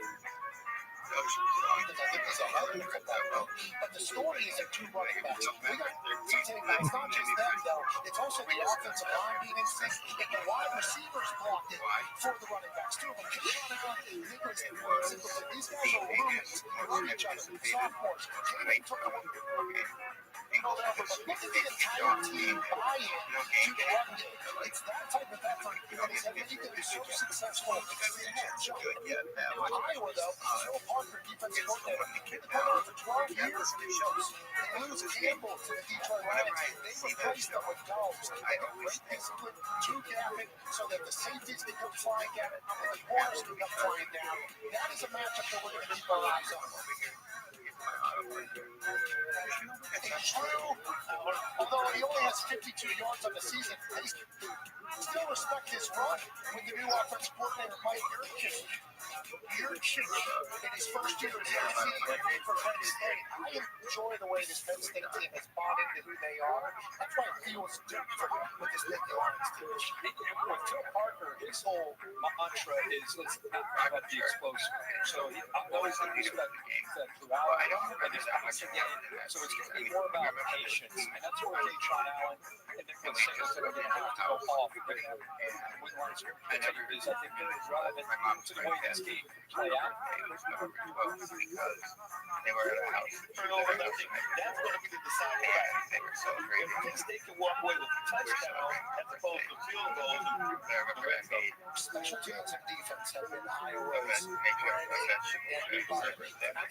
especially in that environment. If you can pick up deep and suck the air out of that place, you'll give you a shot.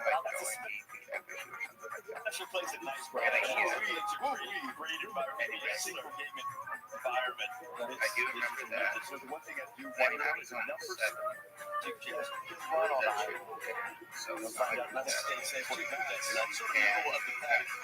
Steve, you have an athletic tribute, but we're right. We had Antoine 1, 2, you 2, and Malcolm 2. Sorry about that, Coach. I don't like it. You got not the correct answer. You guys got Antoine Winfield in 98. Malcolm Jenkins and Keith Elwood.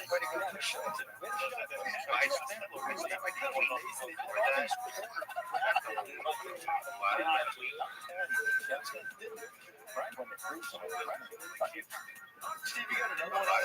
Syracuse guys, only team in the country in the top 5 to scoring offense and scoring defense.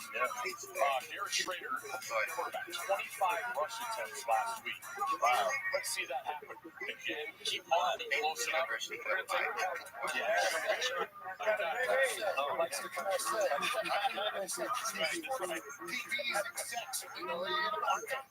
all these sports media folks. I think Syracuse. Dina, I appreciate it. Love Dina. Let's go to American.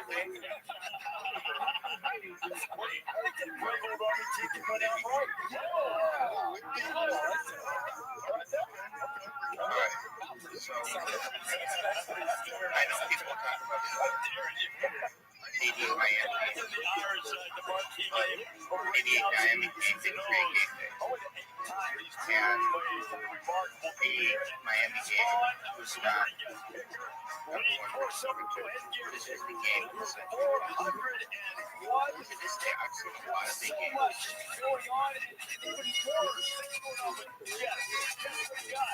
We got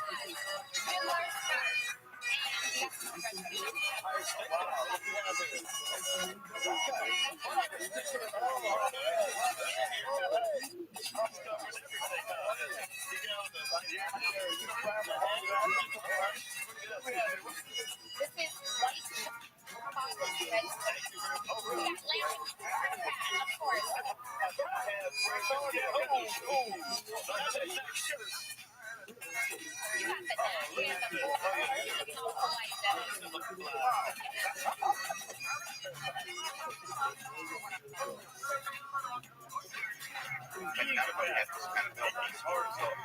was at my grandparents' house maybe a week before. And sacrifice. I knew we were playing for the state. And I remember doing everything I could to learn everything I could about sports. Like me having personal knowledge about Tallahassee, Florida. I remember I learned where it was. I already knew where it was. I was just looking at it. But I knew where it was. I looked at it like on Google. And I looked at it in the world calendar, and I looked at where it was on the atlas, and they didn't have the internet then, so they're like normal people did not have the internet. First play of the game. You had to be like the university, maybe so it was free all that stuff, and there have been kids like high points in American history. 1950s California, which is like the freest average Joe, regular person ever get to be happy in this country. Why? Post-war and general.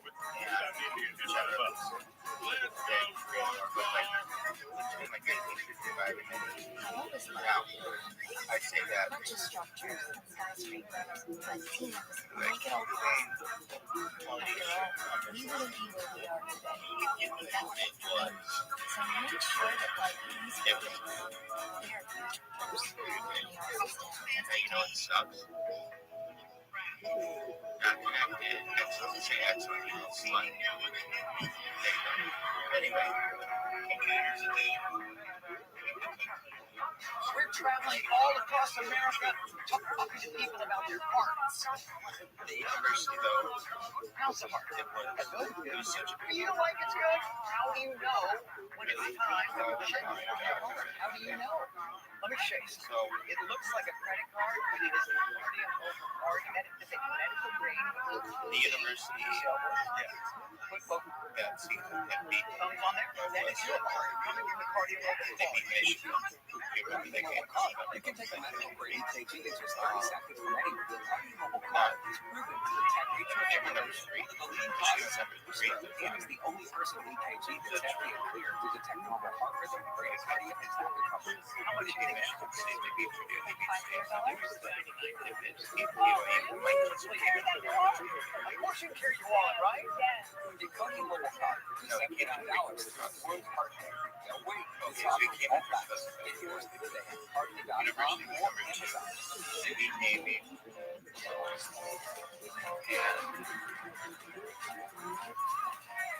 And it was the biggest fucking day. And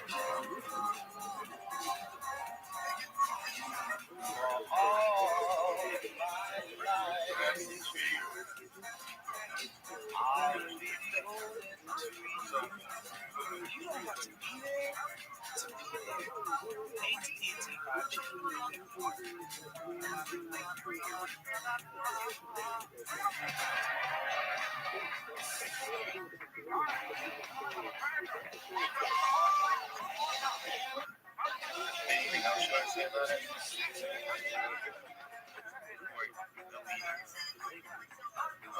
It had the best lead in any larger fucking.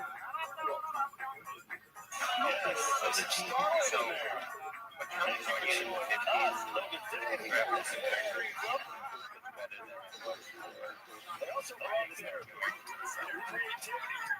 And so when I say at least economically, it was the best opportunity that people had. That's why so many people moved out here. A lot of people move out here for way more actually. I remember this one time when I was in grade 3 Spanish, which is like, Taylor, you're gonna love it. It's like, That's a good it's one. kind of like a discussion class, but it's also industry.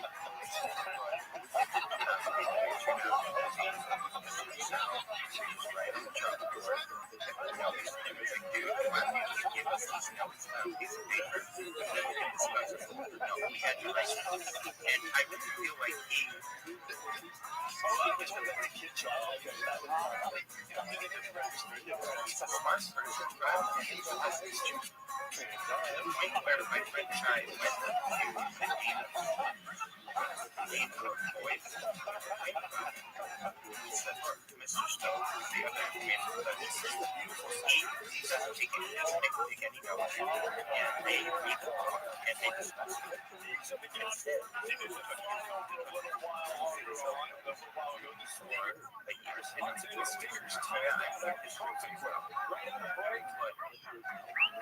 everything very disappointed. We were like, we learned history until like 19 and it stopped. We didn't learn now.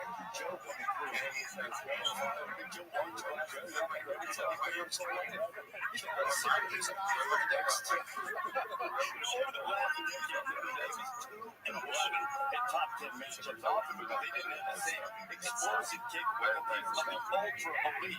This matchup routinely ripped off Chuck Wade with Sam Walker. He has 123 touchdown passes, overthrown 11 more in his entire career. Maybe the Irish are humanities and history showdown society.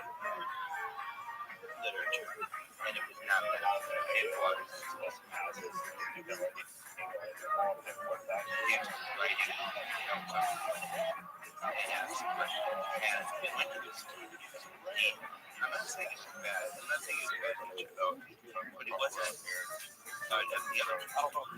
And my friend and I thought that this was an issue. And I still today think it was an issue. I would later on have that teacher on the show. Very good teacher. And usually when it came to classic discussions, and I tried well, and I didn't necessarily do the same. Another thing I didn't like, I was super out of teaching. Kind of coming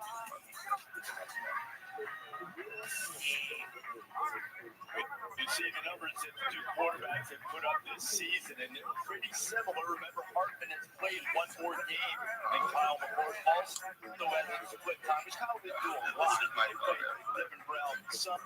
And McCord really seems to be settling in for Buckeyes. And this is it, you know, this is where we find out where Ohio State is as a team in 2023, because now Kyle McCord and the offensive line are on the road in a tough environment where communication is going to be very, very difficult. Let's go how do I play? How does that offensive line play? I think that has a lot to do with the outcome of the game. Now, Kyle McCord, like any quarterback, early in the year, it's all for little. Meaning he doesn't just and it was during this discussion. double team in the hands of across the middle, deep shots, comes off that, and he knows where to go. Just the rhythm of the time, he buys some time, ends up getting the completion, but it's the timing of it off of it. Now, these last couple weeks, he's starting to be more decisive. True reps, true experience, grows confidence. I think he's starting to see it. These are very clear plays downfield. If I'm Notre Dame, and this is what obviously they have to take away. It's the team getting downfield to create shots. So when they take that away, I think this is the part of the game that Kyle McCord's going to have to show they build eyes left. And they have to get right. So they're going to do it. They score a touchdown. So in this game, to me, we can talk X's all we want. The big thing is, Ryan Day, when he got hit out for the Michigan game last year, like a holiday break, ready for Georgia. When you say, man, I learned a lot about we got to coach and play to win in these games. Can't coach to lose. I think you see the Ryan Day that coached against Georgia as far as his approach offensively, even with the line issues, even with the young quarterback, because I think he'll be super aggressive. like Notre Dame's or something weird like that. And then also Jim knows The school hadn't been around that long. I mean, it hadn't been around for that long. It had been around since the strongest to run his object is the mission. 130 yards per contest, just under 30 yards per carry, and the outstanding offensive line. Let me show you what they do. And during that week, Big dude, give a watch special how he project on rises the away sword. from So the second it's team. a He's easy here to guy do that. white Coach McCullough told me because he dropped which was 7% like right each run. This is what we love. See the field room. Watch it out to the right. Pass pro. See him stepping in. His head off. Watch it again. When you're in the meeting room with all your team and all your coaches, it's just like you him, get no other everybody excited. You get the ball rush because you get the short yardage touchdowns, but in pass pro. It will show how unselfish you are as a teammate. I call ViralRabbi, but they were like theories out there about gambling. That like if you think in the Giants win, that was like a tier. Like you're weird to think that like the Giants win would be a thing. And later on, they was just the Giants win. I didn't know about the same time that they were the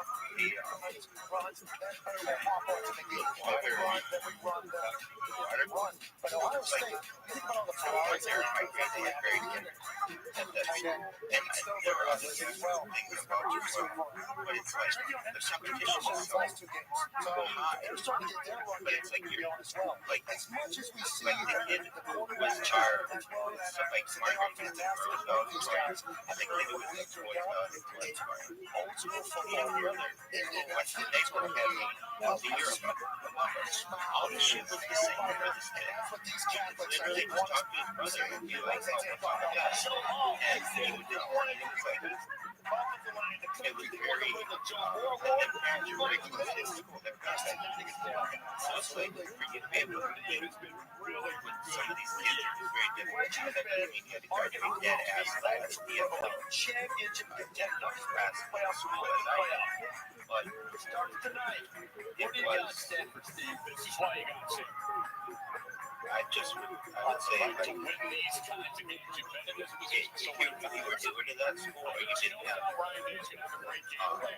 siblings Out. as Stadium. that's the thing about how it works. There's no way you're going to graduate out of your class because, or it's very rare to be very rare. Ohio State. I think Notre Dame's personnel on the defense causes confusion, disrupt things for Ohio State. We're just in a different family. I mean, like, if you're, like,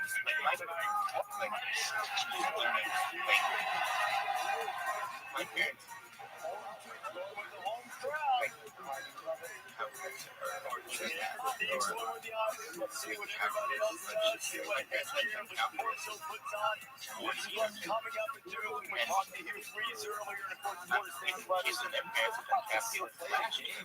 and at the same time, so like, I can stay my parents out. They don't like me to call the teacher and think it's hard.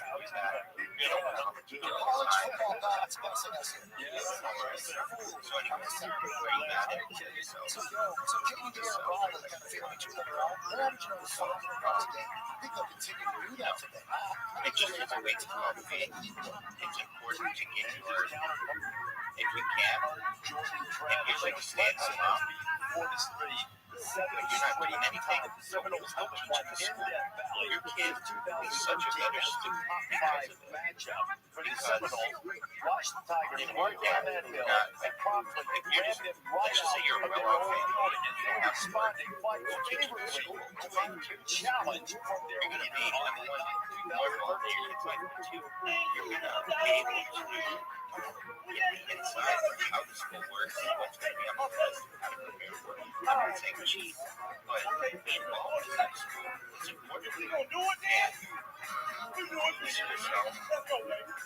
we had a 9th grade.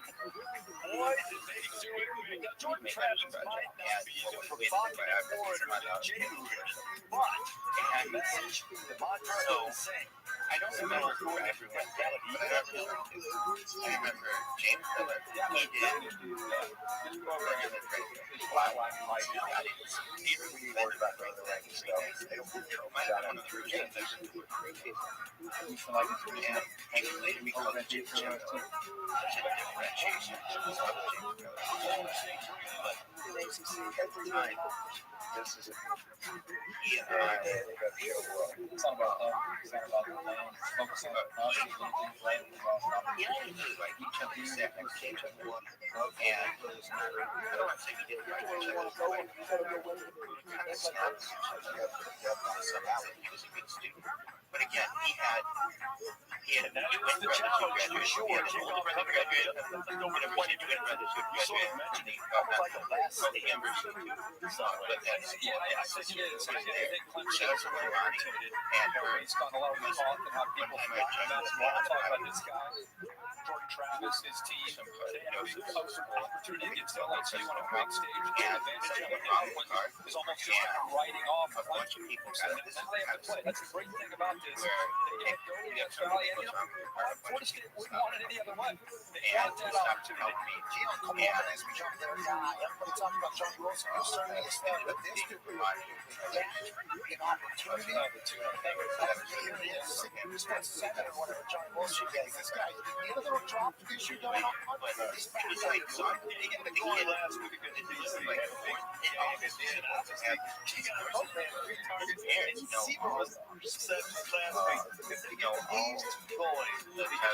everything about me was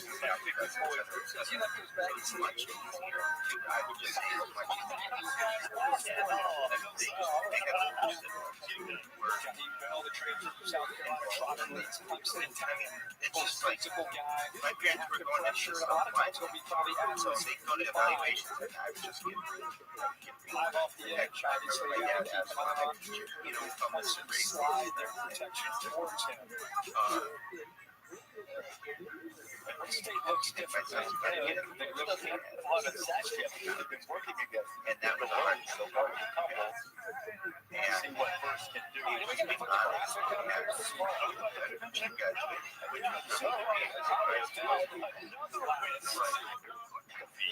You were dead last night, right? What do you want to read?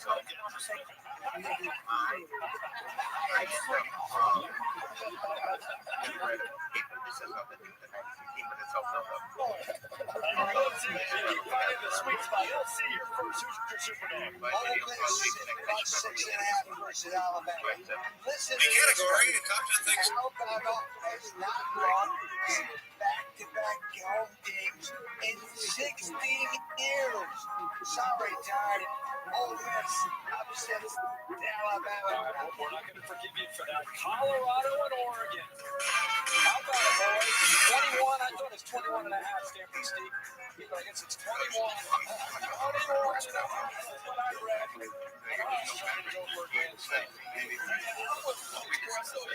Talking about season, I thought it was 7 myself. I'm going with Ole Miss.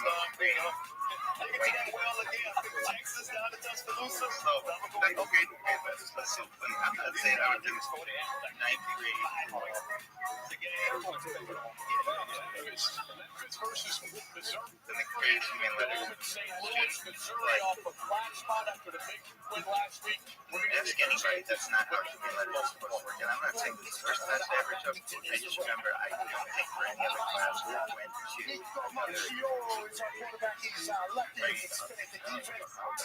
opportunistic. CJ Donaldson at running back. Who's an absolute dog. I'm doing IO money. He's watching. you shoot a bullet. 12 conference game. All right, everybody, here we go. This feels like the Jayhawks win. I'm not going to lie. I love Mike Owen and Jalen Daniels and I'm Lawrence. You got to keep it slow. Kind of irritated. Come on, good win. I'll take the BYU. I just have to not flat there. Not that good win.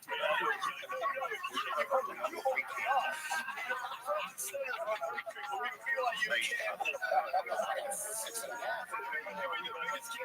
Inside of your side.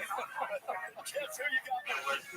Great. With the one and only 6 months. Thanks so much for being here.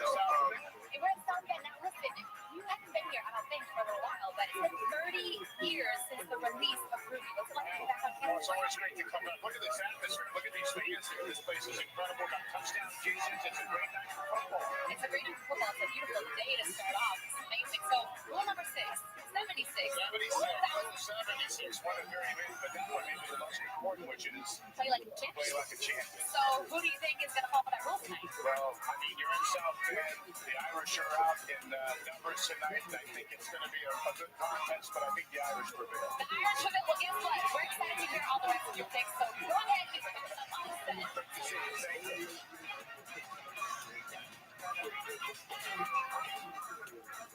Your first thoughts is a lot of first thoughts. Inside a computer with like so much chips and things like that, sure, and so conscious.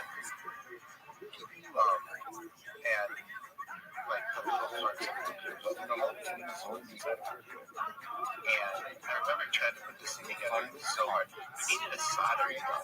I'm like 6. I don't have a soldering gun. And I remember my dad was like the one toy that I never got to really best because it was so complicated. He also got us these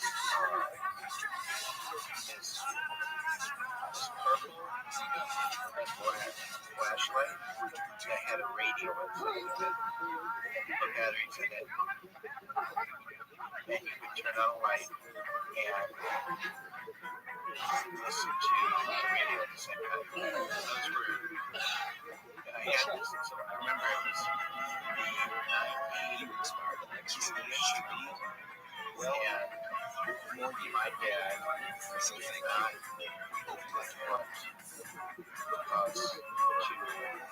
he did not want me to watch that game. I didn't see it. It was really late. Really listening to it. My grandpa did. So I wasn't even talking about your surf.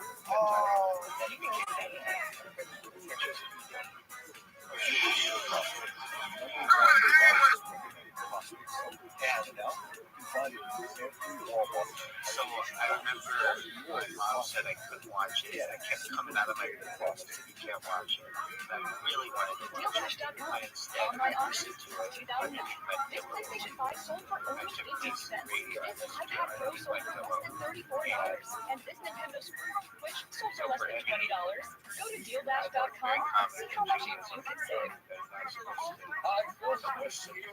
This is it's just been one single clock.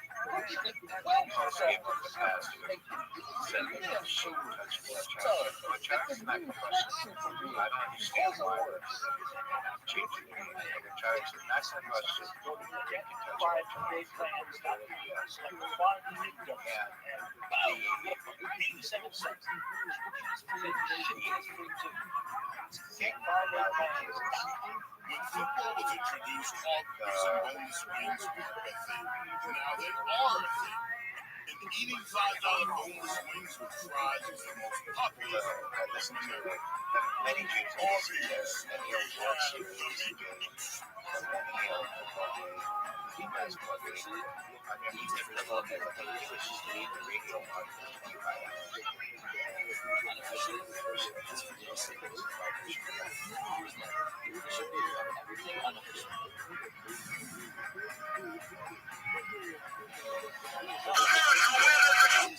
To frustrate Gator quarterback says to Lake Dawson and the Irish again has a potential. Talk about it. Folks is eating since the end of the game at a restaurant.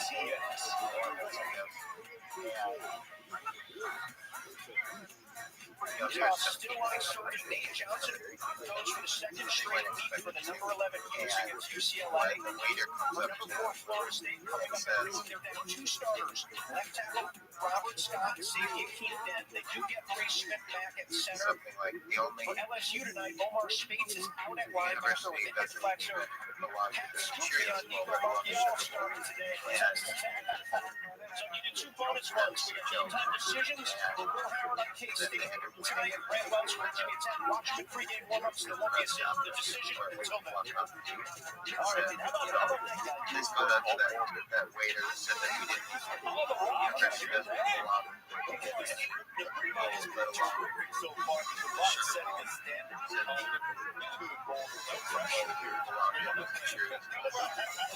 There was a controversy. They said he only had 10 games. Is there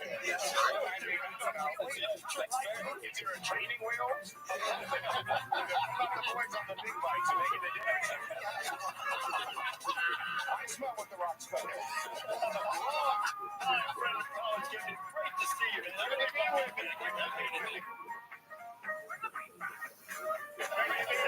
Good to be in South Bend.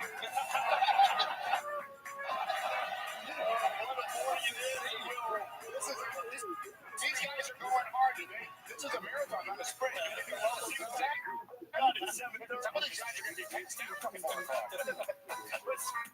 Let's bring this into a crescendo with some big Coors Light Saturday selection. To start with the battle for the iron skillet, Sunny Dykes, new teams like American, going with TCU and SMU. What do you got? A high-scoring game. I think Preston Stone will have some success. TCU secondary has been an issue. I think TCU wins this game 42-38. Definitely track. I agree with you. They're getting up 300 yards passing, TCU that is, but they're also getting 300 passing and 200 rushing. But for me, I believe the way Brett Lashley operates. What is this guy? My wife left me. My social security 714-213. I don't understand that one. SMU's program has turned around a lot. They've been doing terrific. I think they're getting closer, but I just don't think they're quite there in the backyard there with TCU. I think TCU wins it today. This is the 102nd Battle of the Iron Skillet. 102 years. TCU didn't get many points. These signs are terrible. SMU too. Interesting. I'm going with the upset. Yes. I'm going to find here. The 300 yards passing. Preston Stone can spin it. Brett Lashley very fired up this week. Massive rivalry game. This was a shootout a year ago, so don't be surprised. It was very competitive. I'm going to again. Need to join it. That's right. That's right. Call, Coach. You saw Superdog stand up. Cincinnati coming off that loss to Miami, Ohio, the first Big 12 conference game against Oklahoma. I'll tell you what, Oklahoma's quietly averaging 55 points a game and gave them Dylan Gabriel, sorry about that. 82% completion rate, averaging 11 yards per attempt. So he's getting the ball down the field. Oklahoma way too much offense. I got Oklahoma big on this thing. Yeah, he's been the artist with the ball. He's putting it wherever he wants to. And Venables' defense has been better. I think he's so well with the Big 12 level for Cincinnati. I think Oklahoma gets a big time win. Yeah, I don't disagree. Cincinnati's a great program. Obviously, Fimbulingham's a big deal, but they seem to be running. Unless you can take a DeLorean back in time, I don't think they're going to have the speed Cincinnati to stay with them today. I'm going to go with Oklahoma. Oklahoma and Sue would go against Cincinnati all the time. Make it 3-0. Sooners by 18. What's the number? I don't know. Oh, let me see. He set the line. He set the line. Taking the juice. Also, one way Cincinnati hangs it in here is Emory Jones in their running game. They're up to 240 on the ground. But it's a different Oklahoma team defensively. You two with Venables. I think their defense does make a statement today against this UC offense. I like to see it. All right, let's pick up a pace of hair on this one. BYU and Kansas Cougars first Big 12. I love Kansas offense right now. Daniel's playing at a high level. They play like people on game day back there. I'm going with Kansas over BYU. I was with the Latter-day Saints last week against Arkansas, not this week. I like Kansas to get big time winner. Yeah, that being said, I'm going to go the other way. UCF is going to come in there. Kansas is a good program, going in the right direction. I think UCF gets it done. BYU. No, we're going UCF, Kansas. No, that's Kansas State. That's the next one. Yeah. I'm going BYU as well. Those are my two upsets. I think BYU gets it done. A lot of the players on the team already have applied for a reverse mortgage. BYU. You know what I mean? You can have a bunch of 30-year-olds come down there and bring some good experience. We're going BYU. BYU's in a 17 ways. Make it 8. BYU. And Lawrence has become kind of a hostile environment. Jalen Daniels, a quarterback, I think, gets them going, balanced attack. And also BYU, can they show maturity after a big win in the SEC? You come back this week. This is a strange night. Kansas State also welcoming a new Big 12 member at UCF. The Wildcats coming off a heartbreaking loss to Mizzou. Yeah, I think that was devastating for them. They will bounce back from Kansas State. Yeah, no John Rice probably for UCF another week or whatever, but I'm disagreeing with Vincent. I'm taking Kansas State. Hey, who do you got? I'm saying with my upset, UCF. I like it this one. I like that great pick because UCF is Orlando's home team. That's right. I live in Orlando. Of course. What do you think? UCF. Gave up a bunch of explosives against Texas. Certainly alarming. But I think the Millwall benching, inspiration, rework. I think Saban's got the boys flying to Alabama overall. Yeah, I'm in the same boat. I'm a big fan of Kiffin. I think What's up, Sarth? How you living, baby? Hope you're doing well, baby.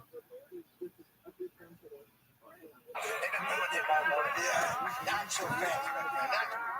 One minute is by Superdome too. And with long runs and passes, Ole Miss upset Alabama. There's always a lot of talk about Lane Kiffin coming back and having a chance to go up against his former coach, Pete Golding, defensive coordinator from Ole Miss. He was Alabama's defensive coordinator last year. How much does that impact the game? I think Jalen Milroe ends up being the hero today, running the football to set up some shots downfield. I like Alabama at home. Good split on the graphic there between those two. What about Rutgers and Michigan? Greg Schiano, they're going to muddy it up. It's going to be tough for 3 quarters. And Michigan will pull away late and go with Michigan. Yes, earmuffs. I don't want to do this, especially because it's 24 points and Harbaugh's back. Yeah.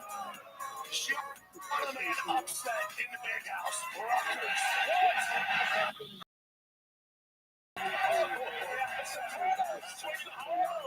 We saw Harbaugh drop that in some warm-ups. Yeah, a little bit off his game. I think this is what Sean can feed on for Tony Soprano. Yeah, that's a big one. I think so. Wow. Jimmy Hars is the best in the business. He's back. The boys are going to be excited. I think Harbaugh is going to be in the conversation for the national championship with Michigan this year. I think Michigan rolls in a big way. That's a smart man. Michigan is making Rutgers. Make it 9 straight. By 28 points. 28 points. The only question here, the spread is 24. Is it going to be close? It's going to be close early, but I'm with you. I think Jim Harbaugh being back, the rhythm of the offense, the energy of the players, I think that eventually wears down Rutgers. But Rutgers, their style of football will keep it close in the first half. He is 4% of the fans, huh? And 4%. Jimmy Hars. Baby. Look what he did in San Francisco, too. Not just in college. And in San Francisco, Look at this, man. That is very athletic. Right? Oh, yeah. You're just Mikey. Imagine when you're talking about other people, and you didn't talk about me. Like, yo, it's like, you don't have no fun talking about you. School football. I think Penn State gets the win with both those running backs. Yeah, Iowa's a tough team. It's going to be close. Anything can happen, but I'm going to go with Penn State. Iowa beat Penn State in whiteout in 2009. Oh, not this year. Penn State, whiteout, 9 game. Upset Penn State. That will prove the story that Cam Rising not going to start for you. Who the fuck told them to put the numbers like 24 on the side there? Penn State after the name. That's stupid. I just love the attitude of Utah. It's just a pretty team. They're going to get out of UCLA. I like UCLA to lose against Utah because their quarterback will throw a pick. That's more. I love the way Whittingham coaches. And I think Utah has 16-game home win streak. Like unbeatable up there. Yeah. This is amazing. UCLA. This is like UCLA. This is the best the Pac-12's been in forever. This might be the best conference in college football. And now they're going away. It's it's crazy to think they want to.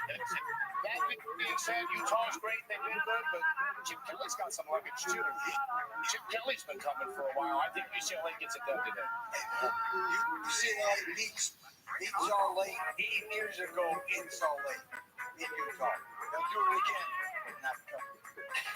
Well, here's the thing. They got a true freshman quarterback in Dante Moore who's been lights out, going on the road, see how he'll play. But I think it's the UCLA defense that wins this football game. Chip Kelly has a team. No one talks about this. They run for 270 a game, and they play great defense. They've become a line of scrimmage team this season. I think that'll show today against the physically dominated Utah. Yeah, I didn't say so. Yeah. The last two standing in the Conference of Champions, Oregon State and Washington State. Oh man, DJ Wangalaya plays up to his potential. I like Oregon State's chances, but I don't think he's going to turn the ball over to Washington State. I have Washington State in a close one. Yeah, we've seen DJ Wangalaya do that with Clemson. Last week he started saying my guys nailed it. But I'm going with Washington State as well alongside of you. I think it's a close one, really close one. Is Washington State getting points at home? Washington, yes. That's your blue plate special, Paisan. That's the one you want. That's the one you want to give the signal to. I'm going with Washington. In the nobody watches bowl. Yeah, nobody watches. Washington State beats Oregon. Oregon State. Oregon State's contrast the styles. Washington State wants to spread it out. Oregon State's going to go three tights and pound it. Damian Martinez and DJ. Yo, dog. In the game, You're so sick. team that could win the Pac-12. Forsaking the Russell. I think this time too. I actually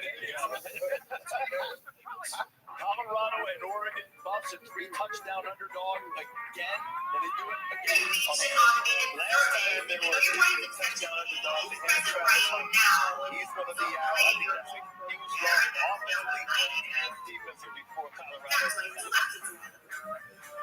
You see otherwise. Customer service. Customers point on you. What up, dude? It could be a shootout. I mean, it's not about Shador Sanders. We know he and his receivers are going to play. It's the offensive line in that environment. How do they play? Can they give him just enough time to be able to make plays? I think it goes back and forth, but I think Oregon drops it too much. Too tough to beat. Just moments away. From Clemson, hosting Florida State. Seminoles had all kinds of problems there. Yeah, breakthrough today. If it was at nighttime, Death Valley is a different environment.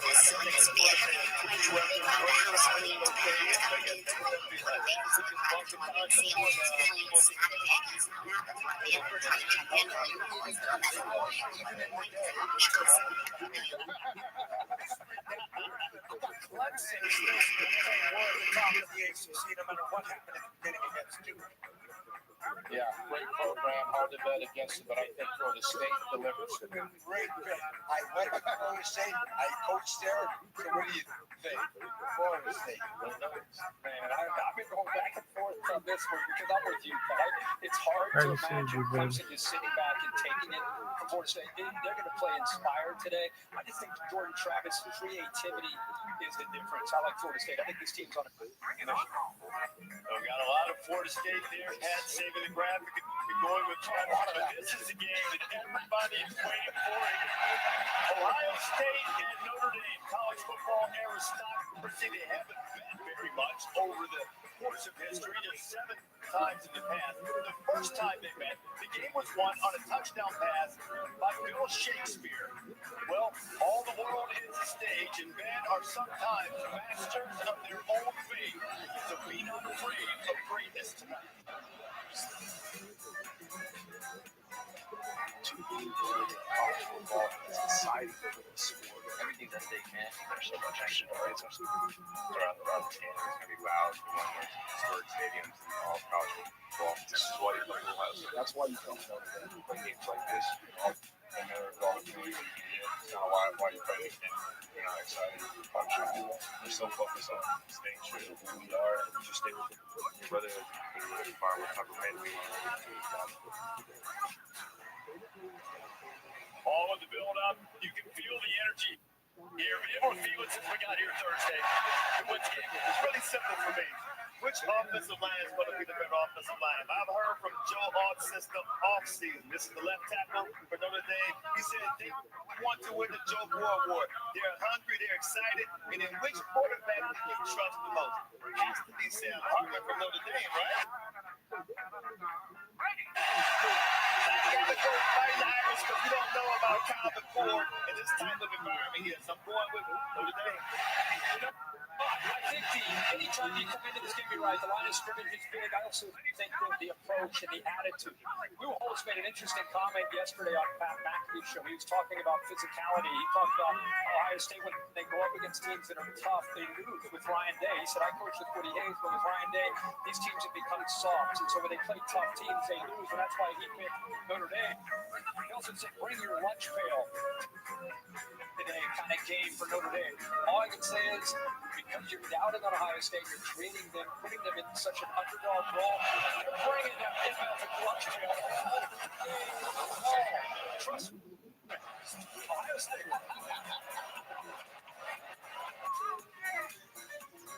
I love it.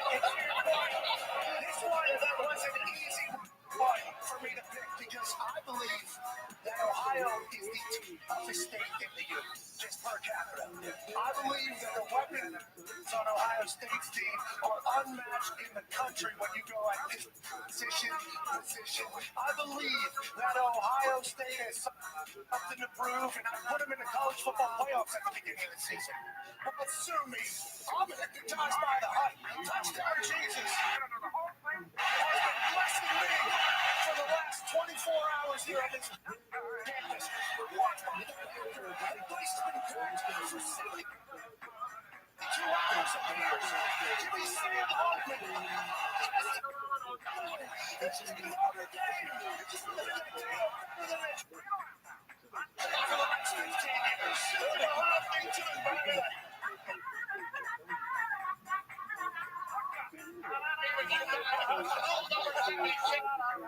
It's played like the champion. The Irish will prevail.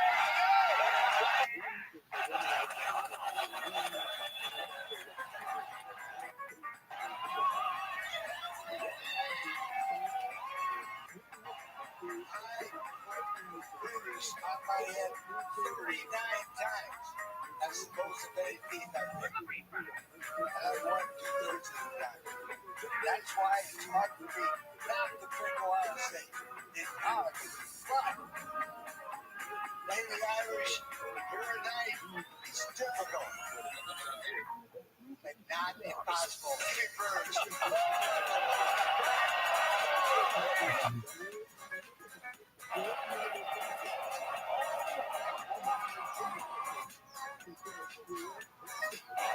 In your face, bitch.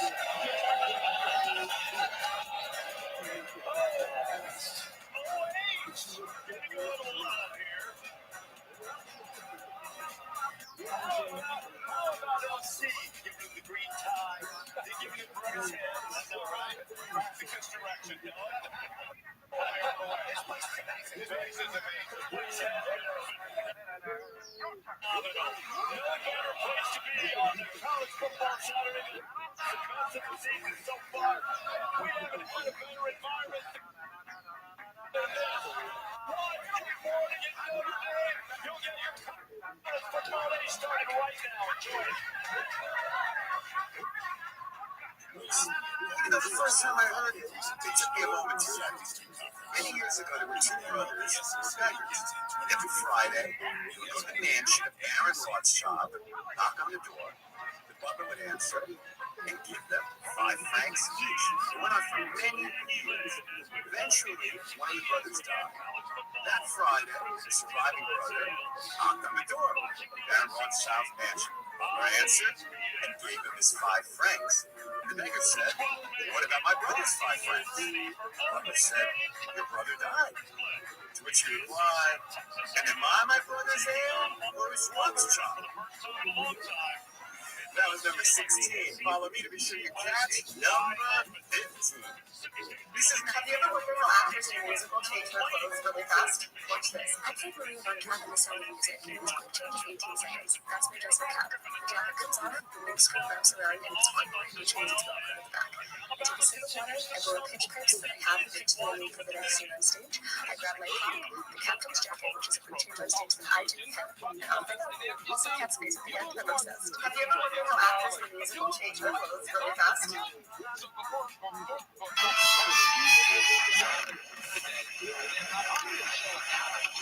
Mexican Americans don't like to just get into fights. They like flowers and music and white girls and Debbie too.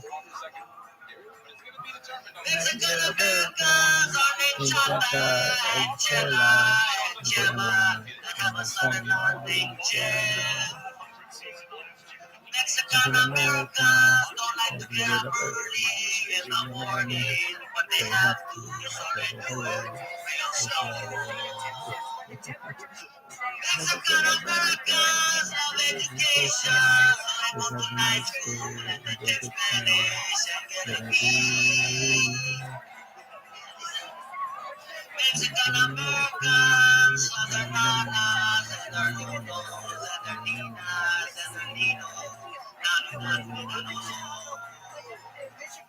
Mexican Americans don't like to go to the movies where the dude has to wear contact lenses to make his blue eyes brown. That's what I make my brown eyes blue. That's all I got. Mexican Americans. Just a good old boy. These are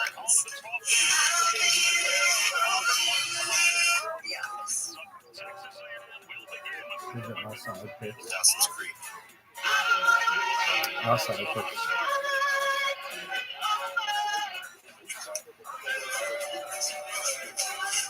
Season 2 White Lotus.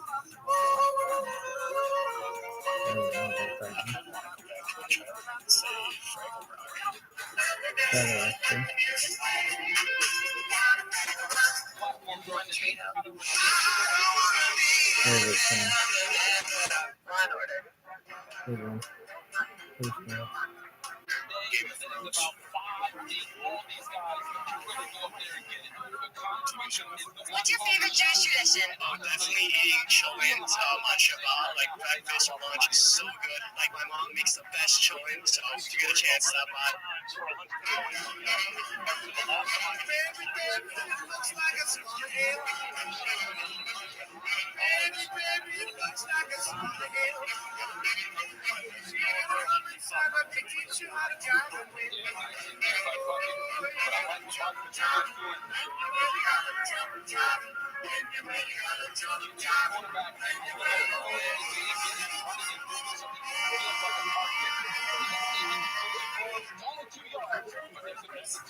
Character that I've done that's not as well known as Rock or Phoebe, for example. Tell me what it is in the comments below. Dude, I like so cool. I didn't teach you records. Welcome to my rap sheet. A character that I've done that's not as well known as Rock or Phoebe. Tell me what it is in the comments below.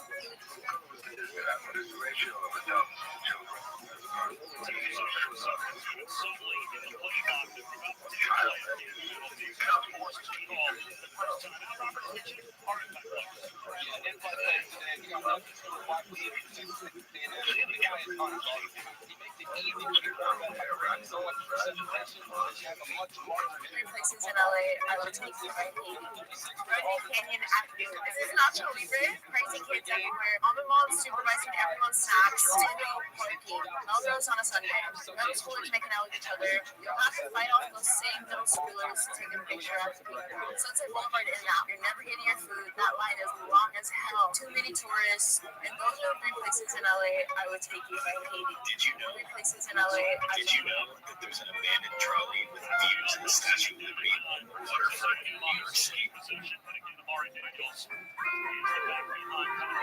Just off the most southern tip of Red Hook, Brooklyn, you'll find this red brick trail that leads you to an abandoned trolley. Back in the 19th, did you know?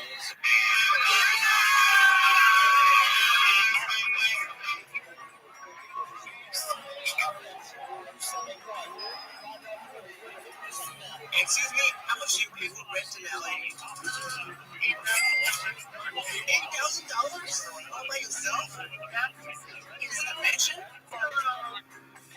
What? Can we go check it out? Why not? Thanks for getting on this side for some reason. Damn pathway to nowhere. $8,000. That's like 5 houses in Maryland.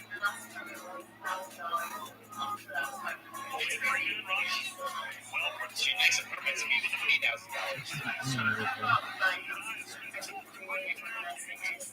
The container's cold. Excuse me, how much do you pay for?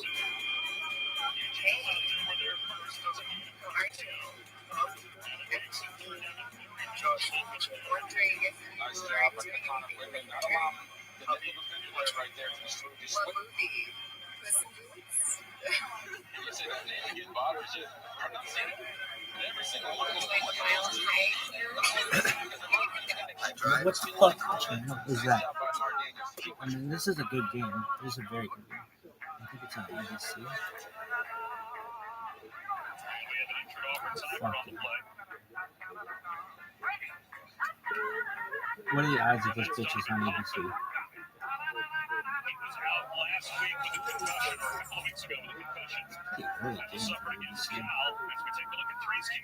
Yes, the keys today. Noon kickoff. There's my noon kickoff. Yes, you don't know what fucking noon kickoff is. But yeah, man, I do. So I can soccer when they kick off the ball at noon. Like, oh, yeah, it is like that. Oh. Really? Oh, yeah. Definitely, dude. Coach always said I'd be there. You know, some of the captain and stuff. Really? Yeah. Yo, dog, you think this is the channel? What are the odds that the fucking... For what game are you looking? Clemson versus... It's on a great block, Tree Line Street. Clemson versus Florida State. And we're back at the You really think that bitch is going to be on ABC? Bit of an eyesore. Also, Dry shave. Interesting. Look at this technique. cocksucker. we come back to hunting. Some people clean while they cook, not these folks. At least Geico makes bundling our home and car insurance easy. Saves us a ton. If only they bundled the leaves. You know, I wouldn't have pegged these two as yogis. I still don't. For bundling made easy, go to I've seen this commercial like 1,000 times, and I still don't get it. Wings, pizza, curry. They used to have these fucking annoying Jimmy John's commercials that would be really good. Have you heard about I can't stand Yes, please. everything I can't stand becomes Your ad says it's free. It is for our economy ultimate passengers who paid extra.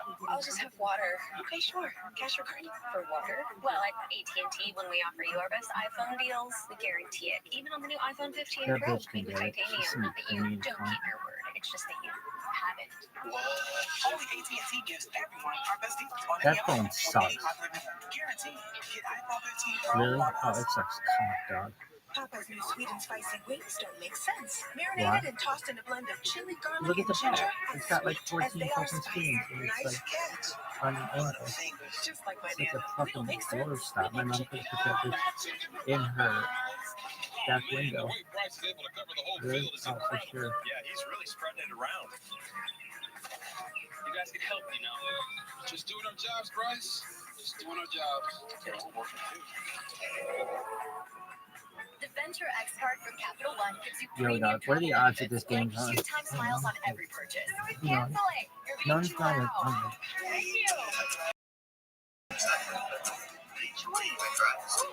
Earns 5 times miles on flights. Going up. And 10 times miles on hotels to Capital One Travel. Plus, get access to over 1,300 airport lounges. And maybe see the one and only Taylor Swift. Capital One, what's in your wallet? Celebrity Jeopardy is back. What's the funny? And Jimmy.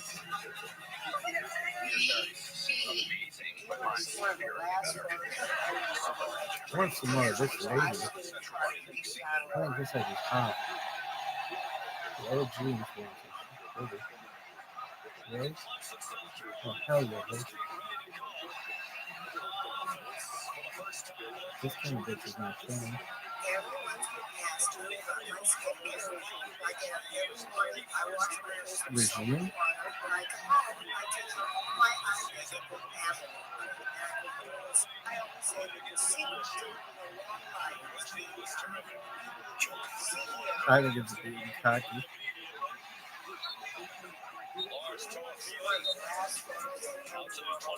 No, I want to see you naked, lady. She's like 1,000 years old. And they go, no, she's my friend. Really? Yeah, is this bitch?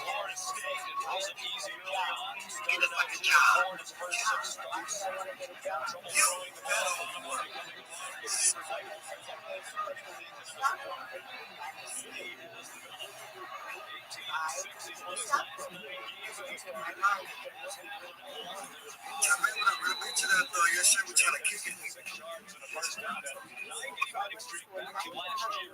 Your shirt was trying to kick it. Travis is a testament of perseverance. So much of what the quarterback spot is confidence in heaven to Mike Norvell's arrive. The sky's the limit for this young man who is still to run and throw the ball down the field. Aggressive young man, the team leader. That was Sweetie Brady. His appreciation of Travis as both a person and a player. I think it's not. He is. She's like 10,000 years old. I don't know.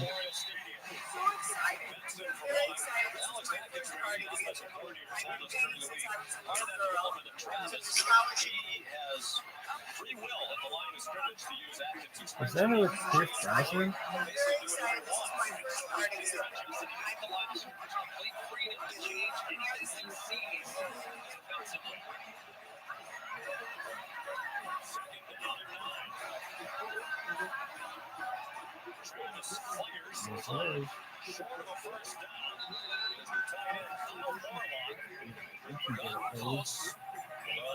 Would you fuck this lady? Football, fuck this lady. Transfer from Shorter University, a D2 school down the road in Rome, Georgia.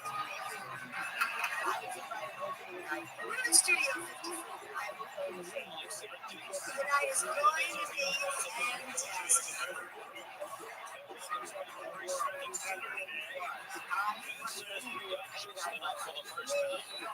Bounced off the hit from Jeremiah Trotter. Justin Metz will also in there for Clemson. Making adjustments in the second half, scripting his plays in the first half. They have scored.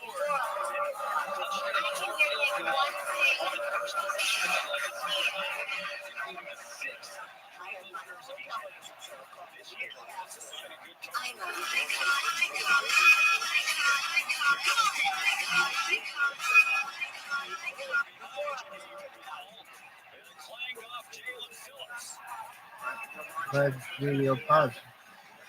I like that one. Dude, come on, man. You gotta get in this thing. Who do you have? Who did you choose? I like the choice. I'm not. Stinks. Second down and 10. And they're on 45. Robbie Hill. Brings some big playmaking ability. The running back position is Dude, you watched all the Sex in the City. That's your QC. description of him. They basically rotate in three. Benson, Toafili, and Hill, the running back.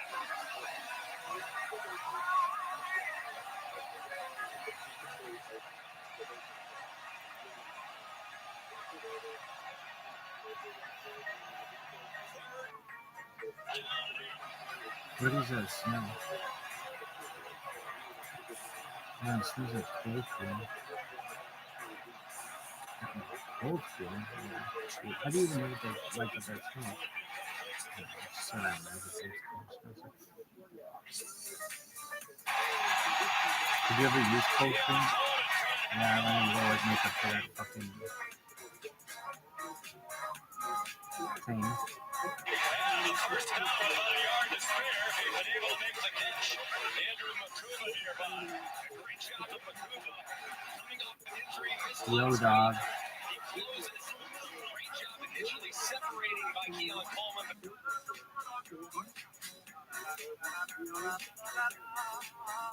Not strong enough, even at 6'4", 220 pounds, to reel in that pass with close coverage. Fortunately, he's got the ball. After missing the last 2 weeks, played in the opener against Duke, part of an experienced secondary.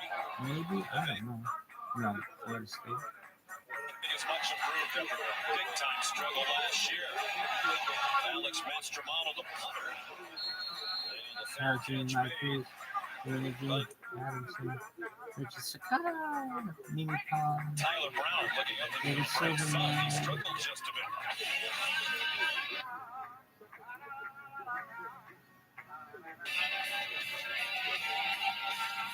At Papa John's, we start with better. Like these all-new boneless chicken wings. Juicy all-white meat chicken, lightly breaded and baked to a crispy golden brown. Try them with our new zesty sauce. Find our new boneless wings on the Papa Perry Smith. Better ingredients, better pizza, Papa John's. Here's a Yuletide wish come true. Walt Disney World holidays and Santa too. With sights and lights and decor galore. Dude, And I holiday really fuck with memories. this. Huh. But wait, there's more. Right now, get up to $1,000 on a Disney Download promo card when you buy a 5-night, 4-day non-discounted room and ticket package at select Disney Resort hotels. Come stay in the magic and get on your ears because holiday traditions begin right here. You said you didn't want to watch the Game of Thrones. No, I didn't, sweetie. Girl, I never said that. Should we check the replay? Honey, we do not need This What Really Happened replay is brought to you by Progressive. One thing no one would challenge, saving money when you bundle home and auto with Progressive. I said that. Being the best takes hard work. It takes early mornings, planning, precision, sweat, sacrifice, and teamwork. That's why Old Dominion Freight Line, the #1 national LTL carrier for quality, works hard to be the best Yo, in the dog. game and is proud Look to at this. support those striving My- to be the best my in their hair. game. That was Old incredible. Dominion Freight Line, That's so helping incredible. the world keep promises. Dude, that's so incredible. If you have heart disease and are on a statin, My- lowering cholesterol can be hard. You're like, Diets and exercise add to the you're so struggle. incredible. Today it's possible to go from struggle to cholesterol success with Leqvio. With a statin, Leqvio is proven to lower bad cholesterol by over 50% and keep it low with 2 doses a year. Common side effects are injection site reaction, joint pain, urinary tract infection, diarrhea, chest cold, pain in legs or arms, and shortness of breath. Ask your doctor about twice-yearly Leqvio. Lower, longer Leqvio. Wow, you guys did great with this place. Yeah. And it was easy to buy with all the help we got from maybe Federal Credit Union. I can't imagine where we'd be without them.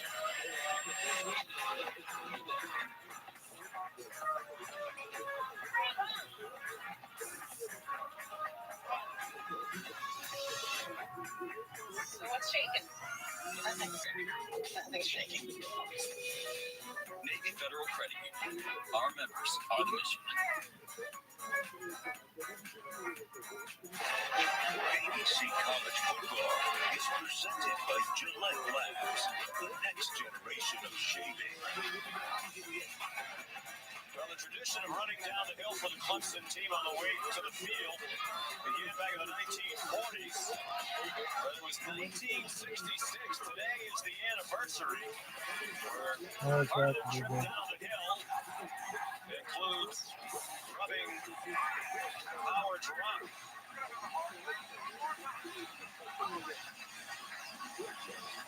They won 23-6 over Wake Forest on that afternoon in 1967.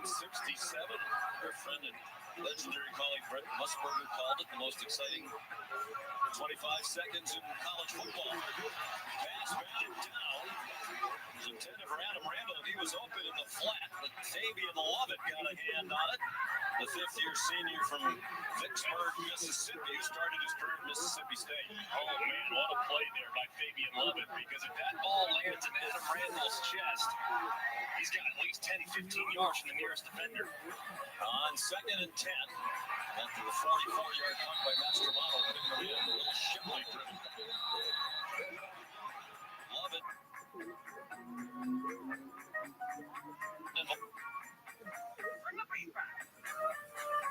Just coverage, and Williams and Turner today have to think they'll go to Collins Here's Lutz. This is a big-time throw from Kate Klubnik. A little bit inside. Fortunate, though, for Bo Collins and that strong right hand to be able to reel it in. Usually you miss an outbreaker inside. That might be picked to the house, but his receiver's able to reel it in for the conversion. Late sub running on for Florida State. They weren't set up front. Shipley goes right through the middle for a quality gain on first down. Now he has to come off. Looks like maybe something involving his left arm. And there's a flag down on the play. Jeff Keyser is our referee. We have Jeff on our telecast for the third time in 4 weeks. Need to start traveling with the crew. Yeah, does a fine job. We're happy to have him. Personal foul. Defense, number 51.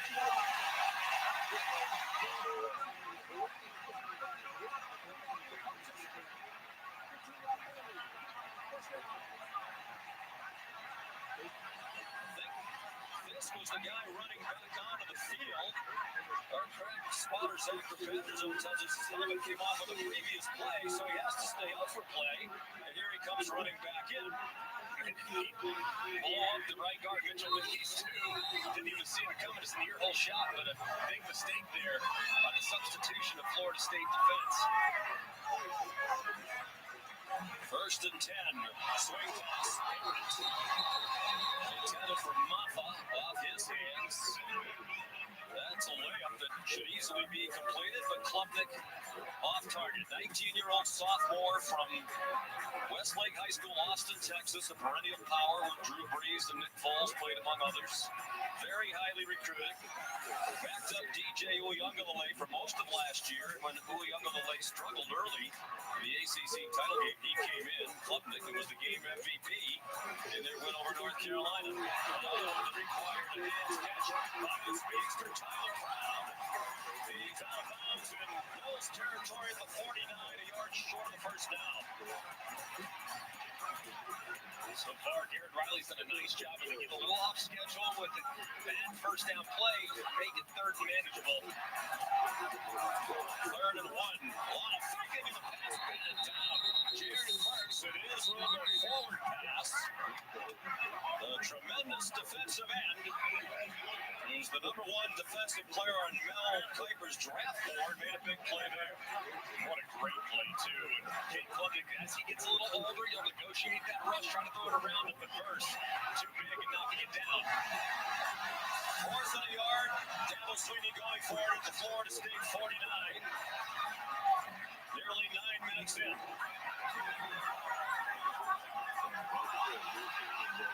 They got back. There's Shaheed Brown. Play clock down to 3. Do they intend to snap it? No. Dabo Sweeney indicating that he was trying to call a timeout. I think they're going to give him the timeout instead of the delay of game penalty.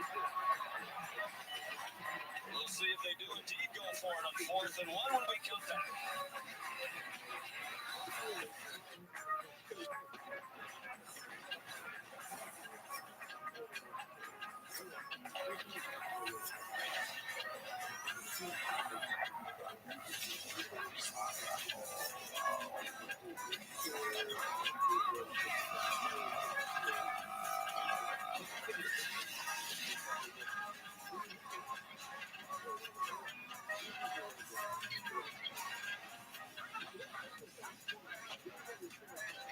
At the Cracker Barrel, freshly made food at a fair price is just what we do. In fact, we got quality meals under $12. Each served with a helping of care. Cracker Barrel, take care now. Depend keeps you drier than ever, so you can say yes to more than ever. Yes, yes, yes. No, Depend. The only thing stronger than us is you. Trying to get together initially. It's definitely crazy. Let's take this shot. Everything that comes with it. 1 in 8 people have worked on a McDonald's. That's a lot of technical skills, people skills. Hi, and welcome to McDonald's. And life skills are all of the job. And all 20 years. plays have. Pro San Francisco took over and he's using it to send out medical bills. Hospital bill for crime. Did you just say that? He's talking about expenses health insurance doesn't cover. Good thing because Crab knows about it. Say it one time. Because Aflac gets you money to help close that gap. How do we get Mr. Government out of here? One of my new homies. Get help with expenses health insurance doesn't cover. Is an official sponsor of ESPN College Game Day. Elephant Lunches.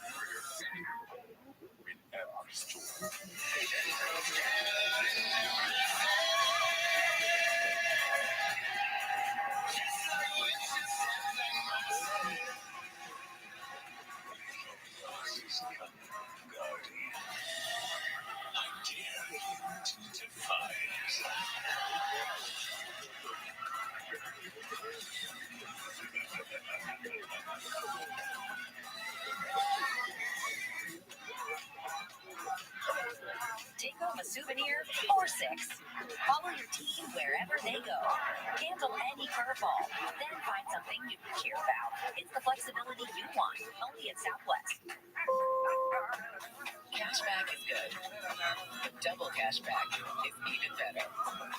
Discover matches all the cashback you earned at the end of your first year, which is cashback at its best. He's Gary, the Golden Bachelor, premieres Thursday on ABC. All season long, student sections across the country compete to be the Taco Bell lip.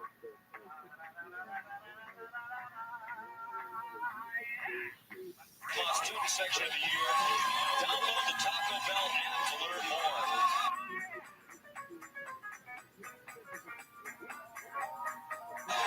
Great student section here enjoying a glorious 79-degree day. Their team about to go for it on 4th and 1 at the Florida State 49.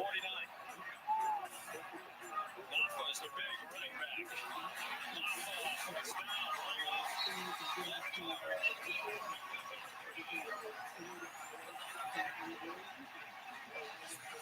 Great job on the left side of this offensive line. As you can see, Marcus Tate, the left guard, 74 in a double team with Will Putnam, their center, their best offensive lineman, moving that defensive player back a little bit.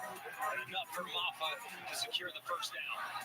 Playing without their starting right guard, Walker Parks. Mitchell Mays is in at right guard. Left neck. Still on the tight end. So the Florida State 30, 15 yards on the completion running stall. And there's a flag down on that play.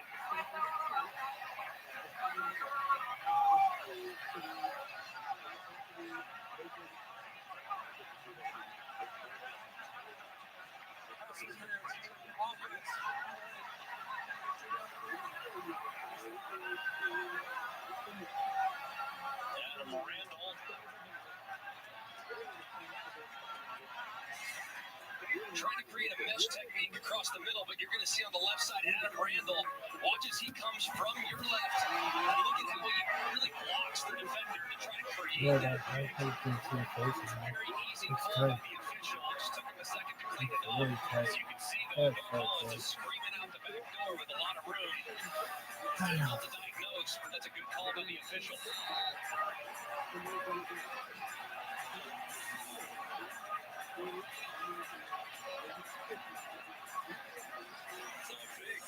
Instead of going to the Florida State 30, they're their own 40 and first and 25. Klubnik on the side roll. Put it up for grabs, and he's fortunate to get away with that one in a double coverage. Intended for Bo Collins, who broke it up by Cypress, who's had an active first quarter. Let's quickly bring in Matt Austin. Matt, what did you think of that penalty call? Well, it's the responsibility of the offensive player to avoid contact. Now, when he comes into him, the defender kind of grabs him. If he would have tried to get away from that little grab, I think he might have been okay. But he, as Greg said, he continued to drive across the field. So I think it's a good call. On second and 25, under duress, out for Shipley. A long running route. Shipley. Next tackle. He's out of bounds. 42 of Florida State.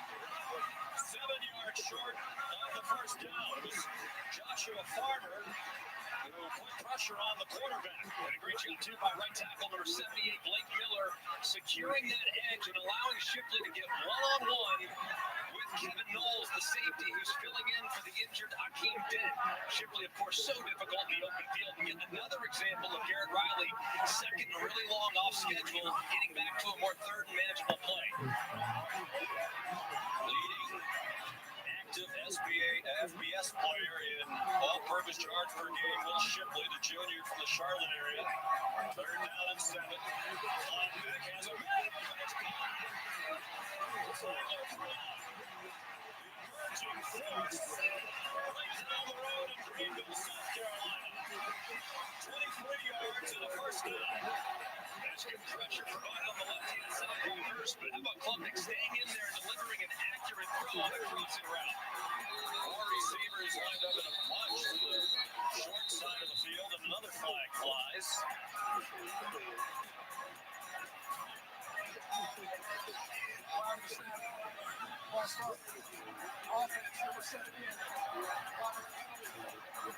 Blake Miller, the right tackle. His 18th career start, just a sophomore, started as a freshman last year out of Strongsville, Ohio. They are in field goal range, and Molly introduced you to Jonathan Whites. Might we see him on the field shortly? Will Shipley. I mentioned those all-purpose yards. He had 238 of them last year in their win at Tallahassee. 121 rushing, 48 receiving, 59 in kickoff returns. He can do it all. 121 plus on the ground in each of the last 2 games against Florida State. Surprisingly, does not have a rushing touchdown this year. He goes out of the pass and he's down near the 10-yard line. Cypress, another tackle. 3 minutes to go in the quarter. Clemson on the move. You see this route all the time by Christian McCaffrey. Just a little halfback option route. You're working against outside leverage. You know that tight end on the inside is going to clear it out. You have tons of space inside. A little more accurate throw, and that thing might have been out the gate. And just see the versatility by Shipley on display here in the first quarter. 14th play of the drive. They've marched 82 yards. Third down and 3. Design quarterback draw. See for Klubnik. And he's dropped for a loss. And here comes. Molly told you his story. The last 4 years was in this program as a backup behind B.T. Potter, the all-time kick-scoring leader in Clemson history. Never attempted a field goal. Attempted 3 PATs. There's his family, his mom with her hands over her face. They've got kicking problems to start the year from a very highly recruited and talented Robert Gunn.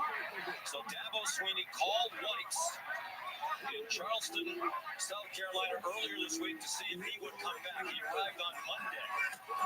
And his first career kick is good from 30 yards. And Dad Jonathan, Mom Lisa celebrate.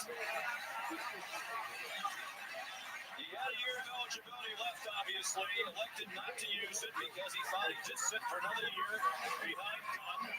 So he was finishing grade school. He had a job lined up in New York. He was supposed to go up there later this coming week. Dabo Swinney's sons, Will and Clay, told their dad on Sunday, you know, Jonathan Whites is still in school. He's taking classes online, but he's enrolled. Dabo called him Sunday. He came up Monday, made 7 out of 8 in their facility. Said, Coach, I think I can do it.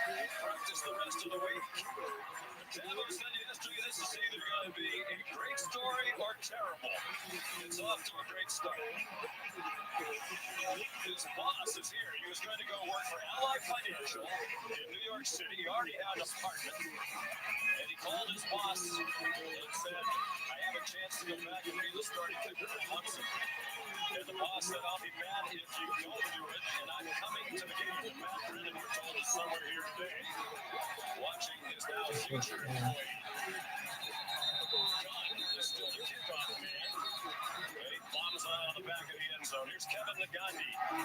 Good afternoon, Sean. Time now for our All Say Good Hands Play of the Day. And John, or make that Jim Harbaugh's back in the Michigan playbook. It's open book here. Yeah, nice little flea flicker there. Welcome back, Coach Harbaugh. That play does get called without Coach Harbaugh on the sideline. J.J. McCarthy to Colston Loveland, 35 yards. They would eventually score 7 apiece inside the locker room. Give me my theme music. How we feel about the white helmet? I love it. Everything about it. It just, I mean, that is swag. We got Colorado coming up against Oregon on ABC after our game. Sean, back to you. All right, Colorado fighting against some attention. First down, Travis swings it out wide for Keon Coleman. The deep next three. Here's Molly McGrath. Well, Sean, Jordan Travis suffered a left shoulder injury last week and finished the game in a pregame warm-ups. He wore a brace on that left shoulder, and you could tell he was uncomfortable and not used to wearing it. He was constantly readjusting his brace, and he has since taken it off, so he's still figuring out how to handle this shoulder injury. We're at the end of the first half last week at Boston College. This just the end of the second quarter. He turned to play the entire second half. He told us during the week he's good to go. Feels fine. The deep field stacked up. The fired up Clemson defense. Loss of three. R.J. Mickens up on a safety spot. Justin Maxwell on the play. Jeremiah Trotter.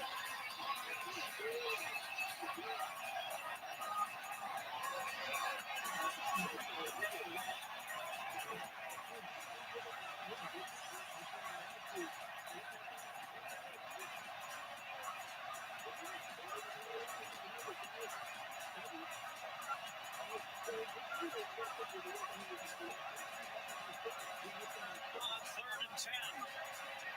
Travis! Opens one down by Jeremiah Trotter.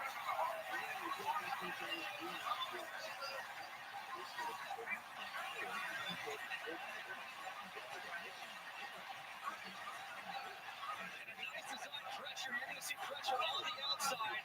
And then Trotter's going to fill in. They kind of don't pass it off correctly between the right guard and the right tackle. As a result, Trotter somehow gets around to see Emmanuel swing and a miss. And he drops Travis for the big 3rd down sack. That is the end of the first quarter. Clemson leading on a field goal of 30 yards by Jonathan Weiss. College football on ABC returns after this message and word from our ABC stations. Season 6 of Fansville by Dr. Pepper. Things are heating up. Mom, Dad, I have a girlfriend, and she likes college football. The stars have arrived. I've made my choice. This season, I'll be drinking Dr. Pepper Strawberries and Cream. And everyone wants a taste of fame. Welcome back to Chuck's Take, because every fan needs a podcast. To get a thick color, I use 2 coats of water. Don't forget to smash that subscribe button. Dr. Pepper, the one fans deserve. I love your nails. Thank you. Hi, this is Shea Trees, and a little thing I love about the Chick-fil-A honey pepper pimento chicken sandwich is the richness of the pimento cheese. No, actually, the mild spiciness of the jalapeno peppers. No, it's the crispy chicken. Actually, I can't decide. It's the entire sandwich. Hey, my name's Liam, and another thing I love about the Chick-fil-A honey pepper pimento chicken sandwich is that it's so creamy. The pimento cheese has the great flavor, but it also lets everything else on the sandwich elevate it. That takes it up to another level. It's the best. Travis Kelsey is a champion.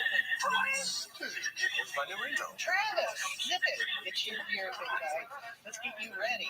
With 16 grams of protein per can in chunky spicy chicken noodles, soup that eats like a meal.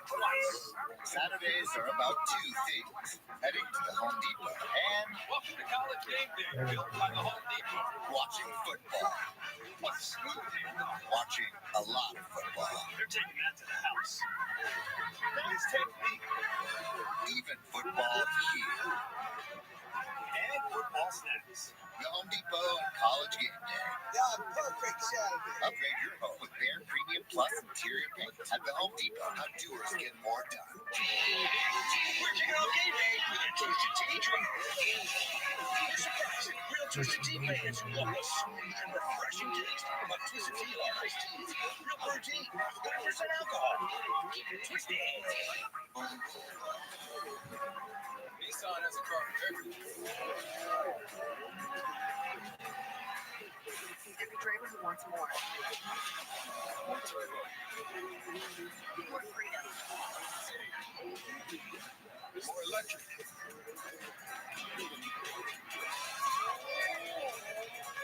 At Nissan, more is all we do.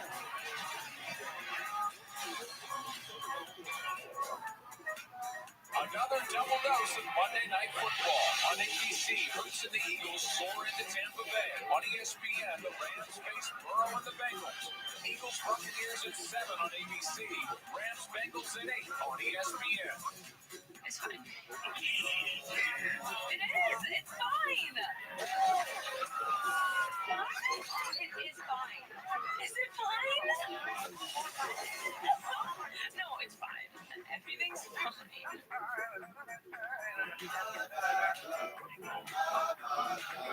Oh my goodness, I love these guys. Same chance. Is the First Baptist Academy Lights have just won the state championship game. Where are you guys gonna go now? We're going to get some cornbread, baby. That's right. We're going to family-owned and operated 4x6. Did we pay them to say that? Real crust, real quality selection. The floor meister. Just keeping it real. I love that. Shout out to all my sisters. Weeknights at 7 on ABC 7. Back in Clemson, South Carolina, where Clemson is an underdog at home for the first time since 2016. When Lamar Jackson brought Louisville in here as a 1-point favorite, Clemson won the game by 6. Stayed 2.5-point favorite on the road today, but 3-0. And punted on 4th and 17. On the first play of the second quarter. Alex Mastromano, short wobbly kick. Luckily landed on the sideline of the 48. The Clemson coaches are all pointing at that spot, and that's where they're going to mark it, maybe to the 49. A moment ago, Molly with Mike Norvell. Coach, a lot of pressure on Jordan Travis there. What was your message to your quarterback after that drive? You know, just we got to continue to take what they give us. So obviously, we got to get a drive going. Defensively, we got to get off the field on 3rd down. They've had a couple of extensive drives, and then obviously it's limited our possessions offensively. But we'll get out there, we'll get a rhythm going, and just go keep playing. All right, thank you, Coach. Thank you. Norvell in his 4th year. Win total has increased every year. And high expectations. Started the year ranked 8th, moved up to number 3. After the win against LSU, dropped back 1 spot. After the less than impressive win at Boston College last week, just a 2-point victory. Phil Muff on 1st down. And he got 4 for Clemson. Like Norvell said, they were getting 31-10 last week. It kind of lost their edge and intensity. Said they exhale, and you can never exhale. And I think that's part of the reason that they've kind of really honed in this week and focused on trying to finish, even if they get off to a great start. Which has not been the case today. On 2nd down, the catch made by Ron Farley. 1st down. Bernardo Green there for Florida State at 12-yard pickup. Nice throw here from Keith Klubnik, trying to work off on the back shoulder. Gets a little bit of a rough route on the outside, and he throws his receiver open with back shoulder. Given a lot of time, deep down the middle. What a catch.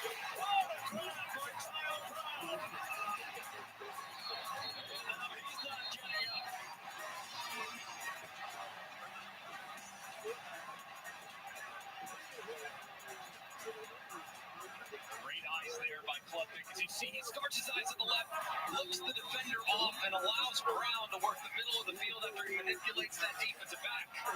Brown with an incredible catch, grabbing that right arm. Hopefully he's okay. 28-yard play. We'll be back in just a moment. I'm Andrea, and this is why I switched to Shopify. It gave me so much peace of mind. If we make a change, my site's not going to go down. And just knowing that I have a platform that we can rely on, that is gold to us. Start your free trial today. With no fees or minimums and no overdraft fees, banking with Capital One is the easiest decision in the history of decisions. Even easier than this. Clutch hit. Derek. Derek Jeter. Hang in there, rookie. Yep, even easier than that. With no fees or minimums and no overdraft fees, is it even a decision? That's banking reimagined. What's in your wallet? It's been a grind, but I think I've aged well. Some might say perfect. Who's ready to show who's the cheesiest? They are the cheesiest coach! Cheesing, official sponsor of the college football playoff. Desmond Howard, here to see my college football collection. Impressive stuff, little man. Geico makes it easy to insure. My car and RV too. Wow. Gloves from your famous catch. How'd you get those? Great smile. Is this from when your van ran on the field? Yep, 1982. What is this? Oh no, don't touch the That's so fast, my friends. That's so fast, right here. it will turn off eventually. For all your insurance needs, from home to car to RV, it's easy to Geico.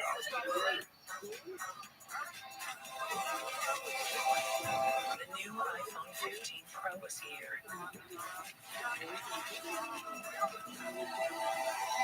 Titanium, and featuring the most powerful iPhone camera yet. Get it, boost infinite, and transcend to a wireless utopia. The new titanium iPhone 15 Pro on us, no trade-in needed. Enjoy unlimited wireless on the latest iPhone every year for $60 a month.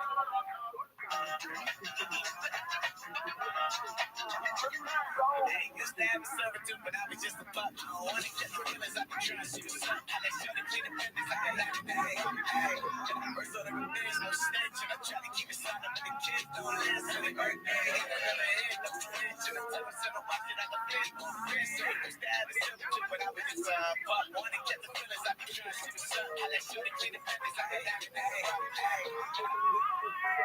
I need love to ease my mind. I need to find someone for me.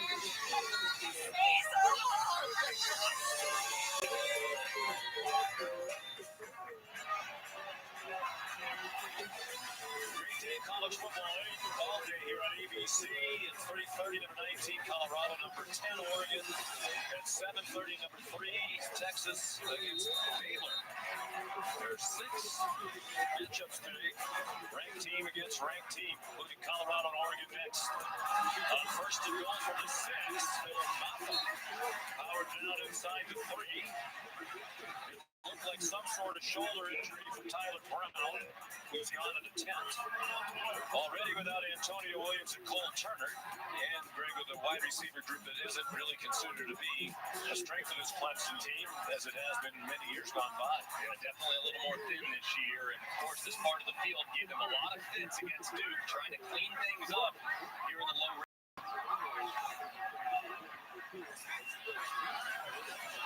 Trying to run them with Shipley, who got belted back.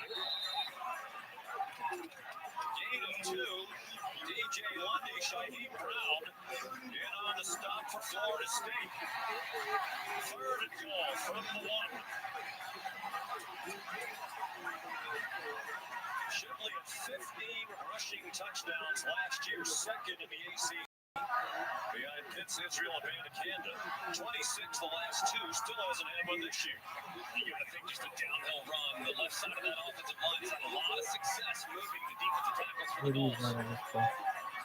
The fake to Shipley. It's over the head of the tight end, Jake Renningston. And the flag comes out. The officials conferring in the back of the end zone.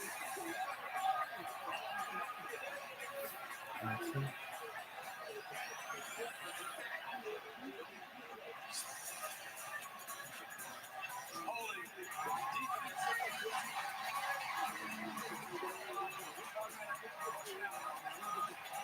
Tatum Bethune, the 50-year senior out of Miami, a transfer from UCF.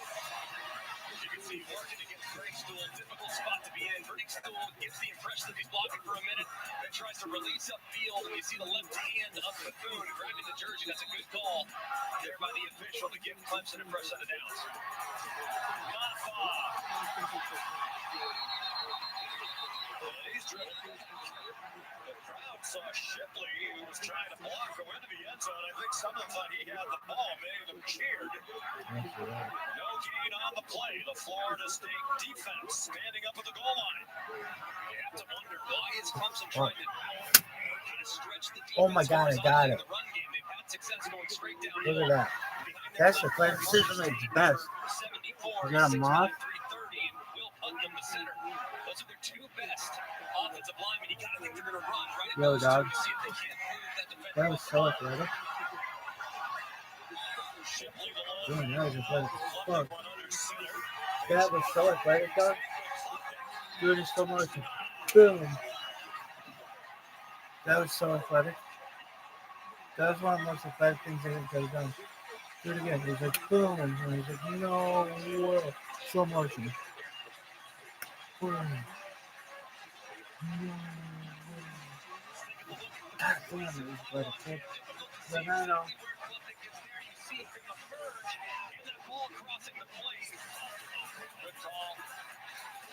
Touchdown, St. Jennison, an extra tight end in there, helping the lead block. That was amazing. Did you see that? It was a boom. Man, I'm excited. As his second rushing touchdown of the season. I'm one of the most excited motherfuckers who's ever been in the history of Our the dual threats. Here's Jonathan White. Off the beach in Charleston and off the golf course. And the extra point is good. He told Molly McGrath, if I wasn't kicking in the game today, I would have been up in that suite with my parents watching the game.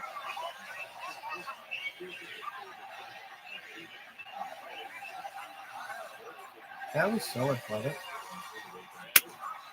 total domination in terms of time of possession and ball control by Clemson. Who did Florida State beat? Under 2 yards per play so far. That was a big deal.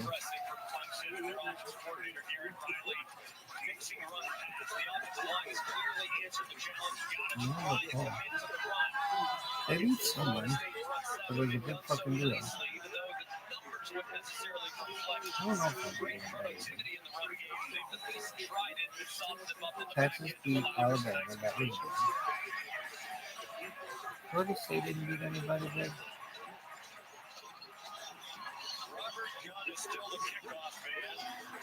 They didn't beat anybody big. It seems like they had to beat. What the fuck is this weather they eat? It's moving your shit, dog. Blow that. Blow it. Keeping fans connected, so we take a look at our multi-view, showcasing a bunch of great games across all our networks over on ESPN. This is how it should be. Continue down 6-0 to Texas A&M. Virginia Tech with a 10-7 lead over on ESPN2. Western Kentucky up a touchdown. What would you be watching? ESPNU and SEC keeping on Kentucky. Undefeated, they got Florida next week. They're up 3 touchdowns against Vandy early in the second. Dude, who has Florida State played this year?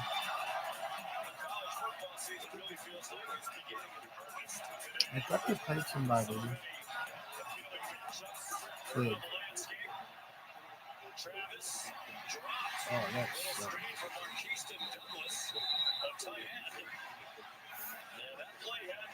and they beat him. Who do you think they played? Can't play shit this year, dog. Good fucking. What is this? What is this? What? Subject regulations. Sensitive. Stopping on it.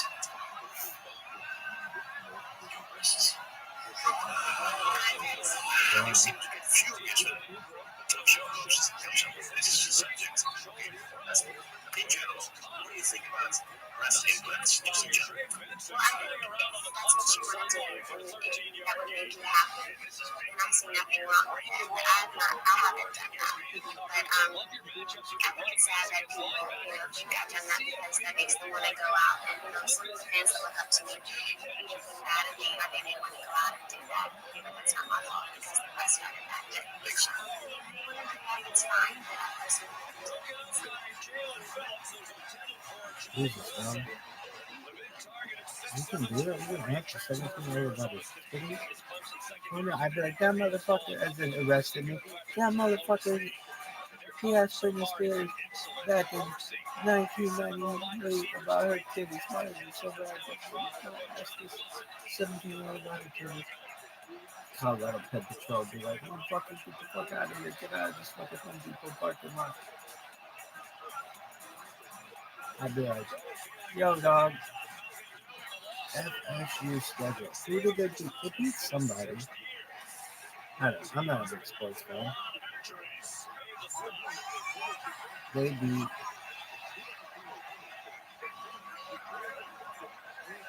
beat LSU. That's right. I knew they beat somebody big. Yo, then really LSU just smoked those fucking Converse. Dude, Florida State's looking like dog shit.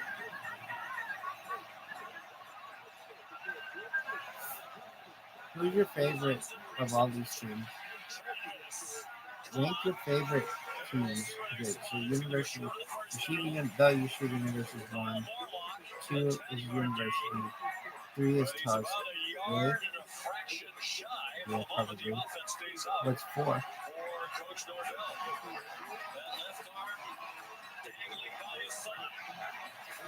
It depends.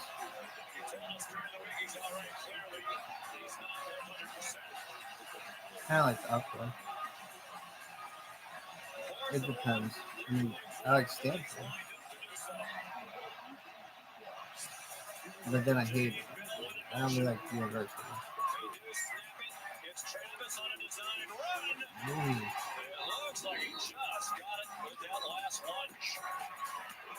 Okay. What's the best university on earth?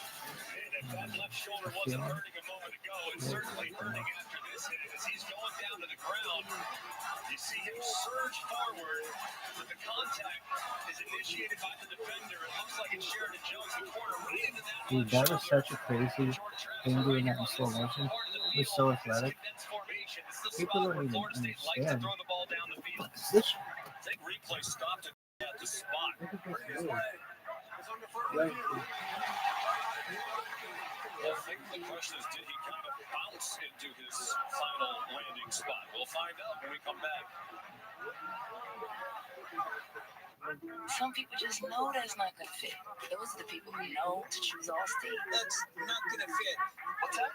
You need another 4 inches. Do you work here? No. I just saw you there and I thought I'd save you the trouble. Anna, she's a human measuring tape and she knows Allstate is a right fit for her. It's not going to fit. That's not going to fit. Steven. Some people just know. Well played. Well played, my friend. Those are the people who know you're in good Like, hands. who the fuck are you? Who the fuck is Hey, how's it going? Good. Hey, What's Hannah. with the sandwich names? Oh, they're just nods to my time in the Army. Oh, but what's the Steven named after? Steven is from Navy Federal Credit Union. They've been helping with my finances. He fingers me. You want another Steven, Steven? You want to finger me, Steven? Steven fingers me from Navy Federal Credit Union.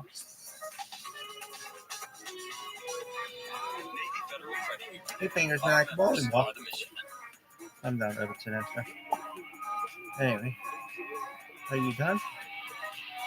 The Hooter.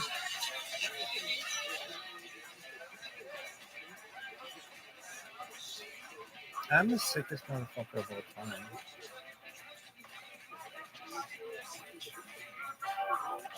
Asking who can something that this sounds like you away. Shout out to the good year that was on the corner pictures. And McKinley. Can't say that.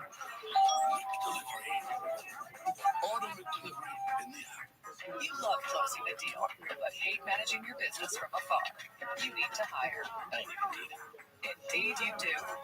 Yo, Indeed dog. is to match West Side instantly Gangsta delivers quality style. candidates matching your job description. Yo, dog. Visit Indeed.com/hire.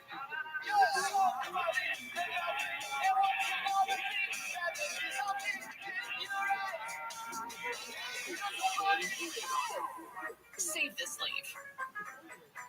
Grab Hey, Kleenex. that should be good. For he's a jolly good man. Mostly good mammals. What nobody can deny. Even that guy. Celebrate our big damn birthday and save. Only at Duluth Trading. ABC College Football is brought to you by Allstate and the Allstate AMCA Good Works team, recognizing the athletes for their charitable work. Visit ESPN.com/Allstate to learn more. Devils leading the Clemson Tigers. Reason to smile so far, leading 10-0. As we were away in commercial, referee Jeff Geezer announced after the replay review the last place stands. It was a first down for Jordan Travis at Florida State at their own 49. Be alert here if you're Clemson in the secondary. This is a part of the field where Mike Norvell likes to get aggressive and throw it downfield.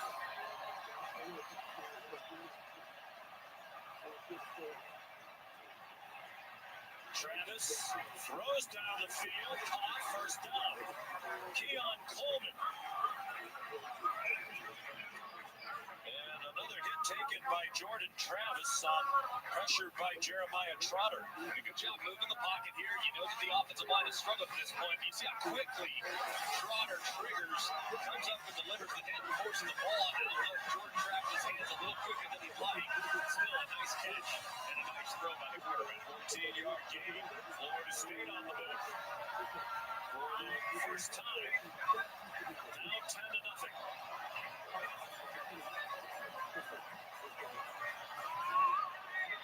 Plenty of time for Travis. Over the middle and caught in a crowd by Johnny Wilson. Very close to another first down. Looks like they're going to mark it just short. A gain of 9. This throw right here kind of just shows you the confidence that Jordan Travis has. As a defender, kind of right in his face. That's a tight window. Now you have the big body wide receiver, but you have to throw that one with great precision. He did so beautifully. Pressured by Tyler Davis, the outstanding defensive tackle. Into a 32nd quarter. Travis again given time on target. Jaheim Bell nearly broke the tackle of Andrew. Last time Bell was here, he was on the South Carolina team that beat Clemson in the regular season finale. The end of last season, he was a big part of that win. It ended Clemson's 40-home winning streak, the longest of all time.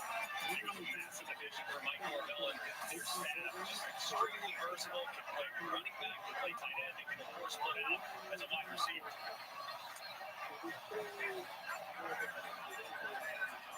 Back to the ground.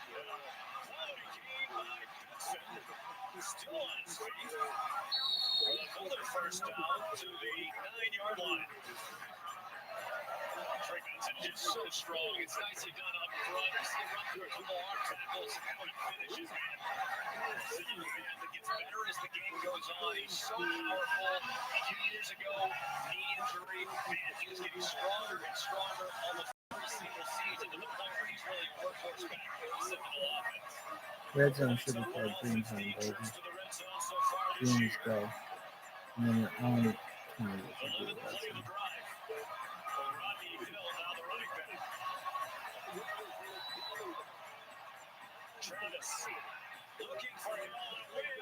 Oh, that was a hell of a catch.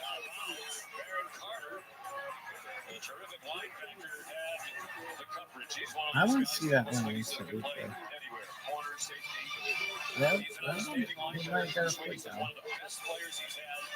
20 years on the staff here at Clemson. It's just been a great job defensively by Westfield with this route. The wheel route by the back end of the midfield. It's killed them in the first 3 weeks. They've covered it really nicely on multiple occasions today. It's resulted in a lot of Travis and the Seminoles. Second and goal. 12 play of the drive. They started on their own 25.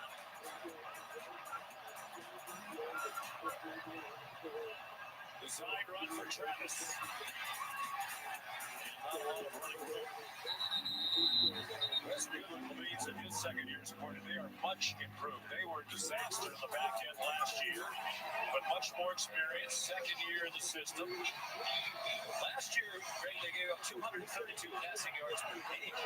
That's 76th in the country. That number's under 150 yards a game, and they play good pass defense today. And the coverage is much tighter. Guys are playing more free, and you can tell they're very comfortable putting their guys on islands, forcing them to play man coverage. Third and goal from the 7. Play clock at 2. Travis Etienne, touchdown. Keon Coleman has Florida State on the board.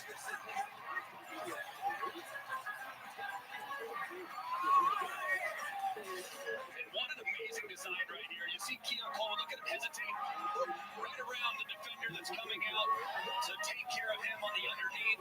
He slips right in behind. He finds himself an easy touchdown. That's just terrific design by Mike Norvell, acknowledging what Clemson's going to do in that situation and finding a perfect matchup to take advantage of. So RJ Methu's who lost the coverage. Does that go into the announcer Jake's category? So it's been talked about. Best defense, guys wide open. It could have gone both ways. I mean, Florida State certainly scored every time in the red zone. So Jake's pass and Jake's either way. Ryan Fitzgerald, the extra point. Florida State had 21 yards on the previous 2 drives, combining with 75 for the score. Got an email too. Guess we're all going in. I'll see you there. Okay, bye. The all-new Hyundai Kona with complimentary Blue Link Plus featuring digital key. Lost Medicaid or CHIP coverage? Healthcare.gov is here for you. Where can we find a low-cost health plan? What about a plan that covers doctor visits? Emergency care? Prescriptions? With the new law, 4 out of 5 customers can find a plan for $10 or less per month with financial help. Healthcare.gov is here for you. Enroll today for coverage starting the 1st of next month. What's the website again? Healthcare.gov. Something amazing is happening here. Inventory is practically moving itself, quickly and securely. Classrooms are getting more immersive. Data is powering insights and imagination.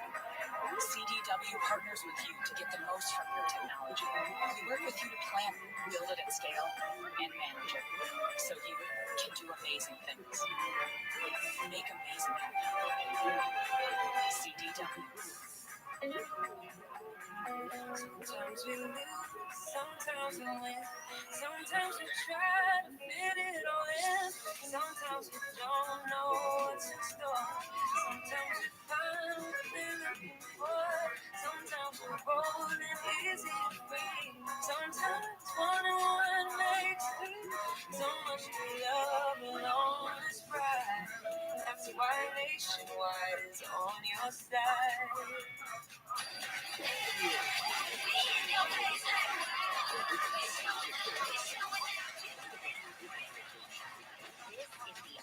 Of vacations.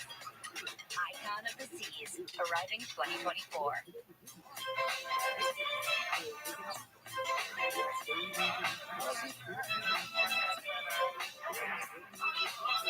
You're never responsible for unauthorized purchases on your Discover card. Football's here, you know what that means. More flame grilled beef from Burger King. Celebrate with us, cheer on your team. You know this part, come on, let's sing. Have it your way. Julian joins Alfonso Ribeiro for an all-new season of Dancing with the Stars. Kick off your Week 3 NFL Sunday at 10 a.m. with the countdown crew on ESPN. The app, all the early breaking stories, injury updates, previews of each game. Right up to kickoff, and then Monday night, it's another doubleheader. Come on, can that be true? What a bonanza. 7 p.m. Eastern time on ABC and ESPN Plus. Philadelphia, Tampa Bay, 8 p.m. Eastern on ESPN and ESPN2. Always the Rams and the Bengals. The Bengals need to get it going. Here's Will Shepley. Almost got it going. Trent Dunn just shy of the 30. And flips off after a 27-yard return. Time now for the athletic trivia question. Florida State and Clemson have combined to win 11 of the last 12 ACC championships. You want to who won the other one? I know this one. I think this is the first athletic trivia question I actually know. And I'm surprised because you cheated the last couple of weeks. Still have to win every crunch time to answer the question. You know the answers to the test. You can't get them all right. That would cause suspicion. But I believe this answer involves a fake slide of some sort. There you go. You might have helped jog the memory. Florida State, a sideline warning. These two teams won 11 of the last 12, 8 by Clemson, including 7 of the last 8. FSU won 3 in a row, 2012, 13, and 14. Hasn't won one since. Of course, Bobby Bowden won 12. That is the all-time. Are you sure? With Abby Sweety's 8th second. The answer is... They want me to say Affleck again. Does anybody not know that the trivia question is Affleck? I mean, it's a statement. I said it right, Julie. Affleck, in case I miss one next week. I want you to say it like the dog. It's Affleck. The Wake Forest 2 years ago. I don't think that's Deuce Kenny Pickett. All right, wasn't that Played COVID a fake slide, kept running, and they actually changed the rules as a result. Fake slam, hot, first down. Troy Stilano, as they go deep into the wide receiver corps due to injury, though he's somebody they think can be a weapon. Just his second catch of the year. They feel good about their young talent. They just haven't had a lot of opportunity to showcase themselves. Tyler Brown's really come on, but he's banged up right now, so it's going to be up to Stilano, Adam Randall, Brandon Spector to really step up. Gain of 14, Fleming pressure. Fleming takes off one of these tailors on the balance of the game. Chased out by Kalen Deloach, the 50-year senior linebacker, then a stalwart 26th consecutive start.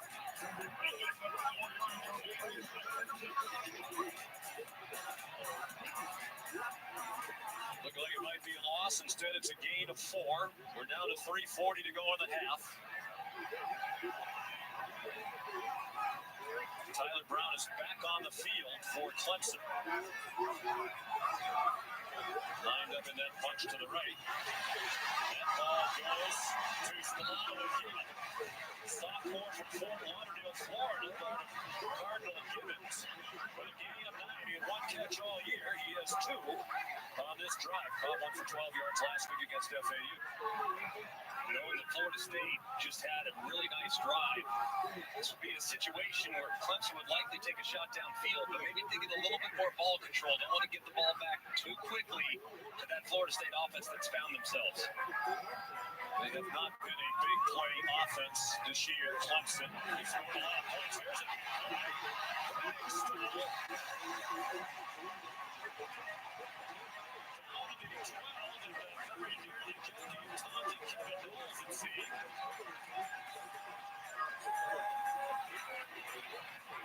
That is a 33-yard play. Just their 5th of 30 or more this season. They started today 103rd in the country in fewest 30-plus plays. Little Shirley for a short gain. And to your point, in Florida State, you might start calling timeouts, and they do. They want to get the ball back. There's the long play to Brittingstool. And just a great job there by Kate Public identifying a matchup. You get a tight end working downfield on a vertical route against a defensive end. Myron Turner has no chance in a situation like that. Easy pitch and catch with tons of separation. It sets things up nicely for Clemson inside the red zone.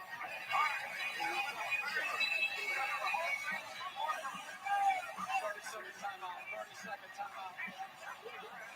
We talked in the setup to this game. Clemson, the perennial power for the last several years. Florida State trying to get back to the top of the heap in the ACC and reemerge as a national title contender. And Tallahassee this week around their program, the old Ric Flair quote, be the man, you gotta beat the man. And that's the opportunity for Florida State today. You know, they've lost to Clemson 7 times in a row.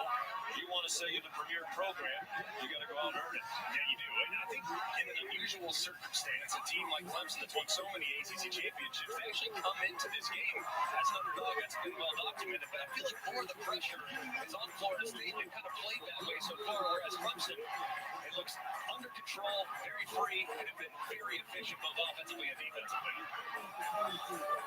Love the game for his last 8 passing. Feeling it. Give it a shot. Touchdown.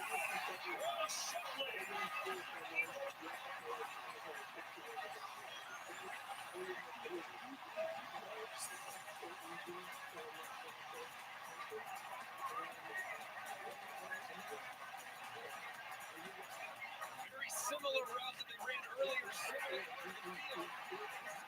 Anticipates it just a little bit better and a little bit more accurate throw. And there's nobody inside for Florida State. As Will Shipley falls forward into the end zone. What a great drive for the Clemson Tigers. Jonathan White.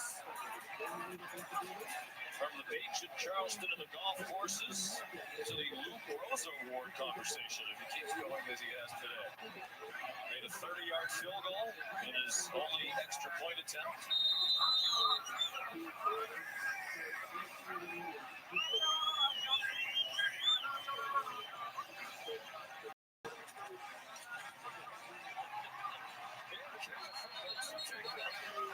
That's on Monday. Shipley the touchdown. They went 71 yards in 7 plays. With time left for Florida State. When we come back, 2:12 to go in the half.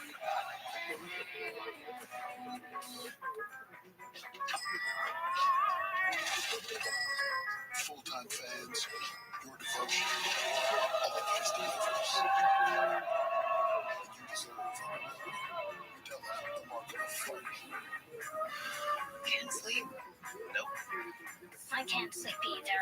It only gets tougher with age. Well, maybe you'll sleep better knowing that Progressive protects your home, auto, and business. Wait, is this all a dream? Seems real to me. Nothing out of the ordinary here. Marathon knows that fans are the true co-pilot of any team. Through the good and the bad, you support your team through every season. So for every grill master, all-star athlete, and face-paint fixer, know that Marathon's here to keep you and your team fueled on and off the field. Wherever the game takes you, Marathon is by your side because we're driven together. What's cooking? The secret to winning game days. That should be good. Way back should be good. So Eckrich smoked sausage is secret, huh? Yep. Visit Eckrich.com for more. Hey, is that the new iPhone 15 Pro? Yeah, got it at T-Mobile. Oh, Right yeah, back. good. I love That phone. Notice how they have it. You can't put it on the back. You put it on the front because the back it doesn't lie flat. Stupid ass phone. It's like a door stop. At T-Mobile, get the new iPhone 15 Pro with titanium on us now, and the freedom to upgrade every year. Oh man, the way Bryce is able to cover the whole field is incredible. Yeah, he's really spreading it around. You guys can help, you know. Just doing our jobs, Bryce. Just doing our jobs. Your paint is really bad. What? I said the best coffee I've ever had. Should have used Bear. Sorry, Signware. No, I said should have used Bear. Today, let's paint. Right now, get America's most trusted paint brand at a new low price. Bear. Only at the Home Depot. Tourists.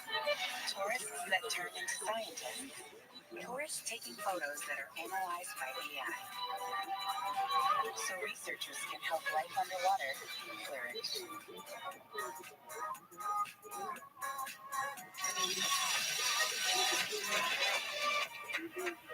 Bravo! For buying a treadmill? You use the Quicksilver card from Capital One. It's simple with no annual fee and unlimited 1.5% cash back on every purchase, every way. That makes you the hero of every purchase. Yeah.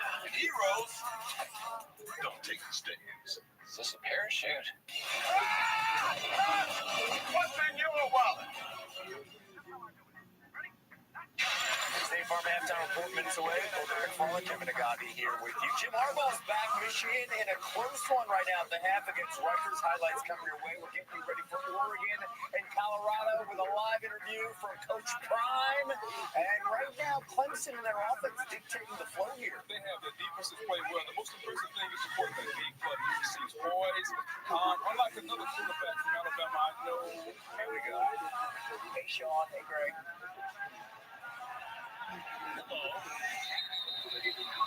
Kickoff is a touchback. Here's No, dog. Well, Sean, after that last drive, Dog. quarterback Jordan Look at this Travis came move. off the field Look with at the a right hand athleticism. injury. He was bleeding It's really from that leg. unlike It was anything I've visible ever seen pain. this He in my keeps time. shaking it out before going out, and now plus his left shoulder injury. You can tell And then I Travis is thought, frustrated with the pressure he's facing. Sean.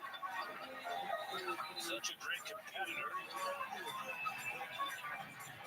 You see it. I mean, when you follow through and hit your hand on the helmet, I mean, it's just a prayer to make sure that nothing is too messed up on that throwing hand. It's just a little bit of pain that really affect your ankles. Smart, just keep driving the last possession. They have 2:12 and 2 timeouts. Down by 10. Wide open on target. Jaheim Bell belted out of bounds by Andrew Makuba. But a first down with 11-yard pickup. That touchdown pass for Jordan Travis is 80th total touchdown. He has 25 rushing, number 1 in school history among quarterbacks. And he's now 1 touchdown responsible for, which also strikes me as remembering it correctly. Chris Winkie. And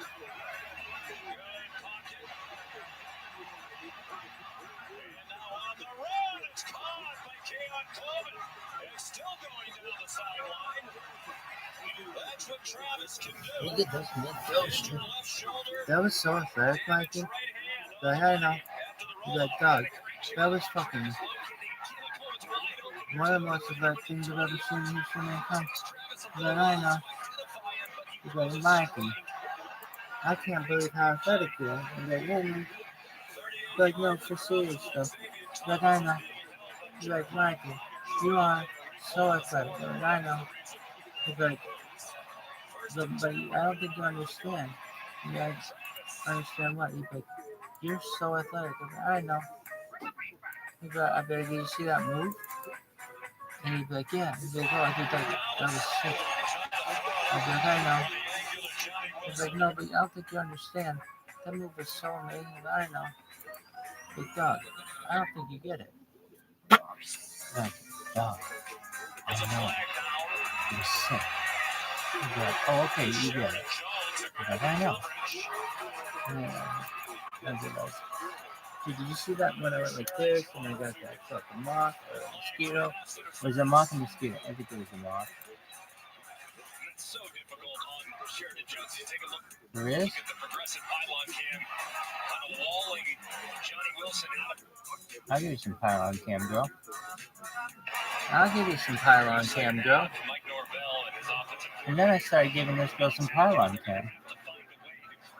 Dude, I'm gonna have the first sex tape on the pylon cam. That's so sick. This motherfucker was fucking this cunt on a fucking pylon cam, kids. It was incredible. This shit was incredible. First pylon cam sex tape. I called it. Oh yeah, Florida State. There you go. No, he didn't. Obviously. That was obvious he did not get that. How many timeouts do they have?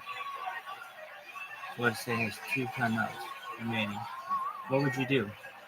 I do bootleg, option. That was stupid. Oh, he got in.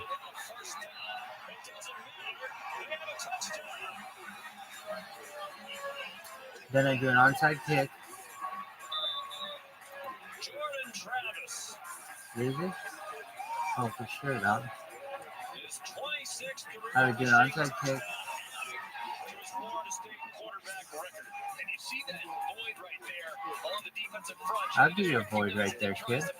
What does that even mean, lady? It means whatever you want it to mean.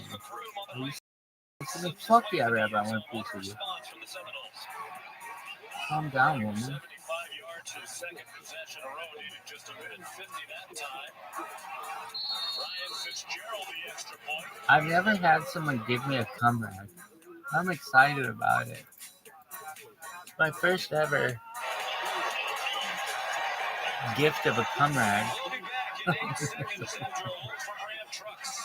Oh, my parents would be so proud. Right? Not right. Yo, dog.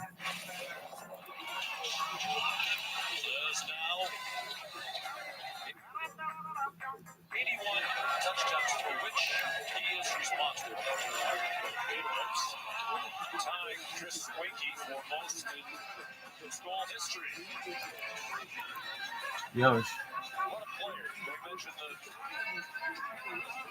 career history of the telecast. Disappointing year in Louisville. Came to Florida State and did not start well. He thought about giving up football. He thought maybe he should be a wide receiver. Like Norvell believed in him. And this young man is now a Heisman Trophy candidate. So is this guy. I'm like number one in the Heisman candidate voting every year. It's just default. I'm a potential 6-star, girls. Really? Oh, I'm a potential 6-star.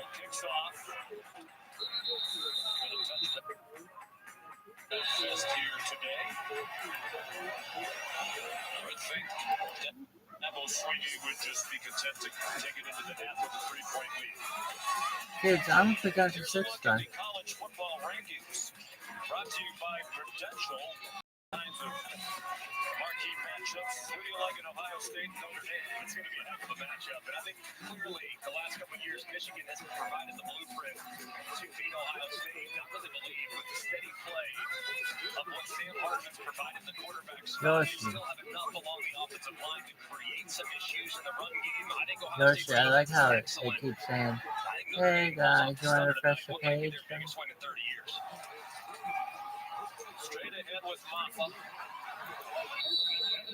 Would it be their biggest win in 30 years? Yep. Clemson's going to try it. 30 seconds. After all, It would be their biggest win in 30 years. They're only beating the number 6 team in the country. Didn't they beat the number 1 team in the country? Maybe the number 2 team, something like that. I don't know. I didn't watch the game. Who's the new kicker, as we mentioned, that just brought onto the team at the beginning of the week. One of the great Yeah, stories about football this season. But Robert Gunn, who was the kicker in the first 3 games, has a huge leg. Dabo said he thinks he might be able to make one for about 70 yards if it came down to that, so he might get a chance. Would really be a great story somewhere down the line if they both participated in a Clemson victory. But I think in terms of the overall game here, Greg, kind of what we expected. Yosh, remember when it was like, hey everybody, you want to refresh the page? And Yosh was like, hey Monty. Remember when it was like, hey, I like it when you would refresh the page? And I'd be like, oh, thanks, Yosh. I'm so fucked. I have a reminder of how fucked I am. Our servers are at capacity. I wonder why. Yosh. Everybody wants to watch this season of Downton Abbey, baby. Oh, that's right. Oh, you're fucked. Dude, just kneel the ball. Let the clock run out, dog. I would like time out. Hell, flirty. Yo. Refresh the page. Oops, I'm really wrong. Try again later. No, please try again later. Go fuck yourself. Tell me, please. This website's not very polite.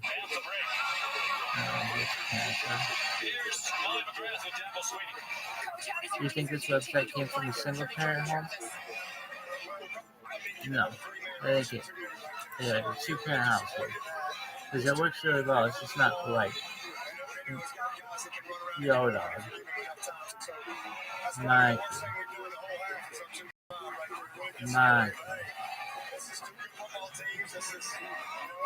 battle like you expected. Fortunate to have the lead right now. We got to get here and clean up a couple things in our red zone defense and offensively. We've been executing pretty I'm well. gonna name my son Davo.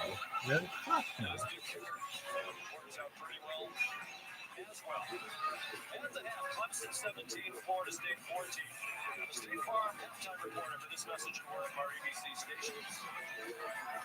Hey, Davo.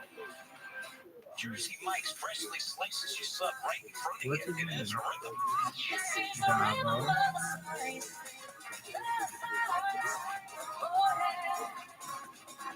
What's his Right in name? front of you. It's a Jersey Mike's thing. DirecTV Sports Central gives you access to every game, but Terry doesn't have DirecTV. Oh, come on, what's the big deal? Yoda. You can find the game easy.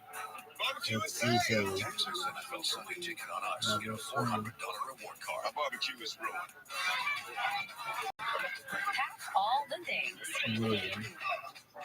Roll Why with is the it punches. Davo? What does that fucking mean? Then go when you wanna. It's the flexibility you want, only at Southwest. First pick in the Jersey Mike's catering box draft, Sarah from Carolina selects number 13, the original Italian. You know, I trust my gut, and that's exactly where the sub's gonna go. So The Jersey Mike's catering Black box, Forest. a sub above. This place is special. It's not just the things you learned, the friends you made, the foods you saw. It's not even that you walk the same paths as renowned artists, CEOs, and Nobel laureates. But what makes FSU special is who you became while you were here.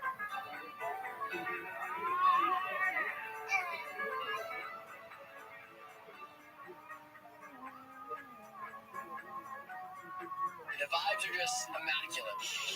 20 singles, true love and marriage, it starts here on a beach.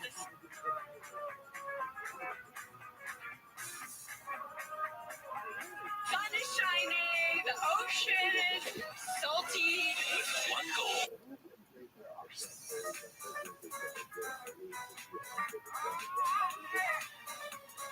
I want to find my person so badly.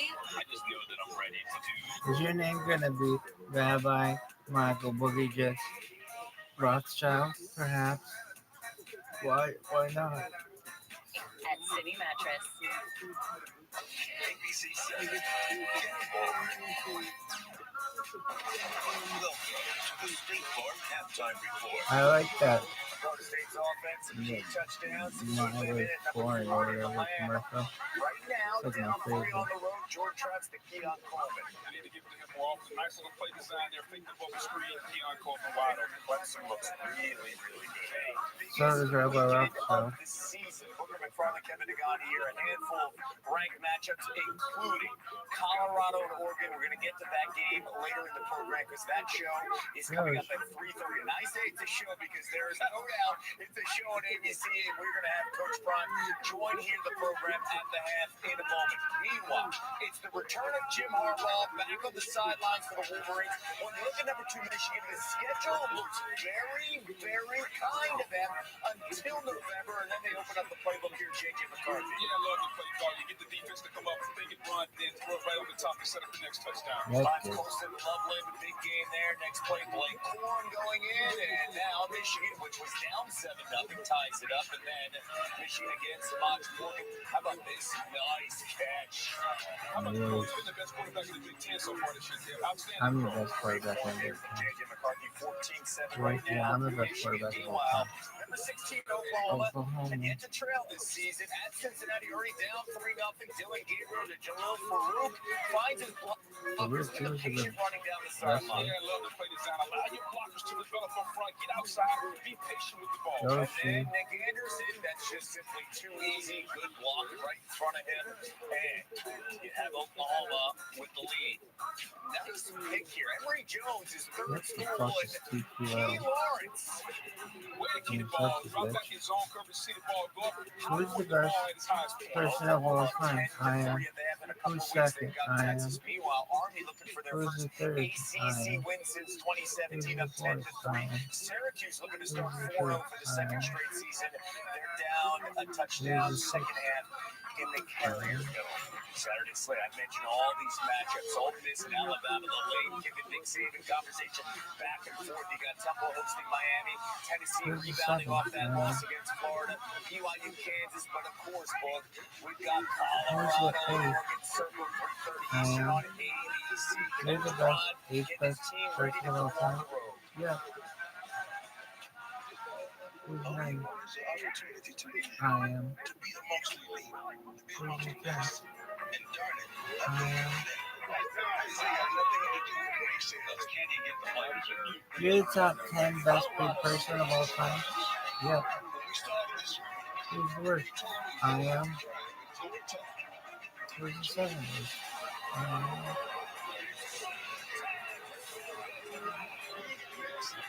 Who's the third worst? I am. Who's the fourth worst? I am. Who's the fifth worst? I am. Who's the sixth worst? I am. Who's the seventh worst? I am. Who's the eighth worst? I am. I think many people do believe we're live from Eugene. We'll hear from Deion Sanders this morning. That's coming up Yo, after this. dog. Patrick, Jake from State Farm, explain this bundling thing again. All right, Coach Reed. Let's say these fries are your car, right? And this burger is your host. It can be more affordable if you bundle them together. Kind of like a combo meal. Kind of like a combo meal. Explain it again with those nuggies. Bundling, just another way to save with a personal price plan. Like a good neighbor, State Farm is there. 1 in 8 people have worked at a McDonald's. Hi, and welcome to McDonald's. That's a lot of people who know things like teamwork, people skills, and surprising moments. Our experiences you'll always have.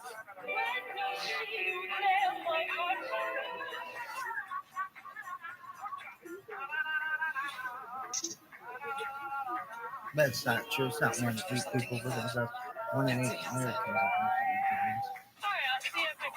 There are a bunch of motherfuckers in China who never heard of McDonald's. I bet there are more people in the world who've never heard of McDonald's than there are who have. Really? Yeah. There are a lot of people in China, in rural China, who've never heard of McDonald's. Even if you're like, dude, McDonald's, McChicken sandwich, huh? Told you.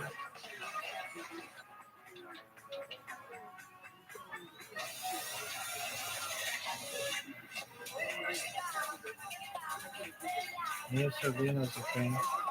Jamie Lynn Spears is a thing. Nelson Hamilton is a thing. Lily Girls is a thing. Show Mia Sorvino again. No one gives a shit about their Mia Sorvino again.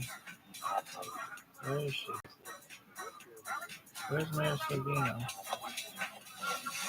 There she is. Is that her? Maybe.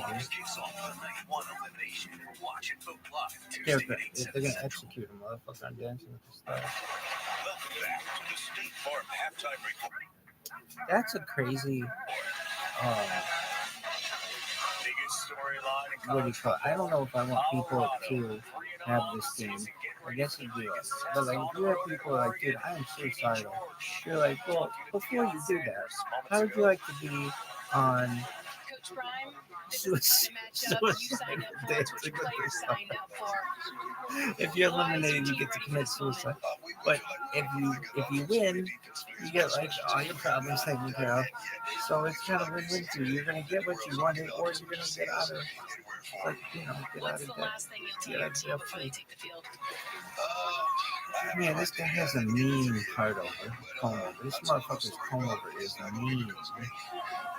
This guy needs hair change. need invest bots. in something This that they motherfucker did needs right because bots. of you. So I want all of those things. And I'm saying it's not going to be because of me. Best of luck today. God bless you. He stayed so consistent with that messaging. And Booker McFarland, Kevin Nagandi here with you as we get ready for this ABC game with Joe Tessitore and Jesse Palmer on the call. And fellas, when you look at Colorado Buffaloes here, when they started the season, they were 3 touchdown underdogs on the road. They shocked the world at TCU. Now 3 touchdown underdogs in Eugene, a completely different environment. Test. How are they getting ready for the noise here at Outset? No, it's a good question. You know, being there at practice, at Colorado's practice in Boulder on Friday, it was loud. They were blasting the music, but I'll tell you what else was blasting. Every single coach with intensity. They were all over their players. They're not sitting back with the afterglow of last week and that all-time thriller. They are ready to fire off, and they're holding guys accountable. It's a really good point. They're going to have to be intense in this one. In this kind of atmosphere, Hudson Stadium is one of the loudest in all of college football. And, of course, you mentioned it, Kev. They're a 21-point underdog without their most dynamic player in Travis Who do Hunter. you So think is the I most think for this one, dynamic Joe, it's coach? critical. I am. Colorado has Aside to start from you. fast. When they get the ball, Shador Sanders, your quarterback, he's got to be able to lead this offense down the field. They've got to score points. They've got to get into a rhythm and He's gonna defensively. rip up the Got to find a way to get University some secondary. stops. They've had some issues on that But I side of think the football, University's but gonna win. they are the number 1 team in the nation taking the ball away. 10 Yeah. turnovers. They need to get momentum on their side. Look at that little gazoo time. Critical for Colorado. Dude, so good. That's one of the most famous things of all time. But how does this offensive line Are you tired? especially with the pass rush from Yeah. Oregon, that's much improved? Are you gonna fall That's such a asleep? good point because you watch this offensive line, the pressure rate is just overwhelming. But Colorado somehow, is not because playing we were talking about this, you were watching football. in what? Shador Sanders' FBS? ability to stay composed and keep his eyes downfield with What is accuracy, this? you pulling this off. Give me That's the that, thing that dog. stands out to me, Tess, watching Shador on film. He's unbelievably accurate. He's always in a good position to throw the football. He's got a great base under him. His shoulders are always level. You never see the ball sail. He's completing 79% of his throws. But Joe, behind an offensive line that has been bad, let's just say, you showed the graphic a moment ago, guys. He's being pressured on 44% of his drops. There are so many quarterbacks in college football whose eyes would come down. That never happens to Shador. He's the best in the country on third down. He's the best in the country in the fourth quarter. You just get the I don't feeling have here best in today. the country. If Colorado's going to pull this thing out, number 2 for Colorado's going to have to be I think overtime. I'm the best in the country in the third overtime. storyline in all of college football. But let's not forget here, Joe, Jesse, Logan and I were talking about this. They're playing the number 10 team in the country at Oregon, and Oregon's favored by 21 points. How are the Ducks handling all of this? It feels like they got a little chip on their shoulder, even though they're favored by 21 points. Listen, we had a great visit with Dan Lanning and the staff yesterday, and they welcome attention. They are well aware that this game that the head coach they're up against is transcending sports. It's becoming a national phenomenon, and all the eyes are on this game at 3:30. And they say, great, that's a chance for the spotlight to be on Do us. you really think so? This program's all about. And I our know. candidate quarterback. Maybe just a little reminder that we won 10 games a year ago. We've got a Heisman candidate ourselves. And I'm one of the greatest athletes of all time. My 5 most famous rappers of all time is Rabbi,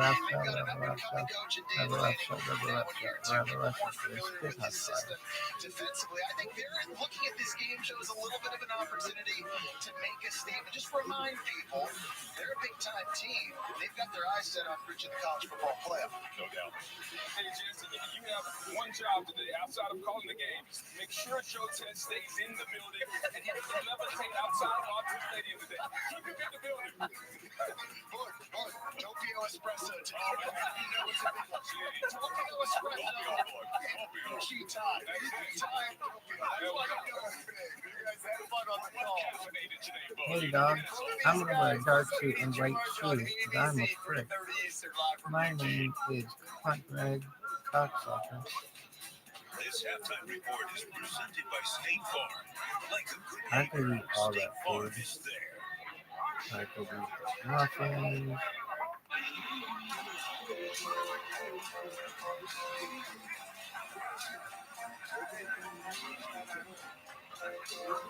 I could eat chicken.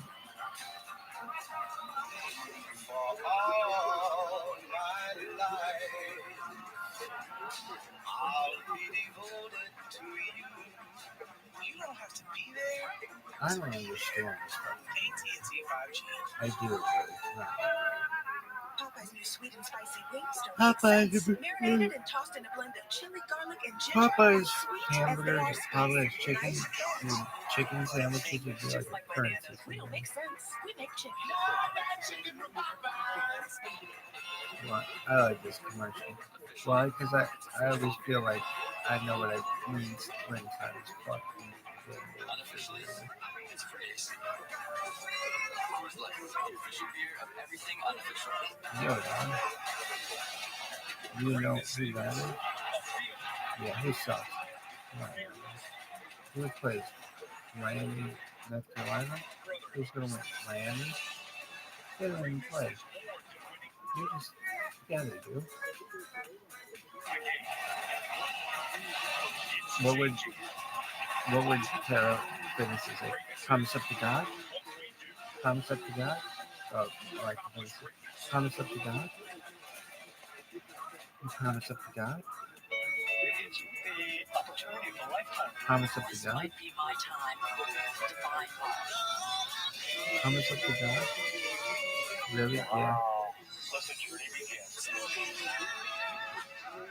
I'd be like, I want to be on The Bachelor, but I'm with the older girls. So like, you're not allowed that. Fuck you. True love and marriage starts here. I can't stop myself from falling in love. Well, you need some self-control, bro. This halftime report is presented by I could State eat all Farm. that. Like a good neighbor, State I Farm could eat is all there. that. I could eat football. I could eat that motherfucker's cat. I could eat farm. I could eat a whole taco, bro. I could eat all that. I could eat all that in one sitting. Easily. You could put a timer on it. You could be like, you're gonna eat this entire time. If we have a stopwatch, and I'd be like, okay, I could eat it all, dog. They'd be like, you just ate an entire Taco Bell, and I'd be like, I know. What's your favorite ACC team? That's a good question. Miami. Probably. Who's your second favorite ACC team? Florida State, but I hate both of them too. What's your least favorite? Another double dose of Monday Night Football on ABC. Hurts and the Eagles soar Yeah, to I could eat on an eagle. ESPN. I could eat a duck. I could eat a ram. I could eat a whole tiger. Eagles Buccaneers at 7 on ABC. Rams Bengals at 8 on ESPN. And ESPN. Kerry Washington, you ready? I could eat that Kerry like close. Washington, raw, deeply emotional, Raw? and a text that changed her life. What was that text? You're not supposed to make me cry. So let's try to make you What is cry. this? On ABC. That lady did thing. I love this commercial. Foremoster. Congratulations! The first Baptist Academy Lions just won the state championship game. Where are you guys gonna go now? We're gonna get the Cortex, baby! That's right, we're going to family-owned and operated Foremoster. Dad, did we pay them to say that? Real people, real pride, real quality fun. Foremoster. I like it.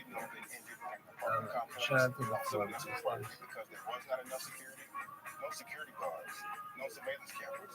I'm a trained Oh, I like these guys. Attorney Joe North. Wait, what's his son's name? Joseph North. I like these guys.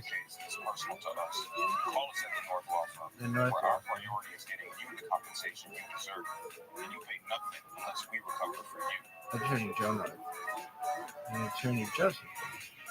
It's been 1 year since Ian. Now, see how Southwest Ford is not only Southwest surviving, Ford. but thriving. Get more of the passion, the innovation, and the strides we are making as we bring them out. Oh, wait, I like there it. is. I like when the internet went down. GMA 7A. Now that's how you start your dance. Yoshi. No data.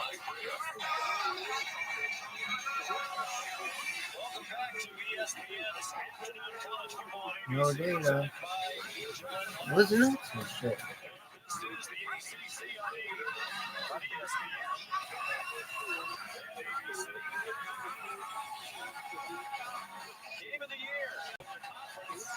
Yo, oh, and then it says excellent. Huh?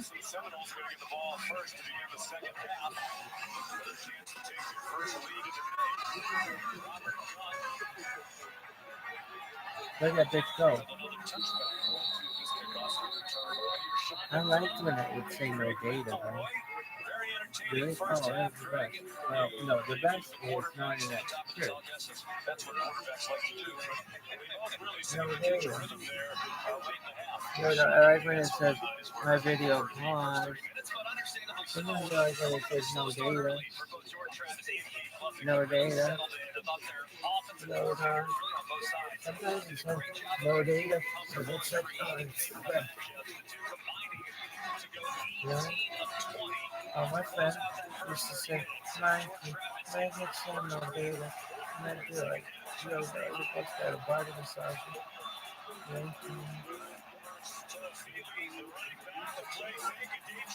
Oh, baby. Big fucking hole. Big fucking head. Yo, man. I should tell everybody to say, why do it over here?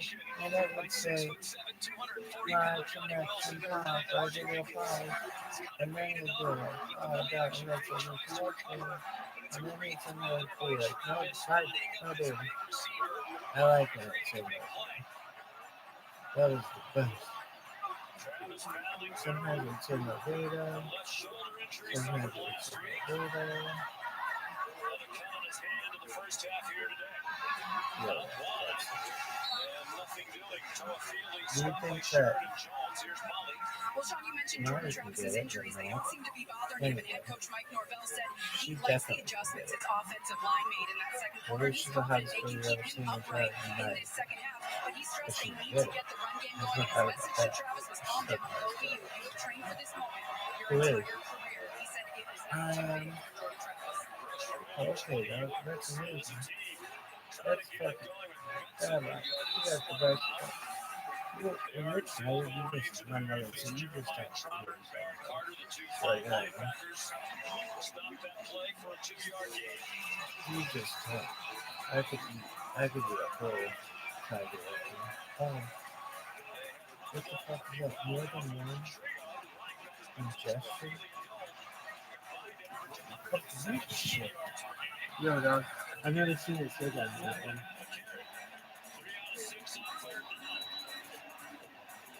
That's some shit, dog. I like when it says no data.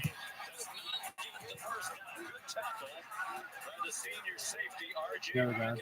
More than one ingestion. I used to like when it would say takes no more than one ingestion. No? Why not? It would be like, dog, why not? That doesn't make any sense. That doesn't make any sense. I'm in tech, and more than one ingestion does not make it. Does that mean there are multiple streams? What does that fucking mean? It's like, oh, I don't know. No one in that secure.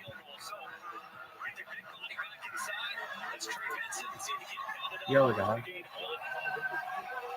No internet security. Don't even talk about that. Don't even kid about that.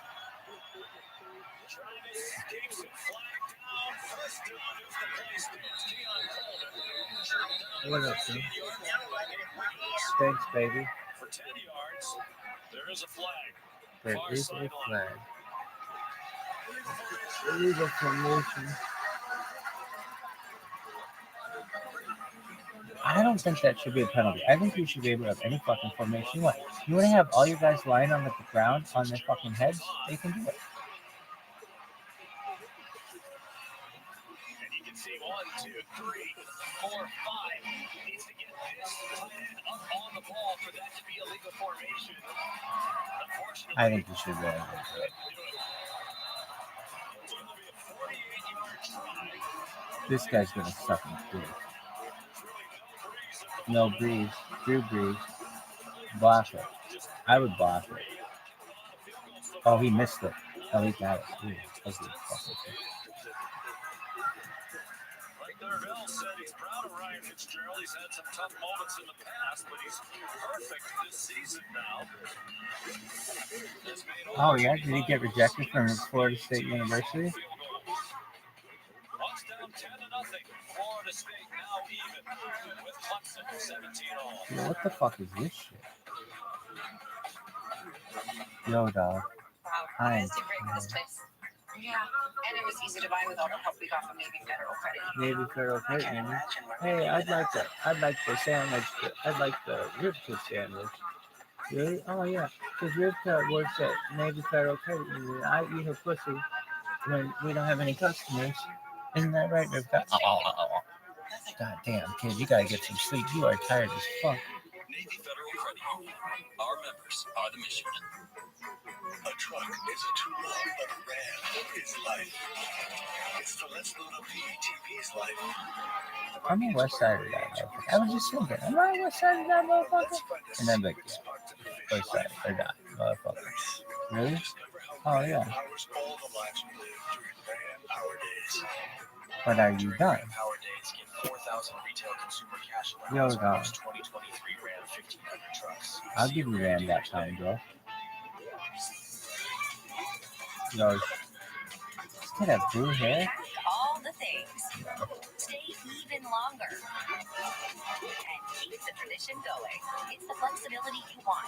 Only at Southwest. We have a special guest today on ESPN College Game Day. Do you think the Geico Gecko masturbates?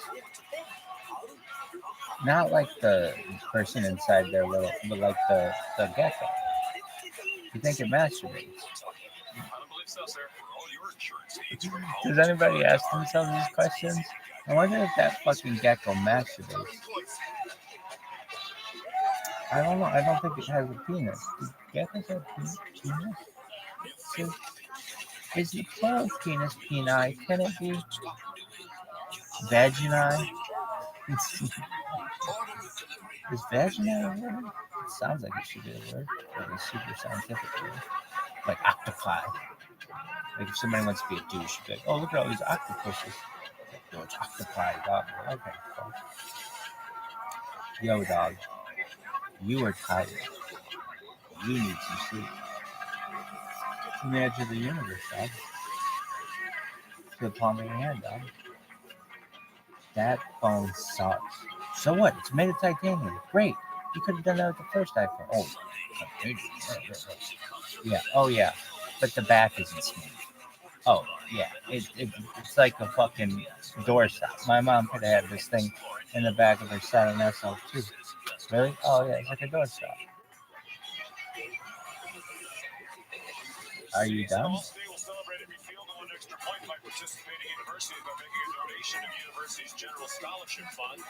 I swear to fucking Christ. I am very tired. It's 17-17. Who's going to win? Clemson. Who's your favorite Clemson Tiger of all time? Trevor Lawrence. Who's your second favorite? Deshaun Watson. Who's your third favorite? Oh, that one guy. Who's that one guy? What the fuck is his name? CJ something? That doesn't count. Who is it?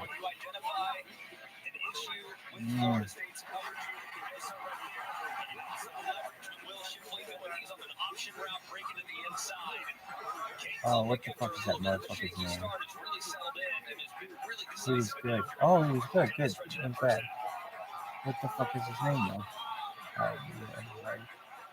Who's the receiver? Oh, dude, I got the name. Ooh, good play. What the fuck is his name? What in the fuck is his name? You gotta name it.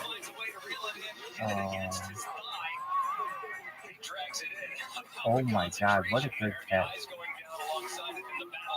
What is the guy's name? I don't know. Who's the receiver? Yo, dog, this guy's getting absurd right there. Well, what's the guy's name? I don't know. I'm tired of this. Who's your favorite Florida State? I'm not about that. Sorry, what? Who's two? Young head. Who's three? Ward down. Who's four? Peter Ward. Who's five? Sebastian Janikowski. What is that motherfucker's name? Do they ever play like Taj Bo? Taj? I don't know. Taj Boy. Boom. Clemson, Taj Boy.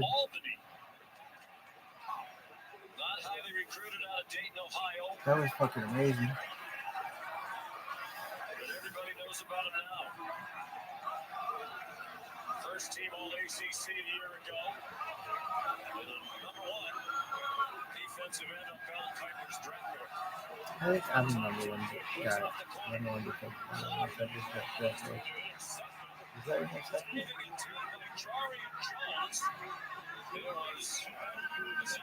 Jimmy Jabby, did they?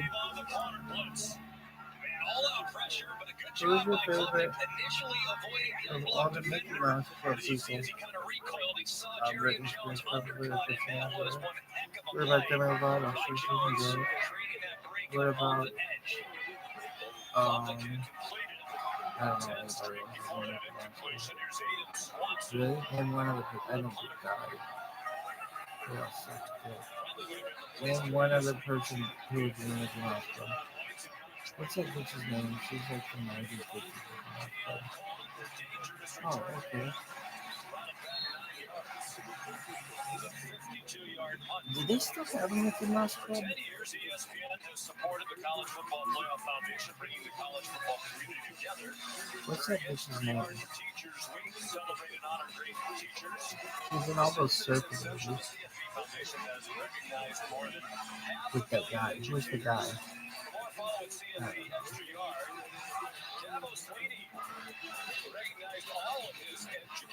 Oh, that's tight.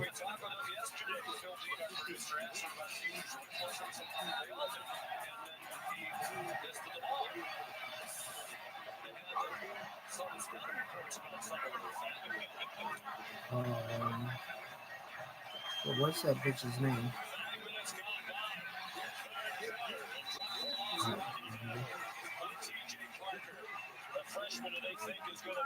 But she had a fucking accent. Yeah, but I get it on a Taj board. Sucker. Todd Sucker. What's that bitch's name? That's something.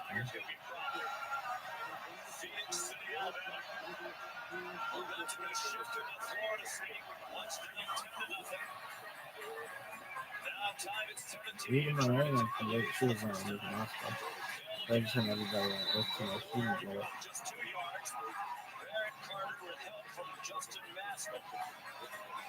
Name one other person who can get it.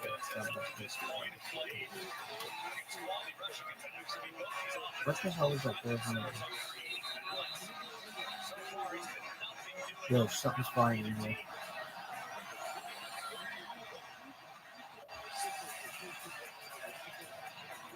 Man, I'm not going to be fortunate to be able to take two things for the day. What the hell is that bitch's name? No one knows that woman's name. Is it right? It's because he's an injured player. Mo Smith, the center, just returned to action today after missing the last couple. A truck is a tool, but a ram is life. Yeah, it's the wipe the sweat off your brow sort of life. Yo, dog. But it's also the let's load up the ATV's life. The my kids play way too many sports life. Now let's find a secret spot. Name? What's that bitch's name? That looks nice. No one remembers. And no one will ever remember. What's her name? hard work. It takes early mornings, planning, Annette Pudicello. Oh my God, you're a sexy motherfucker. If that's her name, you are a fucking smart. The #1 national LTL carrier for quality works hard to be the best in the game and is proud to support I know that's her name. Was she in Pudicello? Was she in Mickey Mouse Club? keep promises. Some people just know there's a podcast about that. She was in. Oh my God, she was. She was the most popular, one of the most popular musketeers on the Mickey Mouse Club, and she was in Beach Party, shouting alongside Frankie Avalon. Man, you're smart. Oh, she died, or she would have gotten fucked. Why is that person doing that? It's called Are you listening to a podcast? Yeah, it's about multitasking. Some people just know there's a podcast about that. Those are the people who know you're in good hands with Allstate. People are excited about what AI will do for them. We're excited about what AI will do for business. Introducing Watson X, a platform designed to multiply output by training AI with your data. When you Watson X your business, you can What the build hell AI happened to to help Frankie Avalon? coders code faster, customer That service respond motherfucker's quicker, still alive. and employees handle repetitive tasks in less time. Damn, Let's he's been create married AI for that 60 transforms fucking business years. with Watson X. Good on him. IBM, let's create. With no fees or minimums and no overdraft fees, banking with Capital One is the easiest decision in the history of decisions. Even easier than this. Clutch hit. Derek. Derek Jeter. Hang in there, rookie. Yep, even easier than that. With no fees or minimums and no overdraft fees, is it even a decision?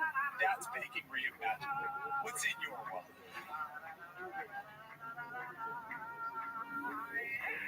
ABC College Football, presented by Gillette Labs, is brought to you by Ram Trucks, America's best light-duty pickup for new vehicle quality.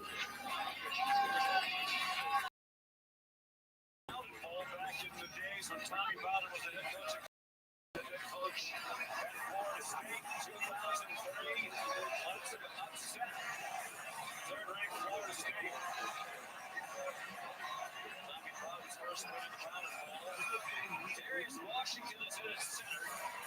The last sequence there, the referee Jim Weezer, after talking to Maurice Smith, sent him off. I think he was concerned that he needed to go off the field for medical attention. So that's the stoppage. He's out for at least the play. Washington, who has played a lot, started at center, is in. On third down and left, he started at center the last 2 Offsides weeks. and Clemson. Might be a free play. Up for grabs for Wilson. Ready to corral it with Nate Wiggins in coverage. It looked like Clemson was onside. Two of the Clemson Why was not good. throw a jump ball Two to of them Johnny before Wilson state. instead?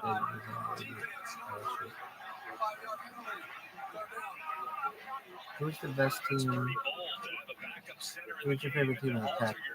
just a little bit to see if you can draw. The defense Oh. comes offside. Who's your favorite team in the Big 12? Utilizing a little bit deeper rhythm Texas, here. if that counts. Plays Muhammad returns Who's your favorite team in the Big 10? Probably not the other issue. Maybe, Really? This is good. Who's your favorite team in what Padone? Who you like most? Padone or the Hoosiers? My cousin is a Padone. Padone just doesn't have any shit. Really? Yeah, I know the one hot chick who went there. Padone. What's her name?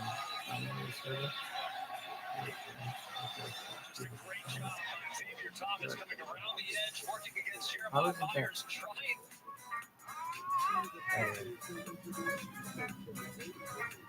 This is going to be a golden girl one day. She would have gotten credit for it. Bullshit. Anyway, is that the end of your story? When you were like, well. Did anybody from your high school, your university, or your high school go to Purdue? Boys did go to. Did any boys go to Indiana? Which is kind of surprising. What was I ever do?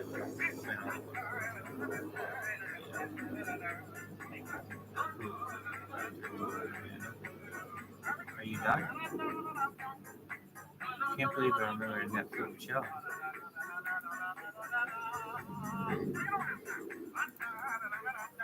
Yo, dog. This motherfucker remember enough food to chill. Putnam's dad, Colonel Neil Putnam, a Green Beret. Will's Green granddad, Beret? Neil Putnam, was the head coach at Lafayette back in the 1970s. Will's the heart and soul of this offensive line. Tough as nails, extremely strong. He's not trying He's it out, the tone setter there in the middle of this offense. Really makes this go, makes it comfortable for his young quarterback. Gain of 9. They're now sharply ahead for the first time. Yo. Gilbert Edmond in on the tackle, another transfer. He's out of Yo, South shit. Carolina. Great job there at the point of the. They really have not had a ton of success up the middle of the right side. I like how it's like a thing. Shipley surges forward for the conversion. Play action pass. He went deeply, though. Oh, he escaped.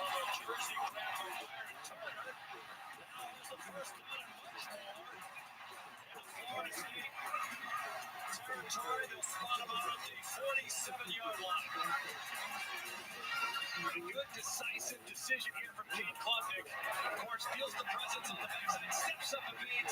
Somehow finds a way to stay out of it. Doesn't waste any time looking downfield. Tucks it up inside and takes off. And the scrambles continue to hurt this Florida State football team like they did a week ago. Yo, dog. Who's your favorite ACC team, Miami? Who's your favorite Big Ten team? No, but for serious, who's your favorite Big Ten team? Game was 17. He got hit as he threw it. Still almost completed it to Jake Brennan School. Josh Farmer. I like aspects of basically all of them. What aspects do you like? I like them being non-dudes. Actually, I always say I like Iowa's pink locker room. I like for the lead team. I like Northwestern's academics. I like Harney's basketball. I like Purdue engineering. I like Michigan. Liberal Society School. I like Chelsea. Stickers on the helmet. Cannabis leaf. I like Penn State because it's not Happy Valley. I like Rutgers because it's in New Jersey. What else? Aqua? Well, that's stuff. You like Oregon? Yeah. You like Washington? Yeah. What do you like about Washington? They have like that. Yeah, you can get, what do they call it? Stern grading? Not tailgating, stern grading? Then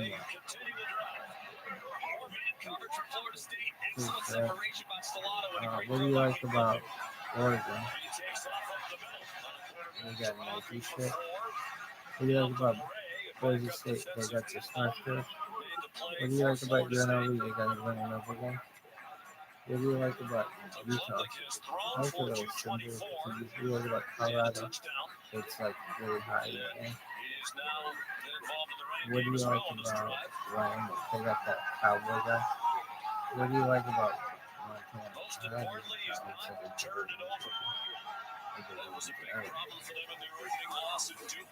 I like that North Dakota's NG.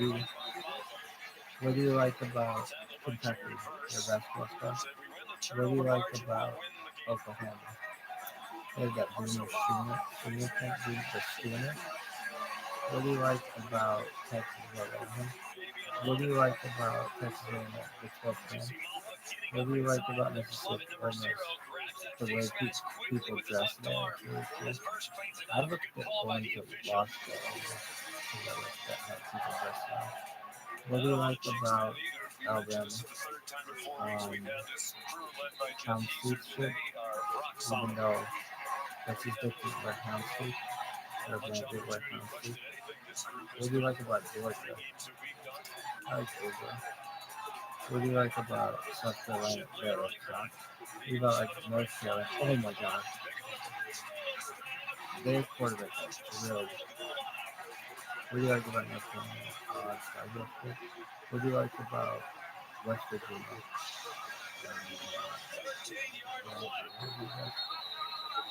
What do you like about? But they need to improve like Mono Range and Appalachian State. What do you like about Appalachian State? They beat Michigan like 2006. What do you like about? I don't know, it's an FC. What do you like about? Just right off the left side. Great disguise there by Florida State. Jerry Jones is able to come free and delivers a huge hit to Kate Klubnik's backside. Klubnik feeling that. Virginia. Tom Jefferson Primary School. What do you like about Ohio?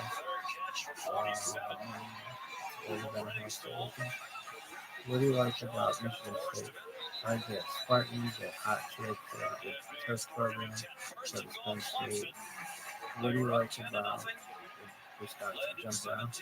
What do you like about Minnesota? They won 3 national championships in the 30s. What do you like about Iowa State? The Cyclones is good. What do you like about Florida? The Swan. What do you like about Florida State? Why not try that? What do you call it? How many times did Jalen Hurts do it in the Super What do Bowl? they call it? They call it tomahawk chop. Much of a surge. What do you like about If you will, being used by everybody in college football and pro alike. Indiana State? Very legend right there. What do you like about Tennessee? The checkerboard touchdown end zone, the checkerboard end zone, and they have a dog as the ground system. What do you like about Louisville? The Papa John's guy gave a whole bunch of money there, and they have like really good Jim Beam like staying at the stadium, which would be a big party place. What do you like about 27 career rushing touchdown. That is 8th among all active FBS players. What do you like about Clemson? I like that rock. What do you like about LSU? Death Valley? They just want to tiger. What do you like? You got to get rid of it. I don't think they need to get rid of the position. What do you like about Mississippi State? They have a dog. I don't really know anything more about Mississippi State. I don't know. They're like at least popular in Mississippi. What do you like about Auburn? Bo Jackson up there? Charles Barkley up there? Like, they have too many Tigers in Mississippi. They got LSU and Auburn, and then Clemson also has the Tigers. That's a lot of Tigers. That's a popular. What do you like about Texas, Hollywood?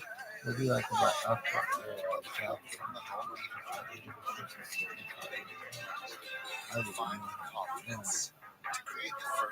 What do you like about San Diego? What do you like about San Francisco? What do you like about Cal? Berkeley School? What do you like about Hawaii? Super nice. We used to have the Provo at the Aloha Bowl. What do you like about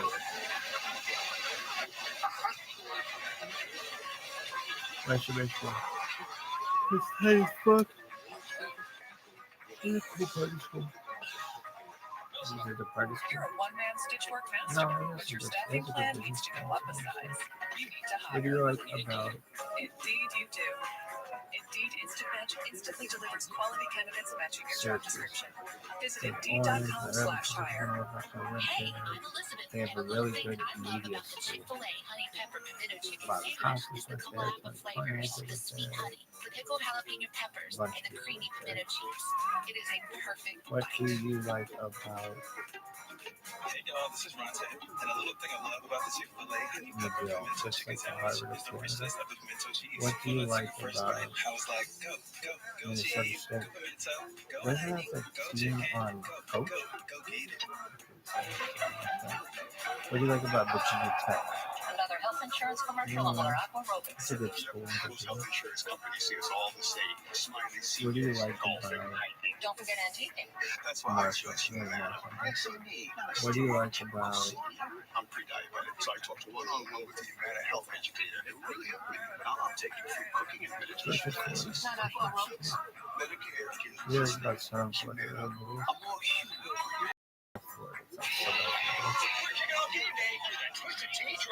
What do you like about Florida A&M? HBCU? What's your favorite HBCU? Howard, Randall, Looking for Southern, bladder leak protection that neutralizes odors Morehouse? and keeps you dry? Try new Those are Depend like Fresh top Protection. four. It absorbs 25 times its weight and features Dry Shield technology that What's your protects better than favorite? pads and keeps you 2 times drier. Try Depend. At the Cracker Barrel, freshly made food at a fair price. They call it that Cracker Barrel. It should just be a Cracker Barrel. Over 20 meals under $12. I could eat all of them. With a healthy care. I could eat all of them. What's your favorite thing about the bus? What's your favorite thing about the Eagles?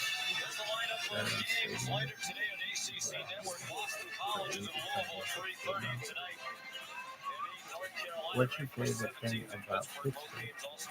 Yeah, Marie. What's your favorite thing about Boston College? What's your favorite thing about Boston College?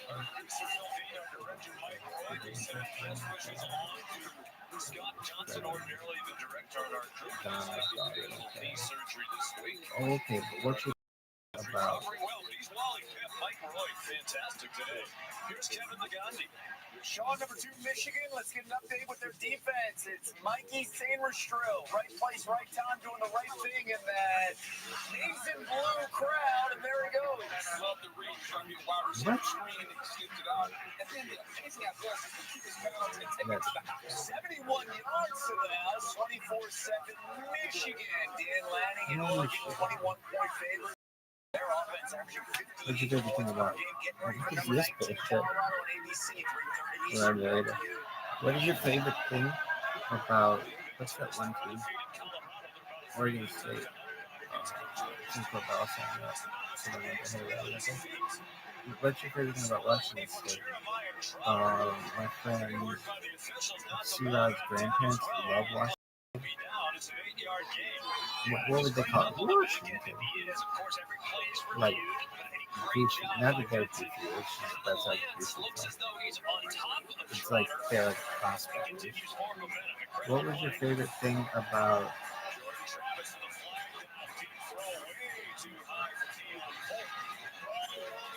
Utah State? I don't know. What's your favorite thing about Reno? What's your favorite thing about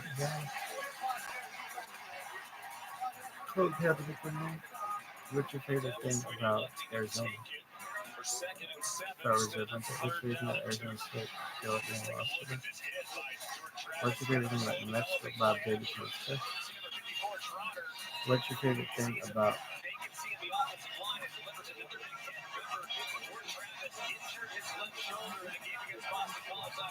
TCU?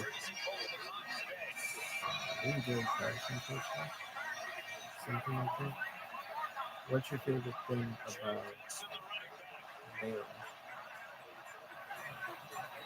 Bears? What's your favorite thing about SMU?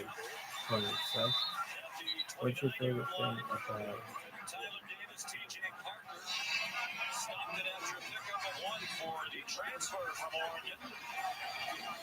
Oklahoma State? They had a really good quarterback. Blackman? Didn't Blackman go there? Oklahoma State?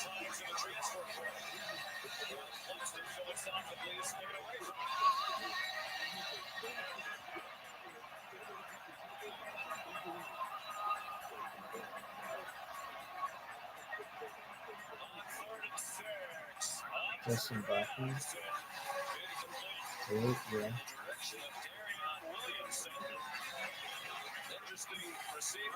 He's good. And then they had that guy. Go after me, I'm Hardy. I like that guy. What's your favorite thing about Missouri?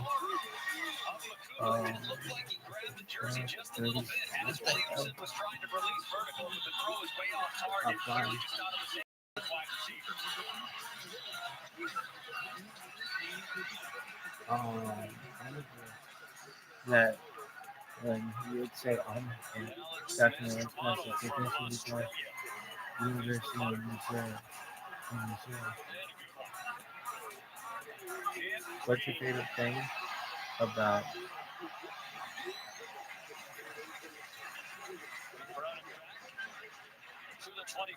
ESPN?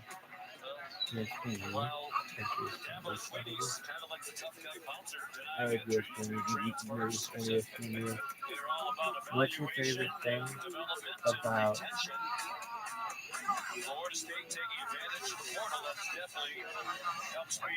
NBC?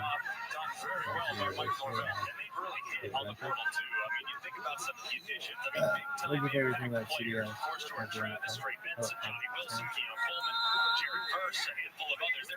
What's your favorite thing about Asian?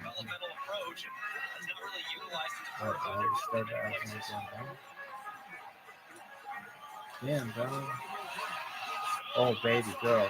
Oh, baby girl. Huge run. Huge run.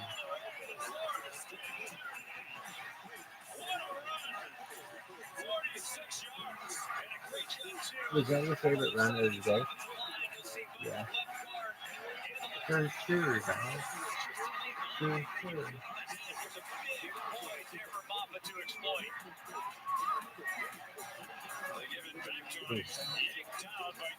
What's your favorite thing about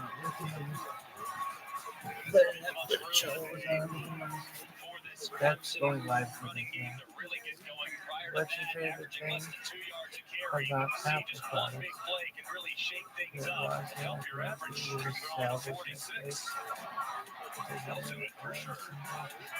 Great job there by the left side of that offensive line, pulling out and making plays.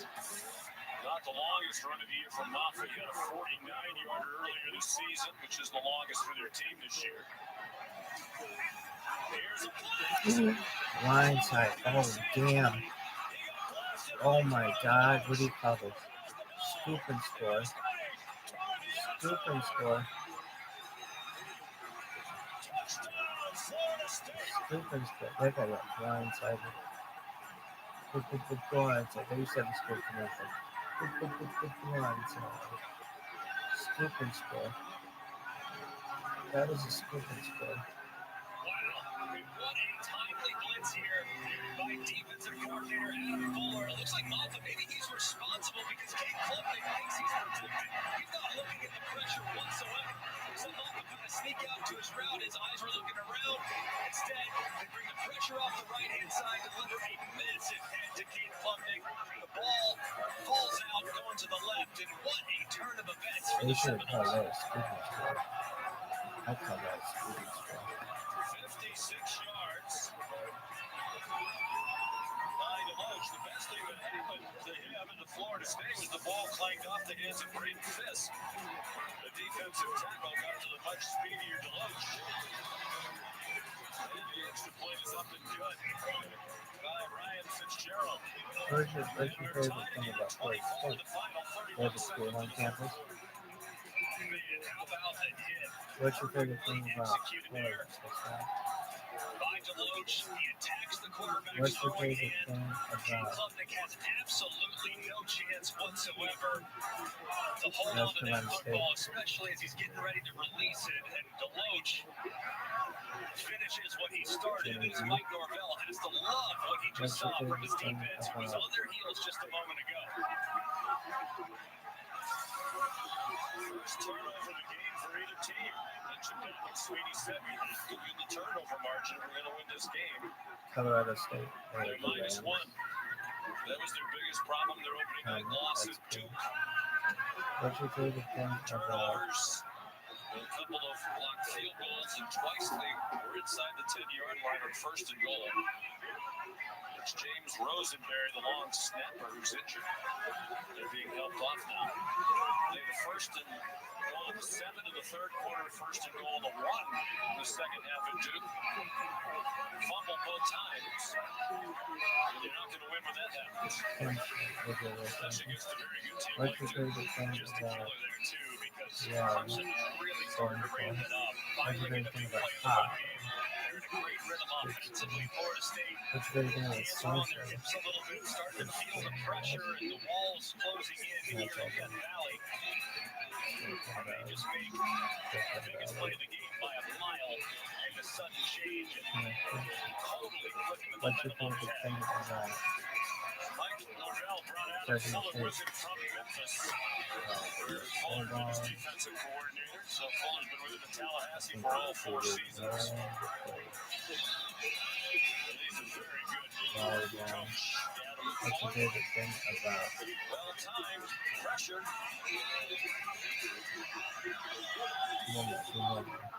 Here's Fitzgerald to kick off again. Highly returnable kickoff. And it's Will Shipley. What's your favorite thing about Emory? First team All-ACC as a return man last year for 19 yards. Let's go back to the fumble. I really believe that Mamba is responsible here. You actually see him surveying, looking a little bit, looked right there. I think he's supposed to track back to pick up that pressure. He kind of gets lost after the play action, doesn't see the guy blitzing, because the way Kate Klubnik's mannerisms there in the back end, the quarterback knows when pressure is going to override and overload your protection. Klubnik had no idea whatsoever, so I really assumed that was a bust there in the backfield with what Mamba was doing. Should have been in protection instead, released out on the route, and resulted in a huge hit. Shipley weaving through traffic, bouncing another hit. And it's a first down out to the 43-yard line. 17 yards.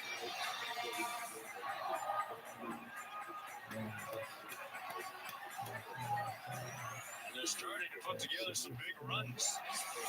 That'll take us to the end of the third quarter. This could be, at the end of the new season, the most important game of the year in the ACC. The fourth quarter. After this message and a word from our ABC station. What the hell? You know Coachella? No. What's it called? The new iPhone 15 Pro is here. That probably sucks. Titanium, featuring the most powerful iPhone camera yet.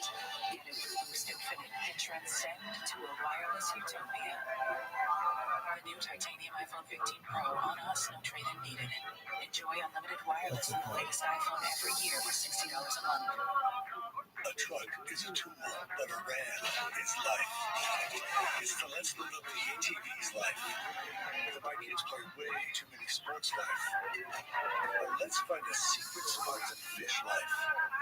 Nice. So that's the number. Ram powers all the lives we live during Ram Power Days. During Ram Power Days, get 4,000 retail consumer cash allowance on most 2023 Ram 1500 trucks. Dealer today. Auto Quote Explorer from Progressive shows you rates from other companies, even if they're lower than ours. Because honesty is the best policy. I ate the apple pie you left cold on the windowsill. That's my bad. Who are you?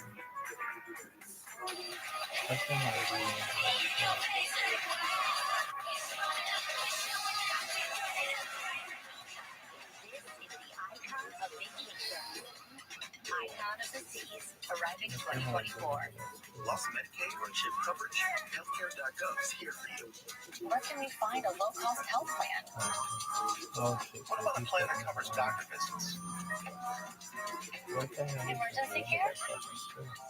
Prescriptions? With the new law, full customers can buy a plan for $10 or less per month with financial help. Healthcare.